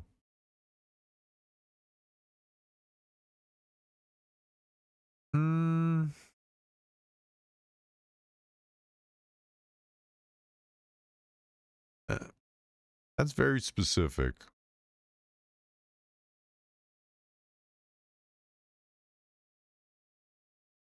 Oh, that's definitely, I mean,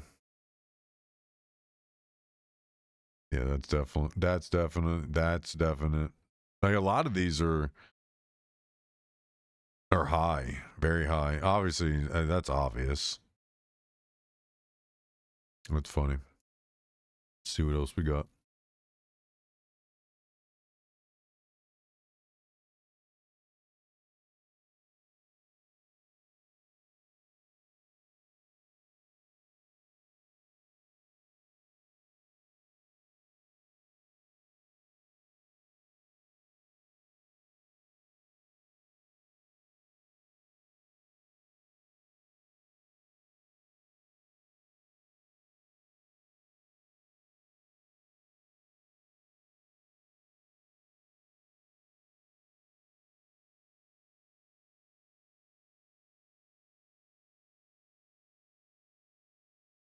Ryanair, you've concerned. Oh shit, that's up. What's up, bud? How was it all? Was it good stuff? Yeah, I know. You're welcome.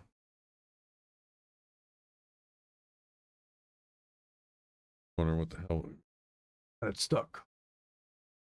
About the dragon. I would pay no attention whatsoever to Elon Musk. He's an idiot. Very wealthy, but he's still an idiot. Can I just ask you about Starlink, which is Musk's satellite-delivered global internet connectivity system, and you've confirmed, look, it's not coming on to Ryanair. You've concerns about the drag of the antenna and the cost related to that. Elon Musk has written on X that you, Michael O'Leary, are misinformed. What do you say to that? What Elon Musk knows about flights and drag would be zero. we have to put an aerial antenna on top of the aircraft. It would cost us about $250 million a year. In other words, about an extra dollar for every passenger we fly. And the reality for us is we can't afford those costs. Passengers won't pay for internet usage. If it's free, they'll use it, but they won't pay €1 each to use the internet. So we're not putting it on board.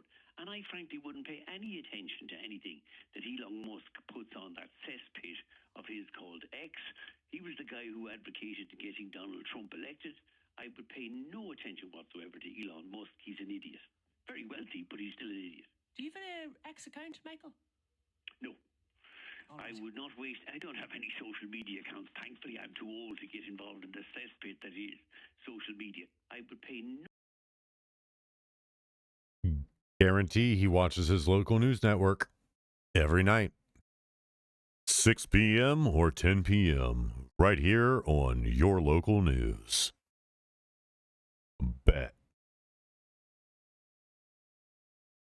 He likes to play, but he knows. He knows. Pay no attention. He knows. I actually wanted to...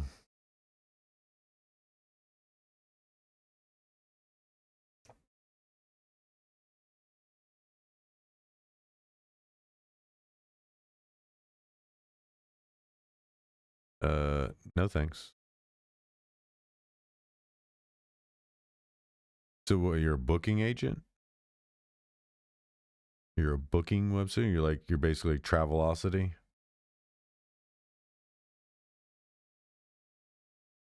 So the CEO of a travel planning company knows about drag and flights.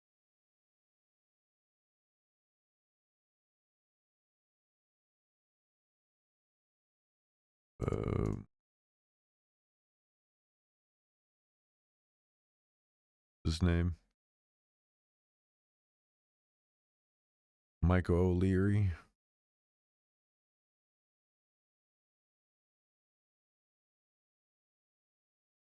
From Dublin, Ireland.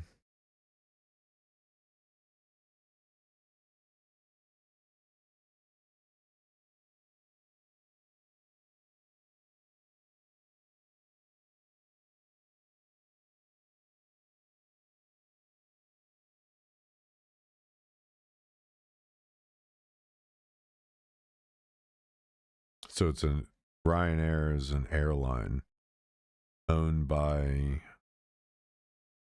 themselves.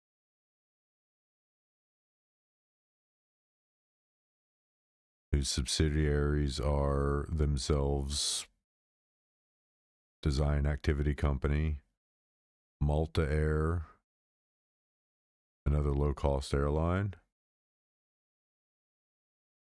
low-cost airline, low-cost airline, and themselves, it's another low-cost airline. So let's do this. Ow.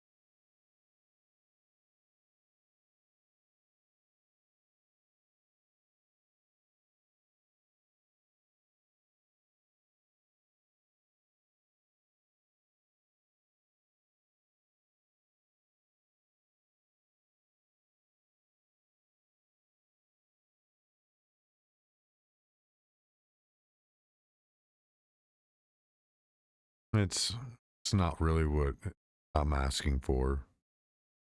I mean, it's good distinction, but it's not really what I'm asking for. The operation, how they operate. Do they operate closer to how? That's not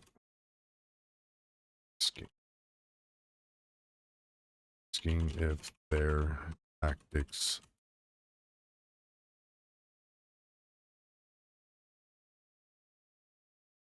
resemble that of private equity or that of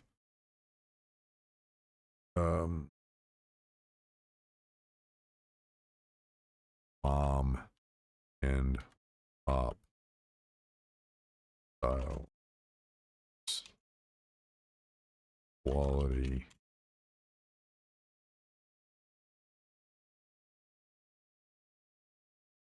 Oh, shit. Fuck my asshole with a fucking arm.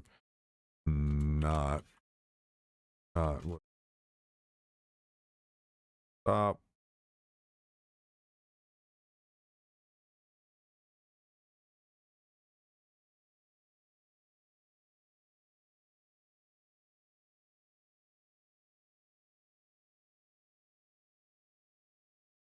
Bam. There you go. That's the distinction. Financial engineering overcraft.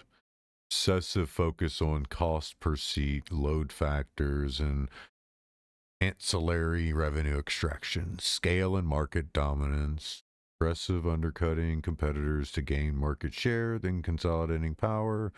Everything is commoditized and processed at maximum efficiency. That's a stabilization over customization, labor as a cost center, historically fought unionization, squeezed pilot and crew costs, though they've had to adapt recently. Customer experience as expendable. Product is getting from A to B cheaply, nothing more. Oh, sorry, bud. Didn't mean to be standing on the curtain. Approach would be building reputation through service quality, treating employees as partners / family, valuing customer relationships and repeat business through experience, taking pride in craft of hospitality. Ryanair explicitly rejects this. O'Leary has famously said he'd charge for toilets if he could, joked about standing room only sections, and described the airline as a bus service with wings. They see themselves as logistics operation, not a hospitality business.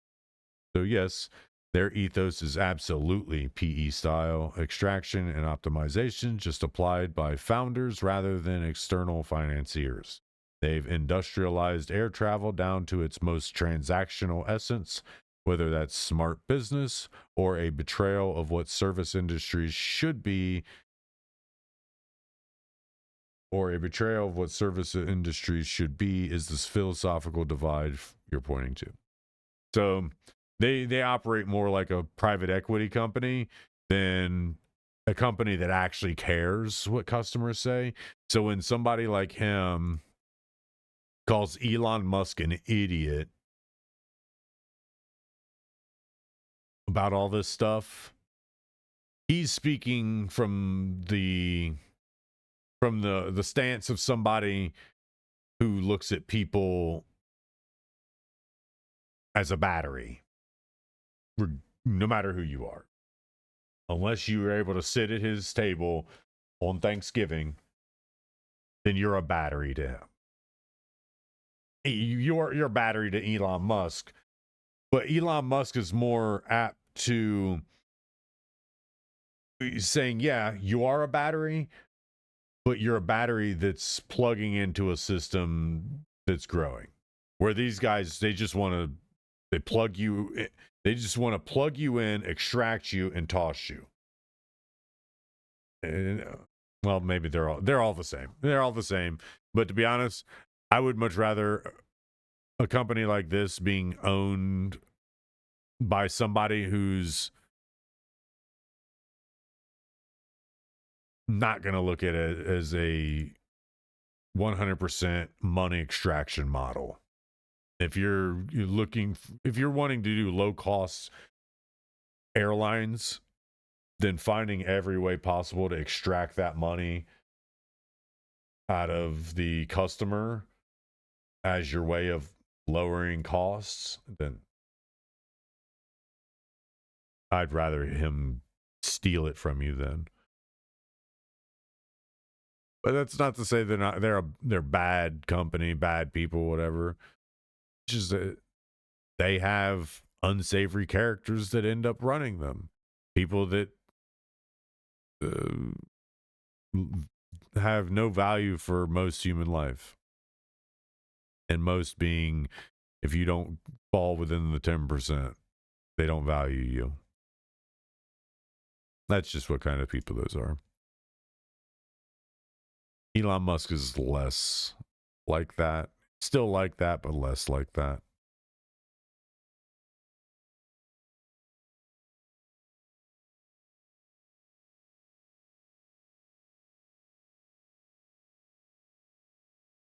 No one cares, Macron.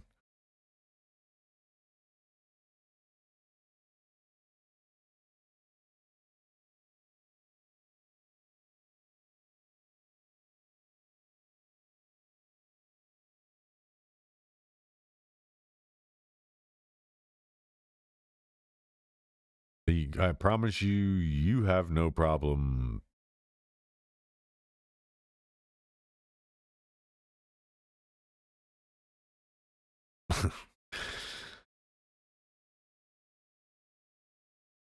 I mean, is that why you don't have a job?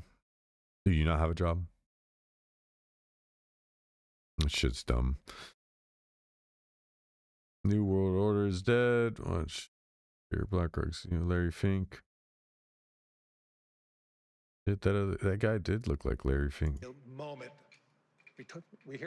We believe that outside the United Nations, this is the largest gathering of global leadership of the post-COVID period of time. For many people, this meeting feels out of step with the moment. We hear all about the elites. And how does that play out in an age of populism? How does an established institution make a difference in an era of deep institutional mistrust? And there's some truth to the critique. I believe in this forum for a long time. I certainly wouldn't be leading this if I didn't believe that we can change and make the world better. But it's also obvious that the world now places far less trust in us to help shape what comes next. If the World Economic Forum is going to be useful going forward, it has to regain that trust. And, I mean, you know what he means by regain the trust, right? Silence the people that don't trust us.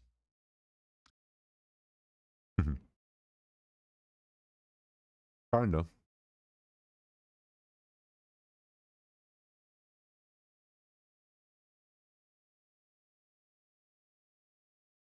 Oh, yeah, you guys are doing such a great job. Oh. You guys ain't trolling shit.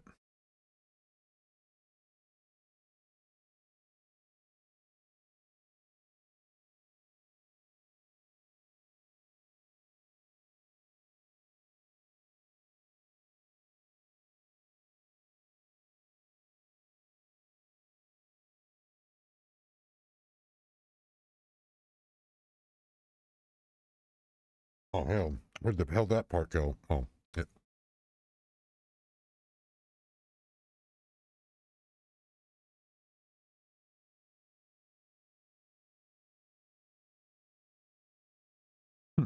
No.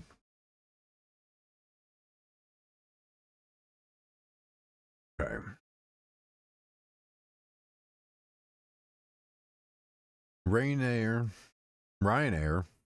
Ryanair CEO Michael O'Leary has called a press conference at 10 o'clock tomorrow, Wednesday, 21st of January, in Dublin to address Elon Musk's latest twit shit. Musk knows even less about airline ownership rules than he does about aircraft aerodynamics, said Mull. Perhaps Musk needs a break. Ryanair is launching a great idiot seat sale, especially for Elon and any other idiots on X.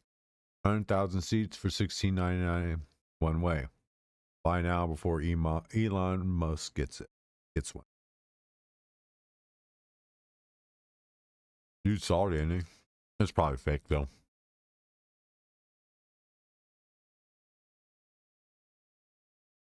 Hey.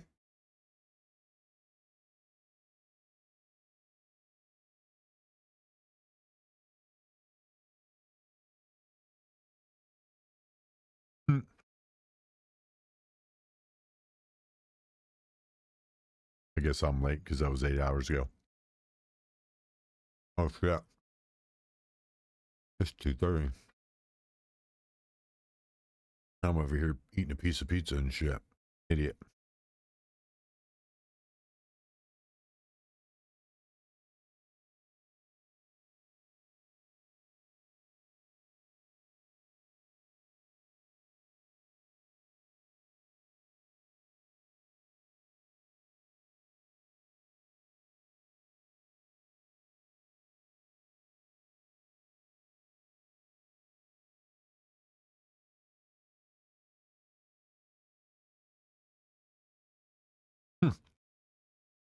Yeah.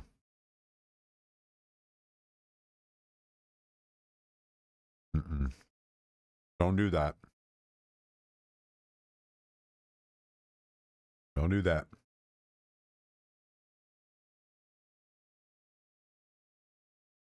That's what I said. I mean, he could have gotten hit in the eye and burst a blood vessel, but I know for a fact his eye looks exactly like what it would look like if you bust a blood vessel. And it's usually due to, I think it's usually due to pressure. Pressure behind your eye. Or in your eye. I could be wrong though. Probably am. But you can bust your blood vessels coughing too hard.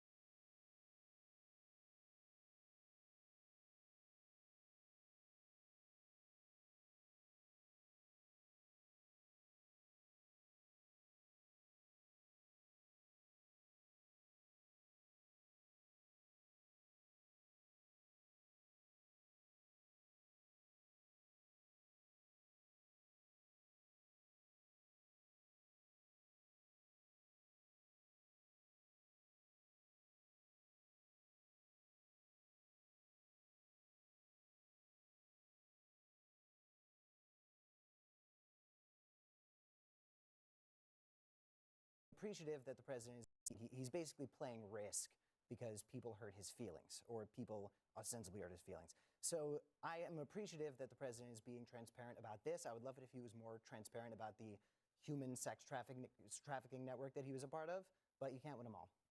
Cameron's grateful that the president is being transparent about the Nobel Peace Prize and his desires for Greenland. Scott, what do you think about that? Goodness. Are you going to let that sit? Are we going to claim here on CNN that the president is part of a global sex trafficking ring, or? Well, I mean, we're going to talk about the Epstein file. Scott, I will do the fact checking as we go along here. Repeat what you said about the global sex trafficking ring. That Donald Trump was provably very involved with it. Oh, and he doubled down. And he doubled down on it. Is this last little bit a triple down? Okay, we'll get to that later. I mean, Donald Trump has never been charged with any crimes in relation to Jeffrey Epstein. But let's be adults here. We'll talk. Oh! Satisfied? And he's Almost. He almost got a triple down, but he went for it. He definitely went for the triple shot. He tried to hack trick that shit. He tried to hat trick it. You better lawyer up, asshole. This is... Oh, that's not good. CNN better go. Like, I mean, that's probably who made this happen.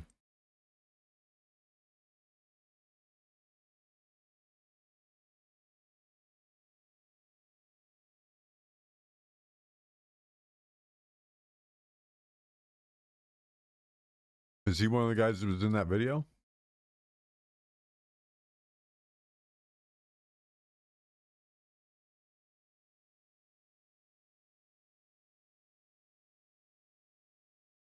No. No. Just a rando commenter.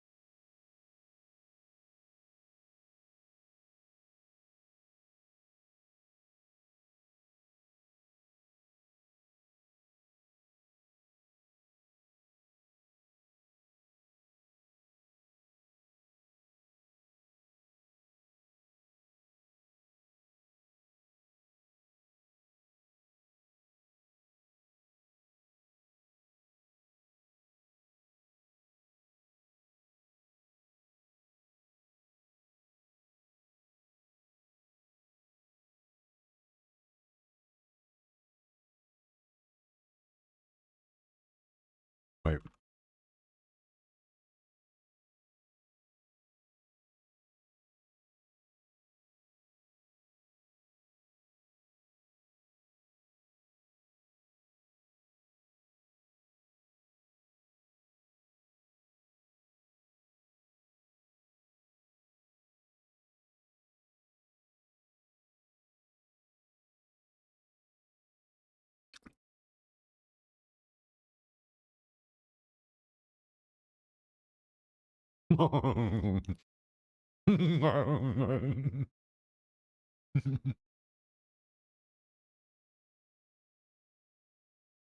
Yeah, you don't accidentally triple down on an accusation. Yeah.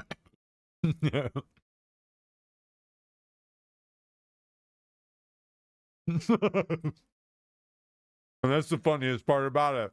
He's trying to play like he said it by accident. Dude, you said it verbatim twice. And I'm pretty sure if the clip didn't cut off, you would have said it a third time.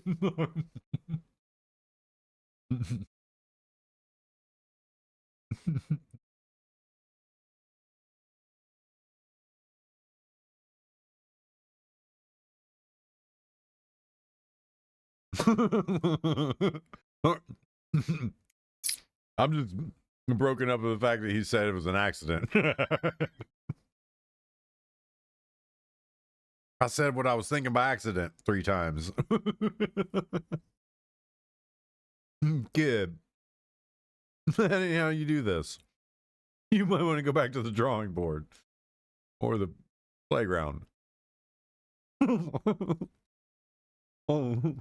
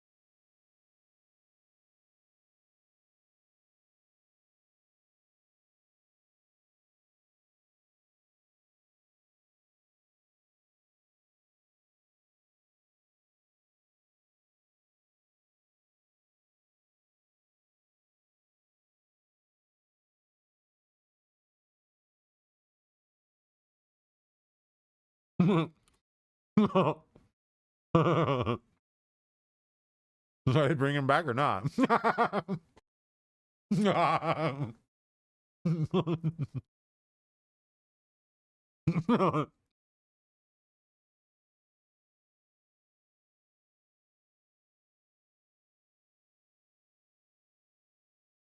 That's all I want to know.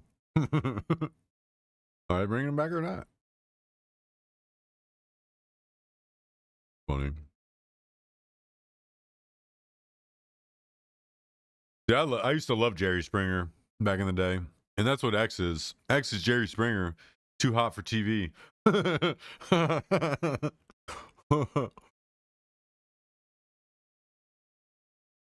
Hey, we watched that. Like I'm some insider now. I'm an insider. I've watched that already. I could talk about it.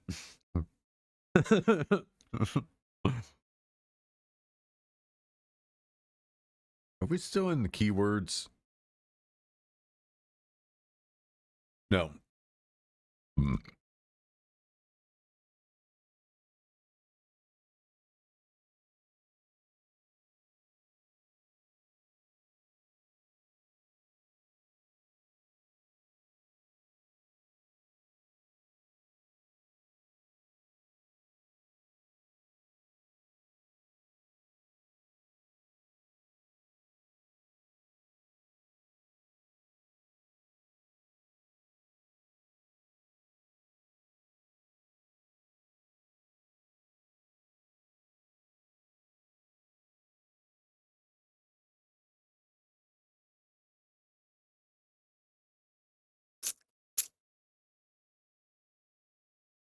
Huh?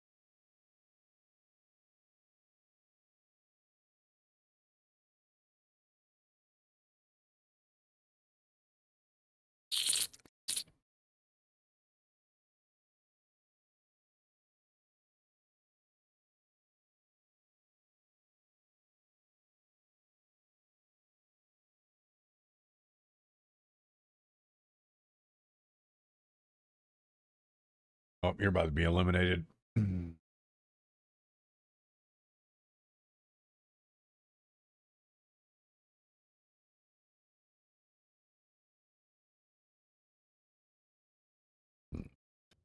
God, what a problem! It's a spirit in dialogue. My God! Why are you screaming? Way amazing! You're not in control because of your you're pressing emotions. against me. What do you think of? They are crowding him though. The U.S. Embassy and Europe over censorship. No questions. You're the one who came up with a memo about a spell check for hate. Remember that memo you wrote in an article about 10 years ago? I think that you should just stop interviewing me. I know, but you're a censor by nature. You're the guy who came up with the whole plan. I think you're being offensive. Oh, does that mean I should be censored, though? No, I didn't say that. I think you're being offensive. I think you should stop. Well, don't you think you have an obligation to I go mean, to the public? the bad thing is why does it always look like the dudes who try to control everybody's speech and what everybody's supposed to be thinking? They always look like this. They look like they put their thumbs in their butt for just no reason. Like, they look like these wiener, weak fucking people. Like they look so sickly and weak. Like they look like their families have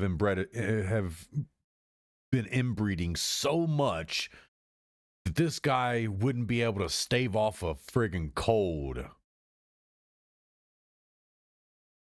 Like his immune system doesn't exist. And that's what he's drinking. Immune system juice. You gotta keep from getting sick by all these poor people. They're infectious. Don't want to be infected with poverty. That's why he's mad, because this guy looks dirty. He looks scruffy and dirty. Like, oh my God, your coat is dirty. Your hands smell like pour. Me and my $15,000 coat and my $400 immune system juice. I do not, and I certainly do not. All these dudes look the same. He's holding his cup like his hand is so brittle. I have an obligation to talk to You're the one who fired These weak ass dudes. in the whole industry. Like this lady looks like she would handle him.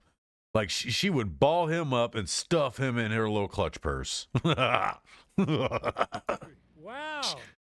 She probably does. That's the good time at night. Is getting stuffed in a purse after being stuffed.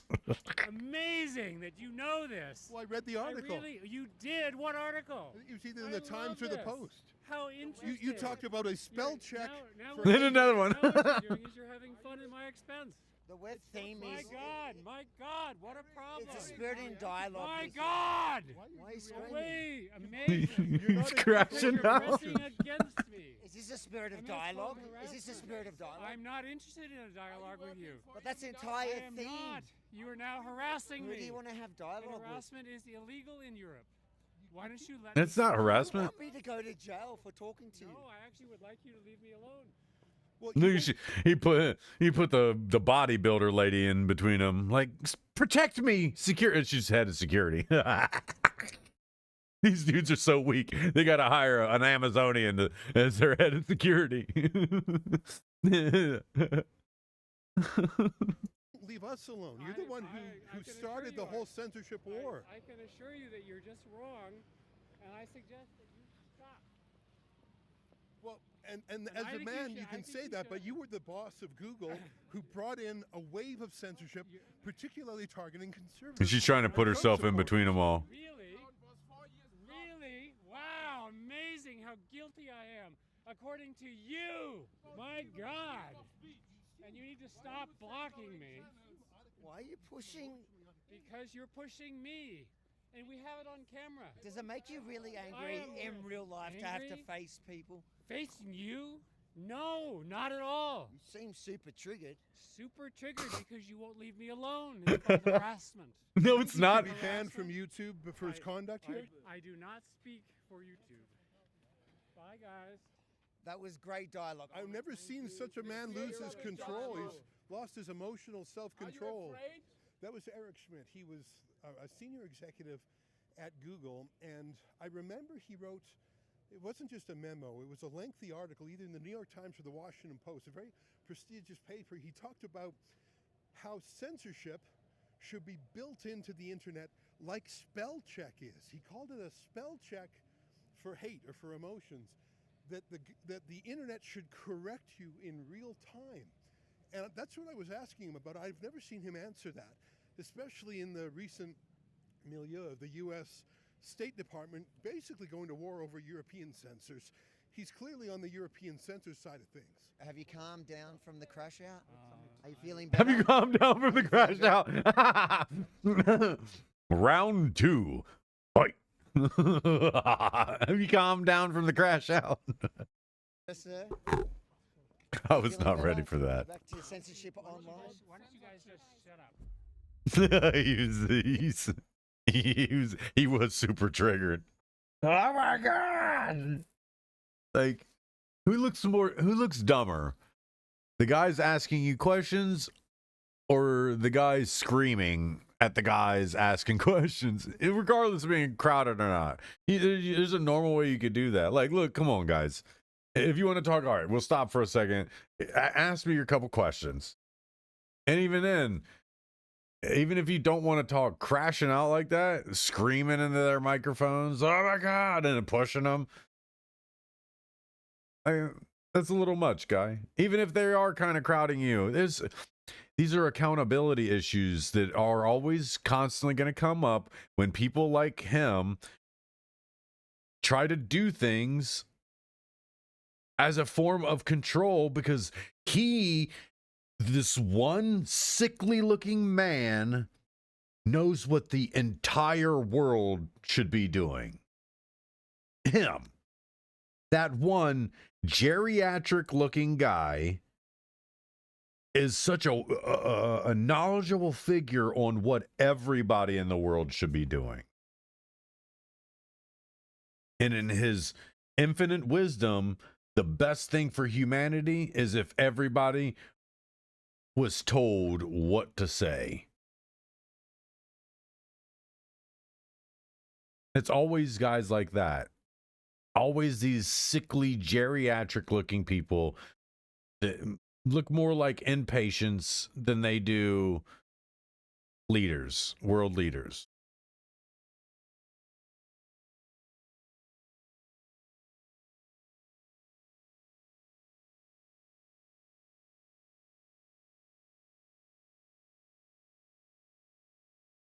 Yeah, that's what I was saying when he was there on stream. It's like, bro, if you talk about Hitler all the time, Hitler would, like, the Nazis were feared and respected during their reign because they had stage presence, they had good outfits, they had composure, they were professional, they worked as a unit, they had drip.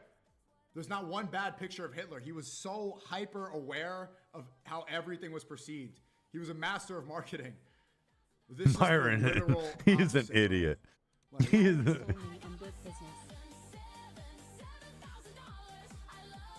Bro, how is this an? What does this do? Myron is an idiot.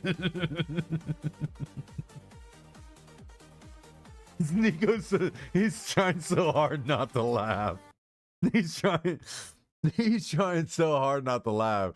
It doesn't help anything, but that's kind of the point. I feel like that's what Myron is doing. It's the point.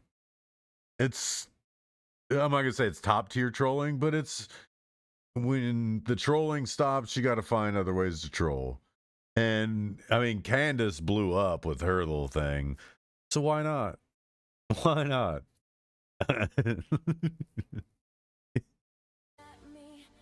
He's an idiot.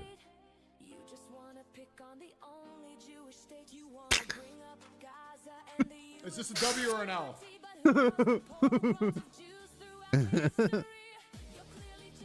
Is this a W or an L? They're all saying W. This is a W. This is massive W.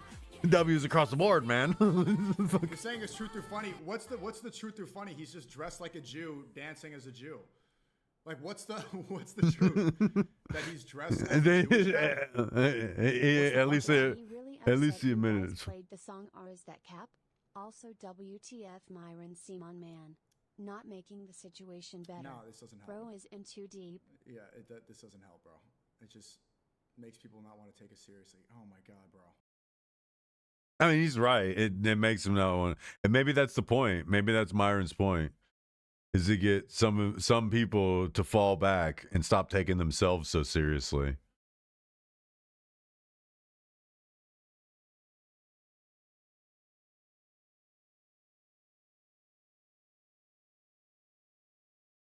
That's not good.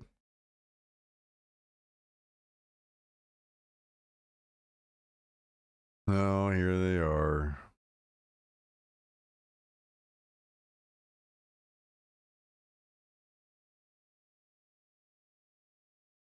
Let's hear it.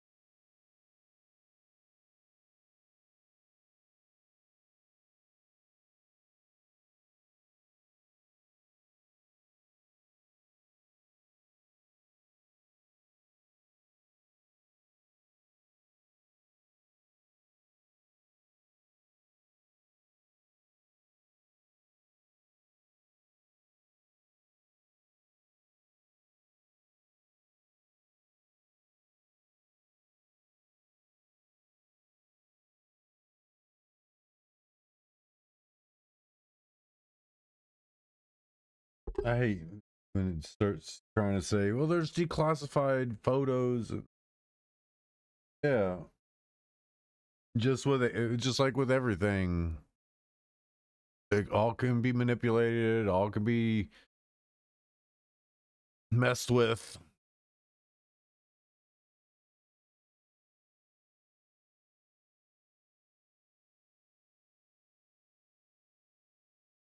Mm.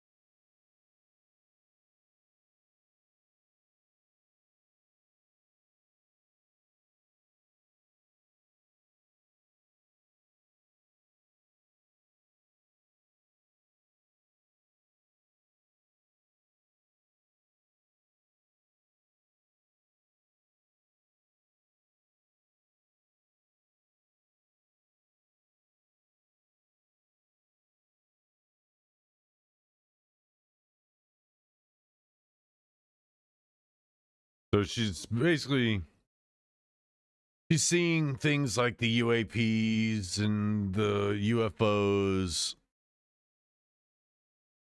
She's taking that as its own evidence of an extraterrestrial being, and not just what they are, is UFOs and UAPs.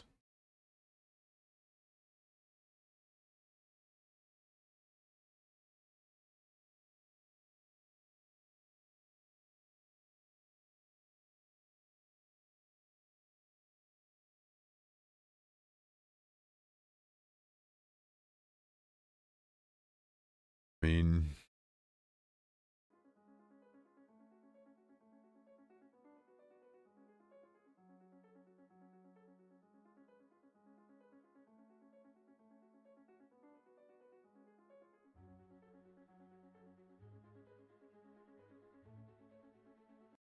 okay, I don't hear any sound from like the protests or anything. So let's do this. Oh, explore.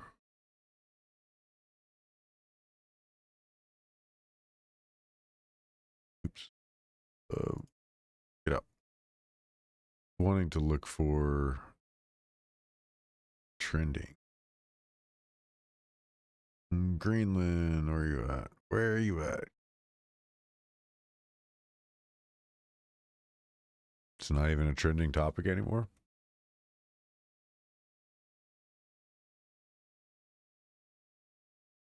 It is, but it's not on this list.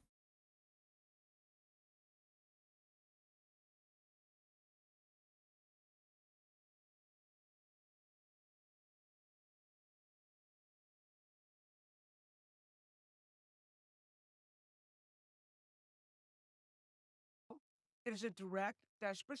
Did Europe just declare war on the United States? It sounds No. insane, but look at this. Shut up, you fat ass fucking Karen. Shut the fuck up. You have no clue what you're looking at. You're just looking at soldiers marching and soldiers doing stuff and thinking it's Yeah, they declared war on the United States. No, they didn't.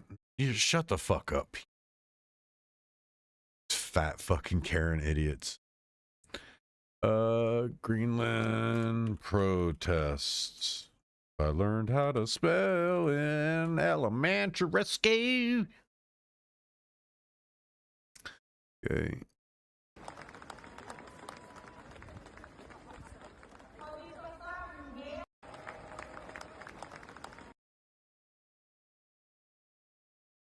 Can't really read that.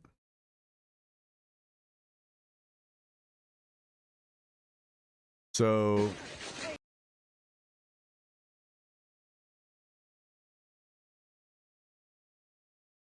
this is what I was looking for. Danish flag.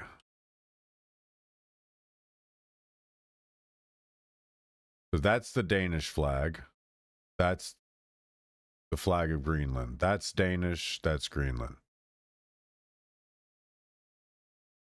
So that's what I was looking for. I was looking for some type of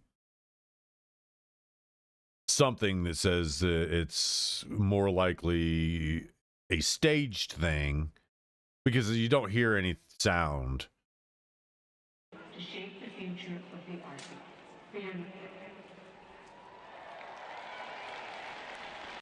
Responsibility to shape the future of the Arctic.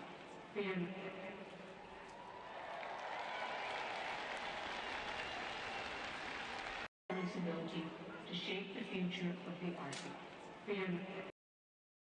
That sounds like something you would hear in like a movie where the people like that's some Hunger Games shit. Like they put it on a loudspeaker. Everybody, this is not a test. Everybody is to leave their homes and report to such and such place. This is not a test. Report to such and such place. That's what this looks like. Not really any protesting. This is like they were summoned to this area to listen to an announcement because it's required by the government. To shape the future of the Arctic.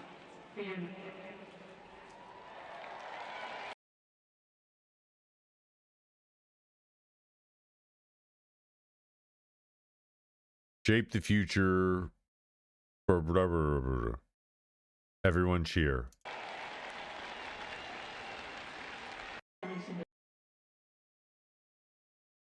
Now everyone return home. This is not a test. Return to your homes. Clear the streets. Return to your homes. Violators will be prosecuted. That's what that sounded like. That didn't sound like people who were free to choose anything.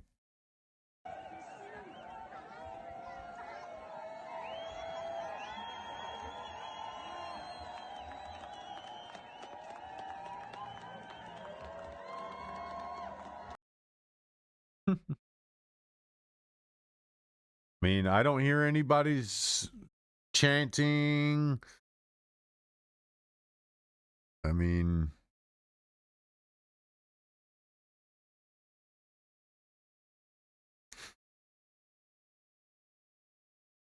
global Karens, activate.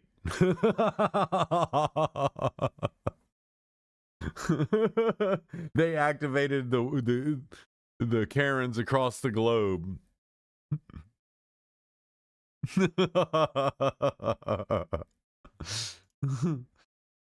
They activated the world's Karens. Well, we're screwed now, guys. We lost. The Danish Karens have been activated.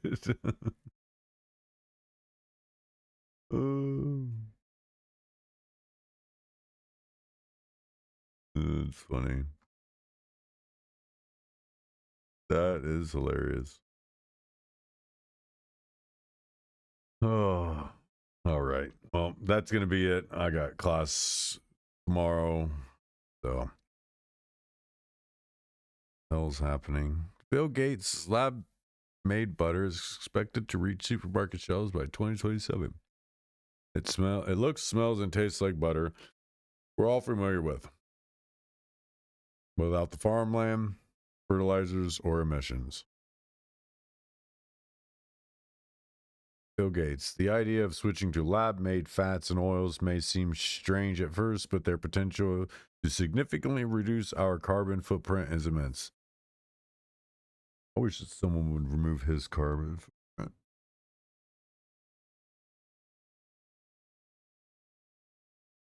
Or reduce his carbon footprint. Don't want to sound like I'm trying to incite violence against Bill Gates, even though he incites violence against the rest of the world with his experiments. And he's just allowed to, with no knowledge of what he's doing. Like the New York Yankees of human experimentation. Buying up any and every person willing to throw their morals aside and experiment on people. Most likely Africans and Indians. Because if Bill Gates don't get to them, Amazon will. So until the next time, peace out, Girl Scout.